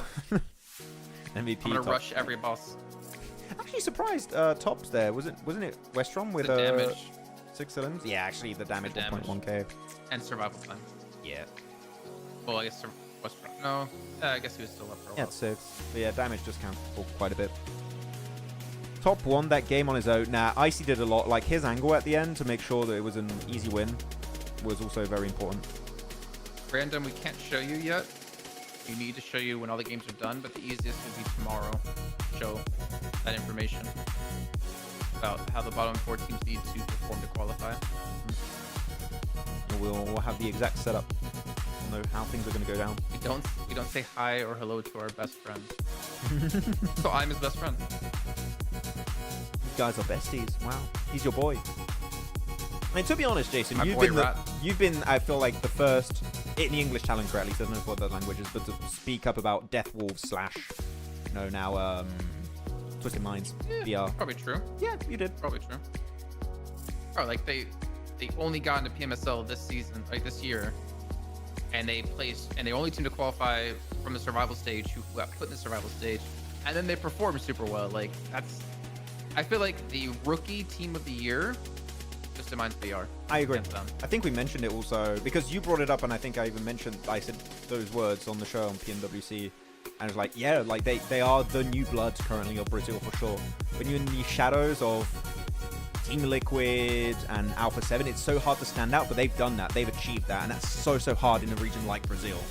I think the fact that like you get a player like Federal to join the team as well, yeah, shows that even like the top dogs are very aware of this team. They see potential there. They're like, hey, this team can go far. I don't want to go far with them. Yeah. I really did not expect Federal though. That was like, what? What's happening there? I still believe top is better than Doc. Again, I think they bring different things to the table. But no. That's fine. You can be wrong. It's so hard to say. Like, if I had to say who my favorite player is, Top, because I have nostalgia with Top. Doc, unfortunately, his success has been more recent than Top. So like, come back to me in like a few years' time. We'll see. Which nostalgia wins. It was a tactical masterclass from Falcons. I agree with Osama Ali. I think it was very, very well played. Evil Crypto. It's comeback time, boys. Dinner with 25 eliminations. It's weird. I've never seen Ratto Boy and Evil Crypto chatting at the same exact time. Incognito mode. He's got 2 tabs open. I don't know. I want to see 2 messages back to back where they post pretty much at the same time. I want to see. No. Here we go. Overalls. Wow, Falcons. +2. And this is their last day of play. Like, not noobs. This is their last match. Falcons' last match, R8's last match, and RUKH's last match. Ooh, RUKH's in a really rough spot. I don't know if you were listening when you left earlier, but I was talking to chat about 4MB win 3rd position behind R8 and not noobs. They had a 10-point gap between them and first place. And they've just completely fell off right now. Like, they're just not doing anything today. Yeah, I'm not gonna judge them though, because it's like they're already in the finals. Oh, for sure. But I think a lot of people like, and I was also thinking, oh, they should jump up back to first place, but not able to happen. What about De Muerte though? They did the reverse not noobs this week. 18th place, man, for a team who's finished like top of the table the first 2 weeks, or every week so far. Yeah, Kind of surprised. The consistency from week 1 and week 2 has fallen off a bit. And with how it's going right now, we've seen a lot of teams improve significantly in week 3. I don't know what's going to happen with De Muerte in the finals. What do you all think in chat about De Muerte? Like, they had an amazing week 1, week 2. Week 3, they just completely disappeared. What do you think is going to happen for De Muerte in the finals? Like, good performance, bad performance, middle of the pack? Because, yeah, we haven't really been paying too much attention to De Muerte. They're just not reaching the late game that much. Very odd.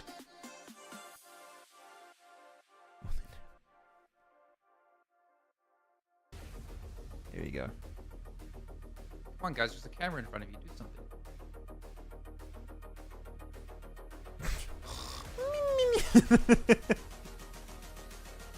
They start zooming on him as he's sleeping.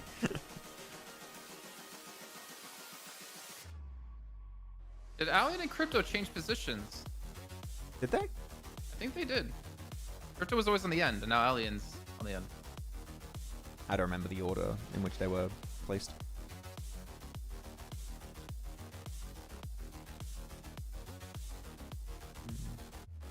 Those chairs look really comfy. I'm thinking of upgrading my chair, like getting an actual proper office chair. Because mine is just a gamer chair. Like, they can be cool, but not very comfy for long periods of time. Yeah, you're just showing us the Just map. showing the map. Like, not showing you drop, mate. Where you dropping? In Miramar. Like, yeah, duh, of course. The cameraman's like, I gave you 2 opportunities. I'm moving on.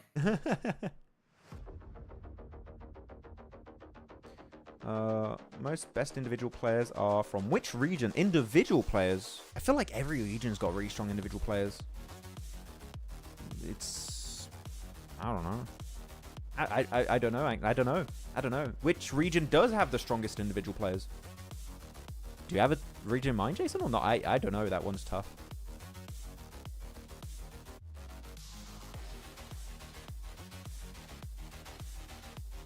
I want to say China. Yeah, okay, fair. There we go. Final game of the day.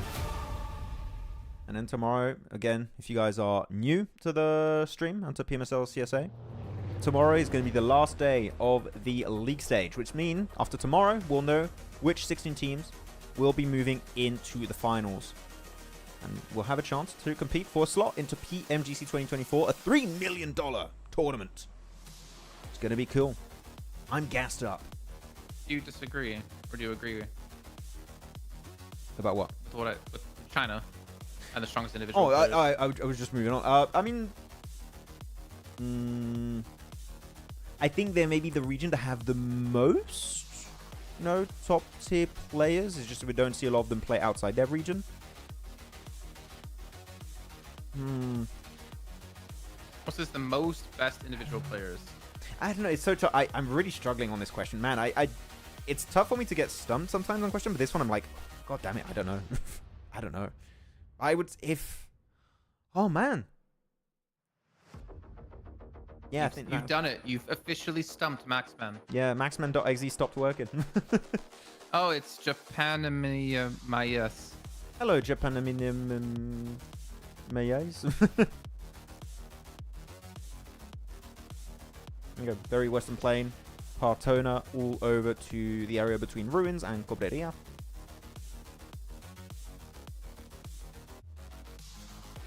I'll see. My dog was just asleep. So cute. No doggo. Last chance for 4MV to win. If not, I'll shave Maxman's eyebrows. Shahid! Stop it! Okay, that'd be creepy. 'Cause you just go to an event, because you don't know what he looks like, right? You go to an event, and there's just some dudes walking up to you with, like, trimmers. They're just going to be chasing me down. Oh no! Leave me alone! Yeah, we can put the Well, Max can't run really well. Or, like, doesn't run really far normally, so yeah, you'd be able to catch him. You don't have to tell them that. Don't tell them. Plus, I'll catch up to him and hold him down for you. Guys, by the way, if you didn't know, Maxman has a weakness to tasers. It's like, okay. Doesn't everyone? Yeah. What's your weakness? Bullets. I think that's everyone's weakness. It's either China or SEA. That's it. I'm trying to, like... The thing is, I'm really thinking about each region and top players of each region. I'm just... It's taking me a while. I would say China or CSA.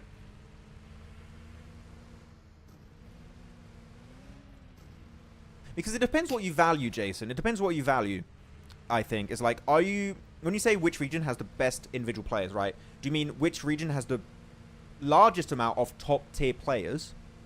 Like, they're actually just MVP contenders through and through. Or you're saying which region has the individual, like, strongest players, like, you can pick maybe one or two. Like, and you're looking at those strongest in general. I think the answer might vary, but I'd say if you're looking at the highest amount of those MVP contenders, I would have to say China. Right? For the highest amount. PEL. But if you're looking at the, like, which region has the strongest individual players, then I think that might vary. Or it might still be PEL for some people. I don't know. Because that's how I see two kind of type of answers there. Or do you not see that, Jason?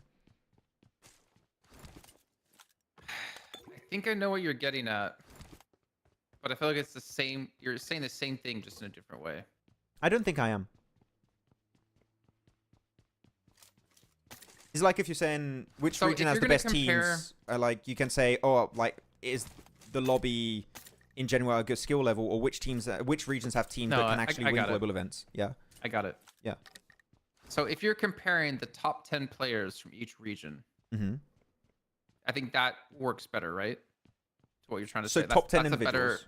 That's a better way to describe it than which region has the most, or has the strongest individual players. That narrows it down, yeah, for sure. So like top 10. It helps clarify a difference. Yeah. Like if you say top 10, I would have to agree with PL. Personally, would you still say PL if you said 10?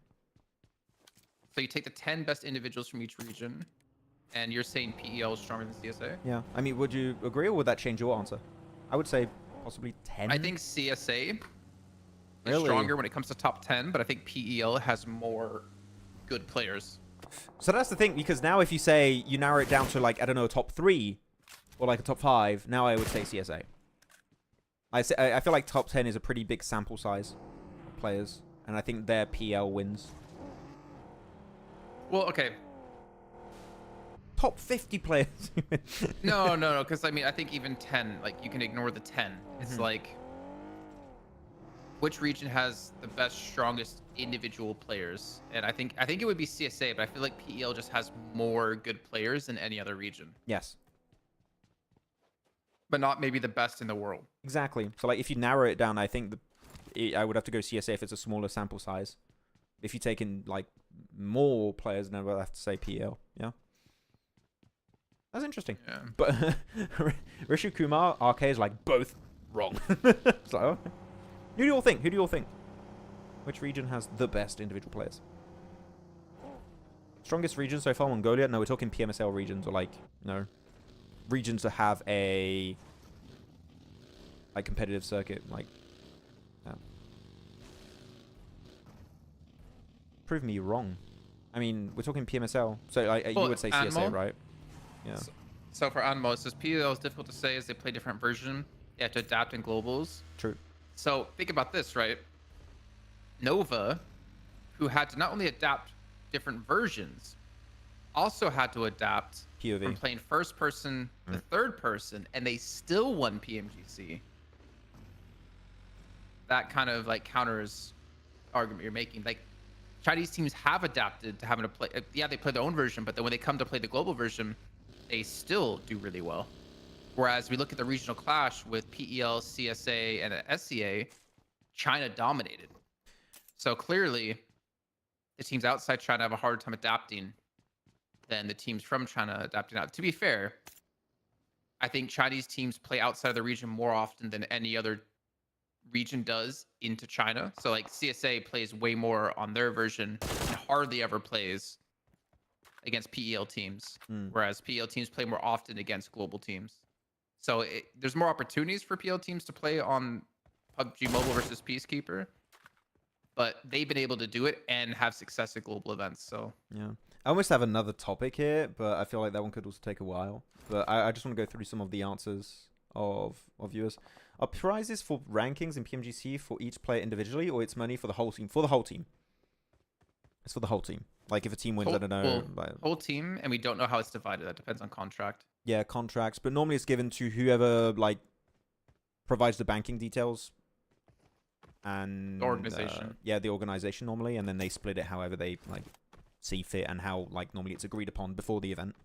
When it comes to, like, individual awards, right? Like MVP 50K or something like that. That's all team dependent. Yeah, I think it's a gentleman's works. agreement that's shared, but I'm sure Should it's be, happened yeah. where some are like, no, it's mine. CSA clearly, well, top class shooting by top. Hey, top on point. I'd say SEA, but I'm heavily biased. Yeah, there's always going to be a sense of bias, right? I think even maybe us to some extent because we're covering CSA. Maybe a little bit, right? So... Because I'm sure you ask, like, a Brazilian talent, they're like, oh, but no, Brazil's got the best. Like, there's always going to be a sense of bias because it's so hard to watch every single region when it comes to PMSL. Like, you can see them playing globals, but when it comes to watching PMSL, you don't see everything.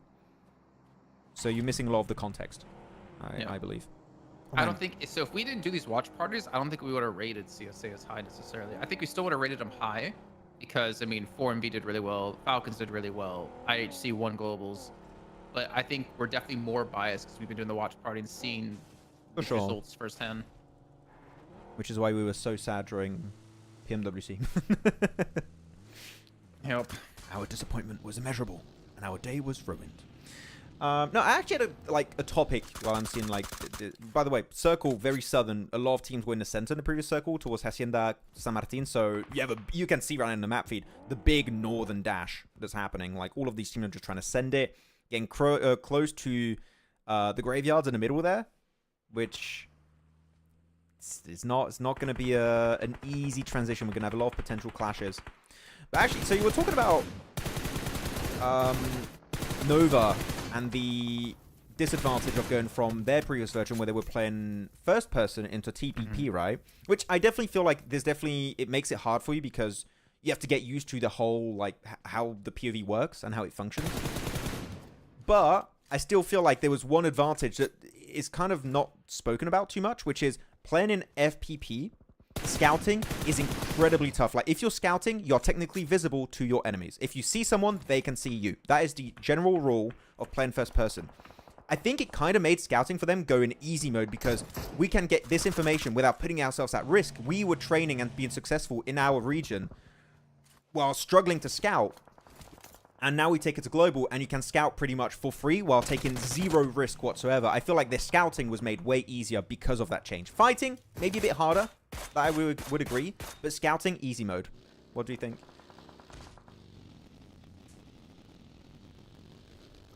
And what does chat think also? Feel free to tell us. I partially agree with the scouting. But I think overall I disagree with the scouting actually. Oh, really? Why? I feel like you're not used to where people can see you from in third party. I feel like it changes things so drastically. Wait, can you say say that again? So like where people can see you from. I think when you play first person, right, you peek, like you know the angles people can shoot you from or see you from, right? Because you have to be able to see them for them to see you. But like in third person, people can be in so many different places and see you and you just don't know. And I think that makes it actually a little bit harder for you to scout because you're unfamiliar with like the angles people can take against you to have vision of you or something. Obviously it makes it easy for you because you can just hide right behind a corner and like look around the corner and stuff, but I don't know, I feel like it's also a lot harder because you just are unfamiliar with the limitations of what you can and can't see in third person. I get and, like, your where point. You can be seen from. Okay, I get your point, but I personally don't. I think it's a non-issue. I don't think it is that big an issue. I think if you play 1 or 2 games, you're good. To get I rid feel of like that. it's easier to hold something for them, but I feel like it's harder to take something. Like to push into something, I think it's harder, but to hold on to a compound is easier. Okay. When you're making that change from first to third. I mean, also you got to keep in mind, right, that if like some players struggle that much, which I don't think they did, you can still switch to first person. Whereas if you're in first person, you can't switch to third person, right? You still have that option if you're like going in close quarter combat. And they did use it. Yeah. I think every player knows how to play first person because we see them switch to first person for like PBS and stuff. So even outside of PEL, I think when you're playing third person as a default, you're used to being able to play first person for when you need it, or like aim. Someone in chat said only pro players can answer this, and I think that it's almost something you would have to ask them directly and how they felt at the time, because like we're just going off of speculation and guessing, right? Yeah, it will be fun to ask Paraboy. Hey Paraboy, how was it back then? Did you like it? Did you not like it? He's in chat. Oh my god. There you go. Big fight. Arcred. Actually, you know what? Eragon might also be an MVP contender. To some extent. I don't know. Like, this guy's been... He's improved. Doing really well. Maybe. I don't know. There you go. Yeah, it's just an interesting topic. FPP, TPP. I think it was worth bringing up. I think he's improved quite a bit today. Eragon. Or over this week, I'd say, yeah. Yeah. Is this Aichi's group? Aichi are not playing today. Like today, Demuerte, Star War, Aichi, and Stronger are not playing. And tomorrow, Falcons, R8, RUKH, and not Noobs are not playing. Those are the group rotations. Yeah, Peppa, it's true. I don't think the intention was to have all these PMSLs stacking on top of each other. Like, if you remember the first half of the year, right, for spring, there was SCA in the morning that overlapped into CSA. That when CSA finished, there was EMEA, and then when EMEA finished, there was Americas, right? There was 4 PMSLs on top of each other, but that wasn't intentional. That was just due to unfortunate things with like, with delays and with having to move calendars to fit like TO schedules and stuff like that. I don't intentionally do that, and I know Max and I are definitely not a huge fan of stacking it because it makes it impossible to keep up with what's happening around the world. But I think it definitely isn't supposed to be that way, or originally isn't intended to be that way. I like each region being given their moment of, you know, focus on the global stage. Like, oh, this is the like you only have these finals happening, and it's like everyone's going to be focusing on that and see how they qualify to global. Like, it's especially unfortunate when finals clash. Then it's like, oh, that's a bit of a rip. But we just shouldn't have any finals clashing this event, at least. Like, leagues do, but finals should have their own moment of focus, which I'm at least happy that's a thing. So MJ asks about, do we agree that PL is the most competitive regional league in the history of the game, with evidence that only 3 teams have won PL more than once across 13 seasons? You don't even need to tell me that only 3 teams have won it more than once across these 13 seasons. I would have said yes immediately. Yeah. Because the amount of money that is in PEL attracts the best players in the, I'd say in China, even in the world, right? Because we had like IHC trying to have a couple players go over to PEL. There's the amount of money, which means with that much money means you can have better analysts, better coaches who can, you know, fully support the team and fully focus. Exactly. You're going to put way more work into it, considering you can win hundreds of thousands of dollars, you know, a weekend or something like that. So for sure, the most competitive. I think you'd have to be crazy to disagree with MJ's point there. So like, you definitely a correct assessment. Yeah. Okay, big fight here, by the way. Arcred, Erangel. Show us again. So you've improved. There you go. Great opening knock. Actually, was it? Oh, wait, Ghost just knocked himself with a nade? What the hell? Did he just... I thought... What? I thought Erangel got that one. No, they just naded his teammate, apparently. Okay, unfortunate for Regicide. They're out. First team, actually. We're in phase 4, and that's the first team eliminated. So we're going to have a lot of teams in this phase here. Everyone's going to have to send themselves forward. Falcons are going to be the first team to actually do so on the western edge. And, I mean, all the compounds are really taking it, Jason, so... Or you just... know the terrain well enough to send it around ridges and dips. You know, you can hold like this dip here for Falcons is not bad. You can just stay here really until the next circle, or you're gonna have to crash. So we're starting to get to the interesting part of this Miramar game. Have we had a graveyard finish before? We've had terrain south of graveyard, but an actual graveyard finish, no. No. By the way, also, hello, Killshot. Welcome.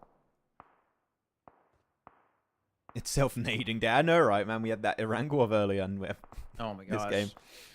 That clown fiesta of an Erangel. I was even thinking of doing a meme about that and posting it, but there's so much, I don't know how to meme it. It's just meme potential overload.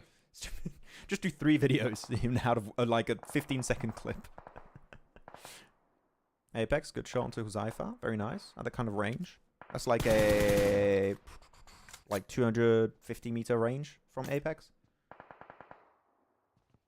And even top are taking shot. Man, you are Leo. You're getting shot by 4MV and Falcons at the same time. That's horrible. And Falcons are pushing you now. Okay, well, Leo, best of luck. I believe Falcons are going to self-nade. And that means... Leo's gonna win the fight. Who's your strongest enemy? Ourselves. Oh no. Ah, that's clean. Down to Liquid. It's not Team Liquid, it's just Liquid. There's a solo. I mean, that's 4MV hovering around this fight too. Looking for potentially a third party here. It's not bad, but the thing is, Falcons have taken no casualties right now. I mean, 4MV, you don't know that, right? Exactly. That's the issue. Is like they get involved maybe thinking both teams are taking casualties, but that's not really the case. Well, they might have taken any casualties, but 4MV can make some casualties. Yeah, that's fair. It's just pretty much a 4-on-4 fight at this point, right? PL is equally overrated and being competitive. That seems think like a contradiction. I think people think PL is overrated because of like China performance when it comes to like global events.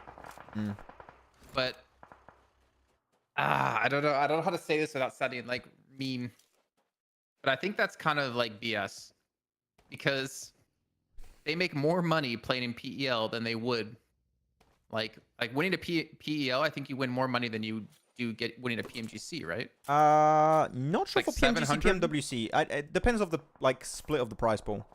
Isn't it like 700 grand for first place in PEL?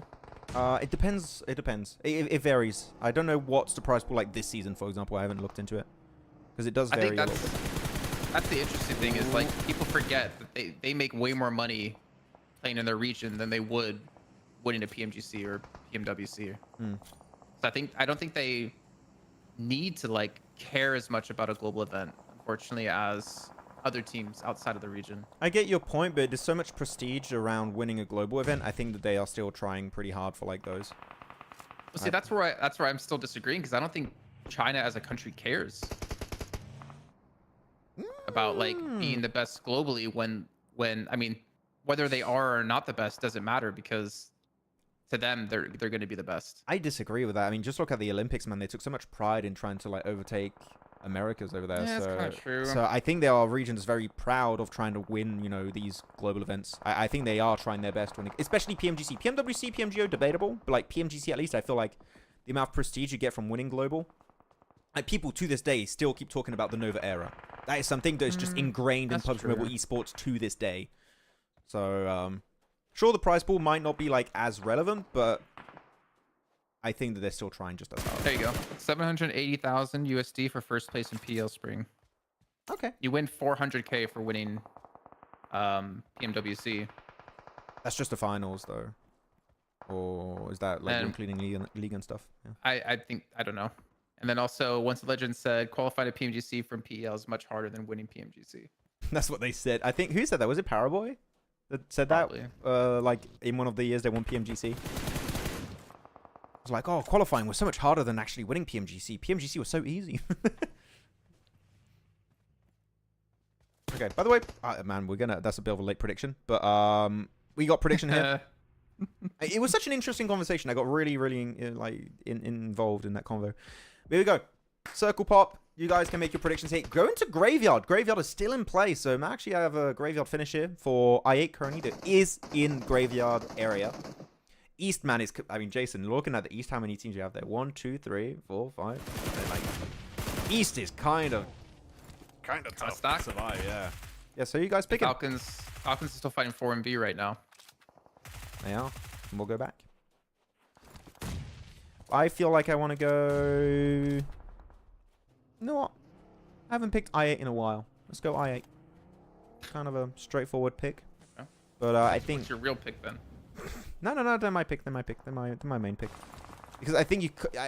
even if you have a serious pick, I think it's so hard to have an actual serious pick that you truly believe is going to win this game.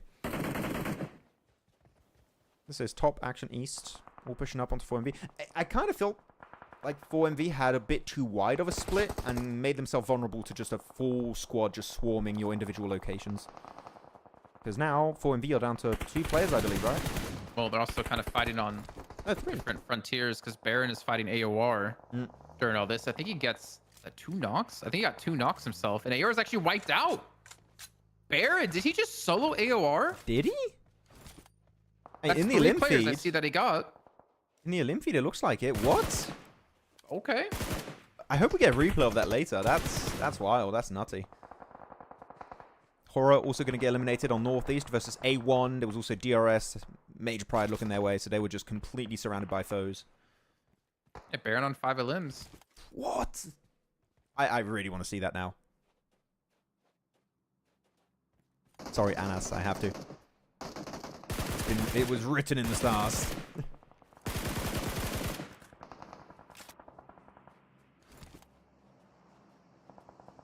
How's this game going to play out? Don't know. I mean, East, like, good luck guessing. Flip a coin. That's the best you're going to do to figure out who comes out alive. I think maybe R8 looks like the team that would have the most chance to survive. But Field is kind of separated from his team. You can kind of see on the minimap on the right-hand side. But this fight's still going on. It's kind of crazy, actually. It'll be interesting if it keeps Graveyard until very late into the game, because Graveyard itself is not a great position. It's just, like, graves and a wall around it, and I think you have a shed here and there. So in terms of holding the position, one-off angle ruins all of Graveyard. But here you go. Good opening knocks into the flush, onto top, I believe, right there. And it's just going to be East, and he's just getting completely wrecked. Baron, 7 limbs? Calm down. MVP? Could be. Who knows, man? Okay. Nice push around from Sleepy from the low ground. I mean, this is such a really clean engage. They got low ground, high ground, but... Ooh, almost got a little bit scary there for a second. Sleepy's is going to be picked off, and Gyante now solo for DRS. Gyante knows you can't give him the res. If you give him time, he's going to survive, and you just allow Becca and Elementrix to get resed. So Gyante knows he needs to win this fight. Flush it, get the point. Like, I don't know, man. This is like 4MV trying to finally have a good game today. Or at least Baron trying to have a good game today. He has more limbs himself than every team has total limbs so far in this match, except Major Pride. I mean, they're eliminated, right? So in terms of potential, he could overtake it. I had Baron. Whew. Baron went for a stroll, took care of AOR, and then came back to take care of Falcons. Yeah, he's just having a stroll in the park right now. Well, it does kind of keep Graveyard in the zone on the next shift. Just slightly on the west side. But yeah, Graveyard is not a fun position to play. Like, the building southwest, like here, this church shot is good, but Graveyard itself, not fun. Don't tell me 4MV win this fight too. KSX. That would be ridiculous. Can you imagine? I mean, I'm scared of doubting Baron at this point. Really, it's good opening knock there. Able to actually create a position that he can hold inside of the building. Though Baron now can hold the angle, so maybe allow Reefus to go for the first aid kit. Can he use the first aid? Does he even have one? I'm not sure. Oh, yeah, he's got two. He's got two. Yeah. That doesn't have the time to use it. Let's see. Only J pushes forward. Doesn't actually spot him out there. The heal, I believe, yeah, went through. Ooh.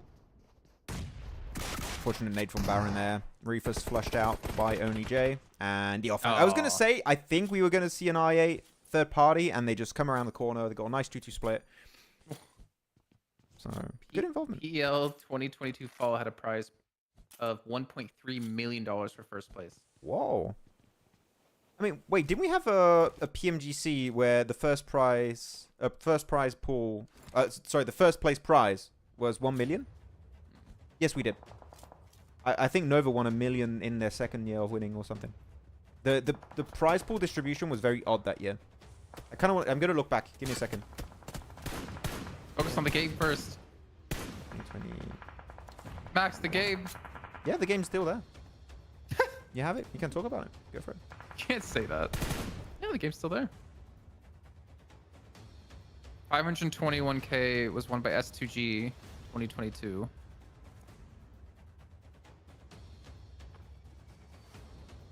Beasts. 2021. Yeah, Nova, the 2021 won 1.5 million. That was a year. I was like, what's that prize pool distribution? Yeah, That's a lot of money. Yep. That's a whole lot of money. In the meantime, so R8 do survive the east side. 4MV Falcons not surviving the west, unfortunately. RUKH's still alive. RUKH's had a pretty decent day today. They're in third place overall so far. But IA, your pick, Max. Can they hold it? Wait, does RUKH have a shed or not? It changes everything if he has. I don't think he does on his position. I kind of want to see his POV. Rafid's saying they had over that because the league stage was added in.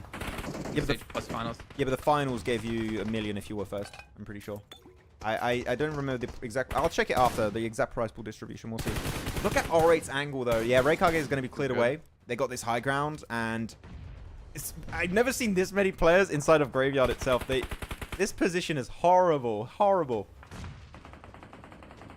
I mean, at least they're already in Graveyard, you know, so they won't have to go far after they get eliminated. Yeah. Wow. Rude. Kinda. You're just playing hide and seek in Graveyard. That's all you're doing. Kind of a spooky place to do that. Oh, spooky place to do. I mean, R8, like they have center zone as well.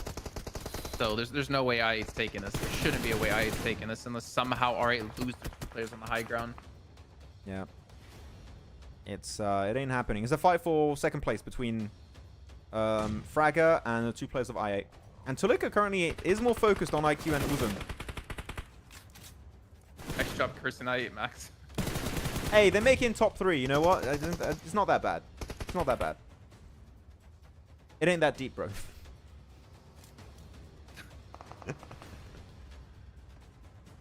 Said an infamous Instagrammer. Oh. Yeah. Definitely a fight for second. IQ, he's got to move. Fragger can kind of chill there for a little bit. Fragger is closer to the center compared to IQ. Never mind. What? Oh, Naomi nades him. he's gone. And what He's was closer that? to the afterlife, definitely.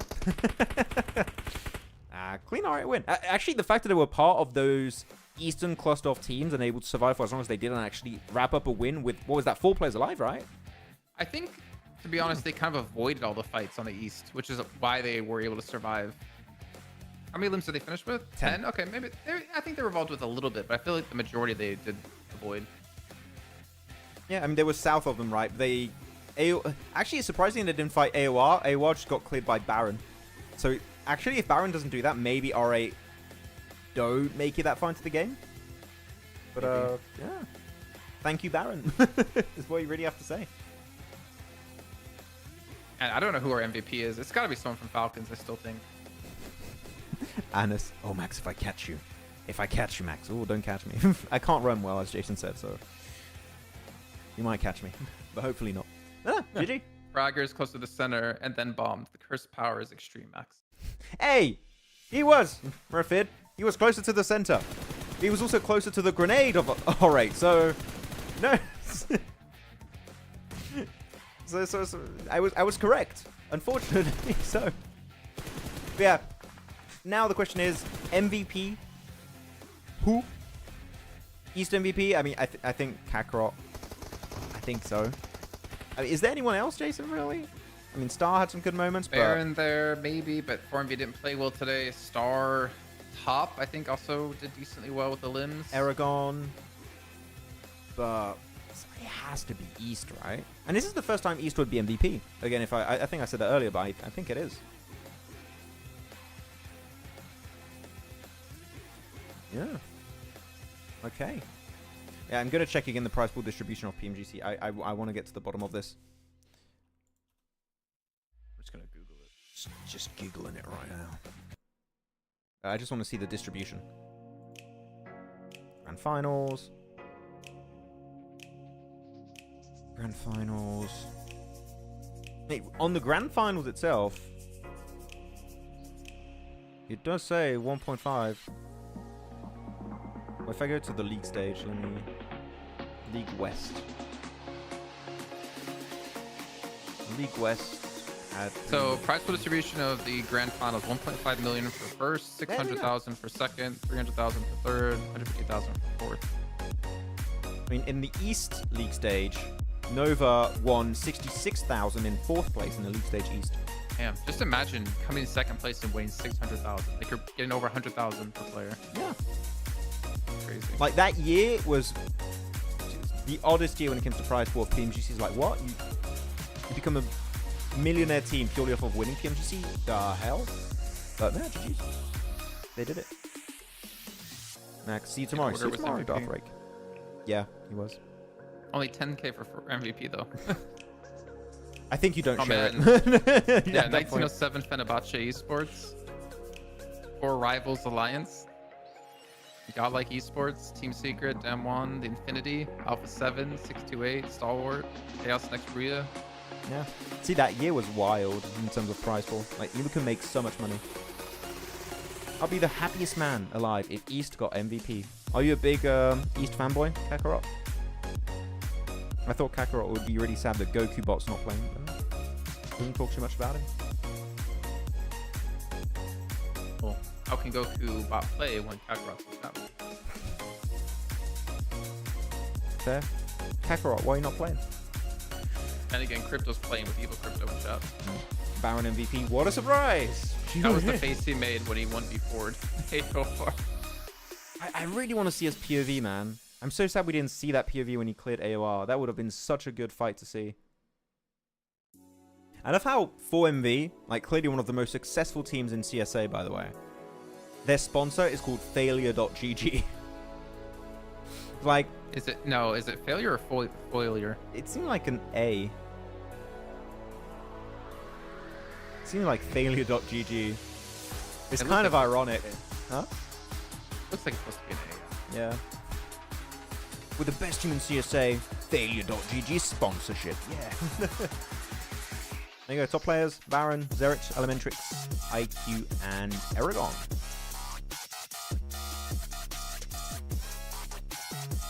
Invitational was a charity event that year.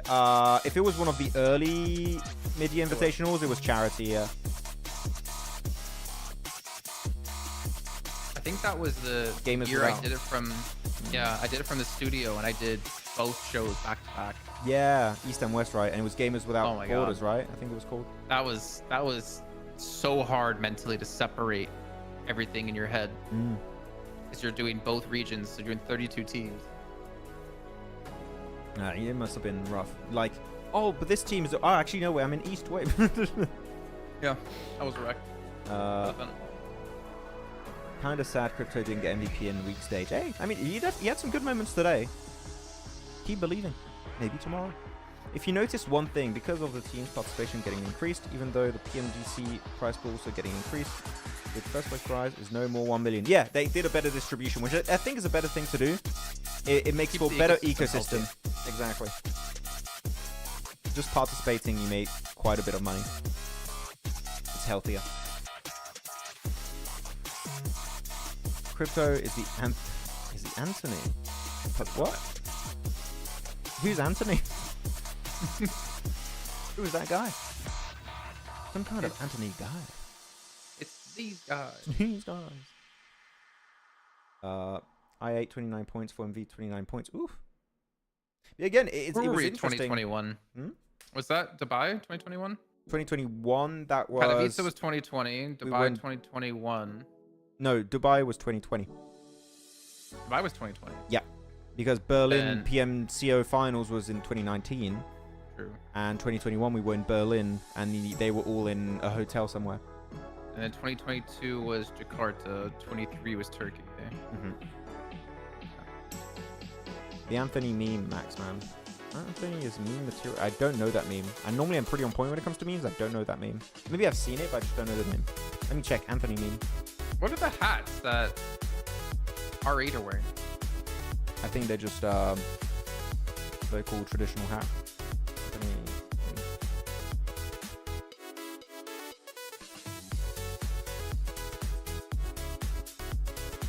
R8 second place. I see the Anthony. Was it every week for R8 they didn't play the last day of games? Is that true?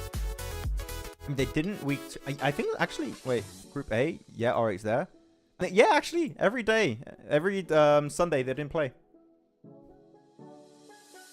They always try to rank in that placement point, Jason, where they don't play the last day. Like, focus it every time. Yeah, the rankings, not noobs, still up there. But top 3 are not playing, Jason, tomorrow. Yep. RUKH, 4MV are playing. I mean, every team except for RUKH really are playing. So the catch-up for top 3 is going down. And one thing for sure, Falcons are not going to remain in third. That is not happening. 110 for RUKH, right? Where's 52 at? How far behind are they? Let me go second page. There you go. 110, 77. So RUKH are going to fall down. But 52 need to have a really good last day if they want to qualify for finals. They're not going to catch Major Pride. Major Pride's still playing. I don't think it's happening, to be honest. RUKH's going to fall down, right? It's a matter about how many places they fall down. Yeah. Because like Hora in 15th place, they need 19 points to pass RUKH. So we could see RUKH in like 15th place, which means 52 needs to get like 10th to qualify for finals. I'll leave this in this camera. Yeah, the thing is I'm purely speaking gameplay wise, we've seen 52 sometimes have these good matches and no follow-up, right? No sense of true consistency. And well, I agree. It is possible. Yeah, oh, for sure. Definitely, like mathematically But speaking, it is doable. But my hopes aren't quite there, Jason. But I would be happy to be proven wrong. That's all I can say. If they make it happen, Hat trick. cool. He missed his hat trick by 3 goals. You get it, Max? No. A hat trick is three goals. Oh. Whenever you score 3 goals, it's called a hat trick. I'm so. So he basically scored nothing. Oh, yeah. As he missed his hat trick by 3 goals. I don't watch football, man. I just know that France won a football match when I hear people in the bar next to my flat scream. I'm like, oh, I guess France won. That's how I know. That's why I keep up to date. Okay, but we're in for the MVP. Again, I think most people said East. I don't know if you guys have some last-minute predictions when it comes to MVPs. Do you agree on East? I think it makes sense on that one. And PMGC points up there. Oh, that's cool. Wait a minute. 4MV. I'll Yeah, qualify. so 4MV, they're qualified for sure. Which means if they're top 4, then their placing will go to someone else. They'll go to 5th place. Wait, is it just one off of this ranking? Oh, Wait, yeah, 1. It's just one, yeah? 1 from CSA. So it's 4 from PMGC points from this region. 1 from CSA, 1 from Pakistan, 1 from South Asia, 1 from Central Asia. Got it. Okay. So just 4MV. And 4MV, unless R8 have the biggest finals we have ever seen, and 4MV have the smallest finals we have ever seen. And even is like, not sure. I don't think so. I mean, this second page, we don't really... Yeah. Why does Stronger have 0 points? Stronger played last season in spring. Maybe like a roster acquisition or something. Probably because of that. Yeah. They lose points if you change people, I think. Yeah. MVP. Who's going to be? The MVP. Alian MVP. ABD. Hey. Gotta stop, man. East or top. Okay. We'll see how it's going to go. It comes quickly because I really... The boys' room. We'll be done. Once we see the MVP, it is all we need to see. And you'll be picking the TDM contender of tomorrow. Here we go, transition, and it is going to be top. He just couldn't give it to East. He just could not give it. Top just had to steal all the limelight for himself again. Now, for real though, I think this is one of the highest damage stats we've seen for an MVP. Like, sure, it's 15, but like 4.1k. That's a lot of damage. And looking at the top gunslingers, it's still Doc. And actually, we don't see. I think it was Star that was here at one point. I wonder if they changed. Star played well today. Yeah, I think they were like, I no, wonder if they fixed it. you're gone. But I mean, action is still there with 48 matches played. Top could wait. Falcons play no more matches, right?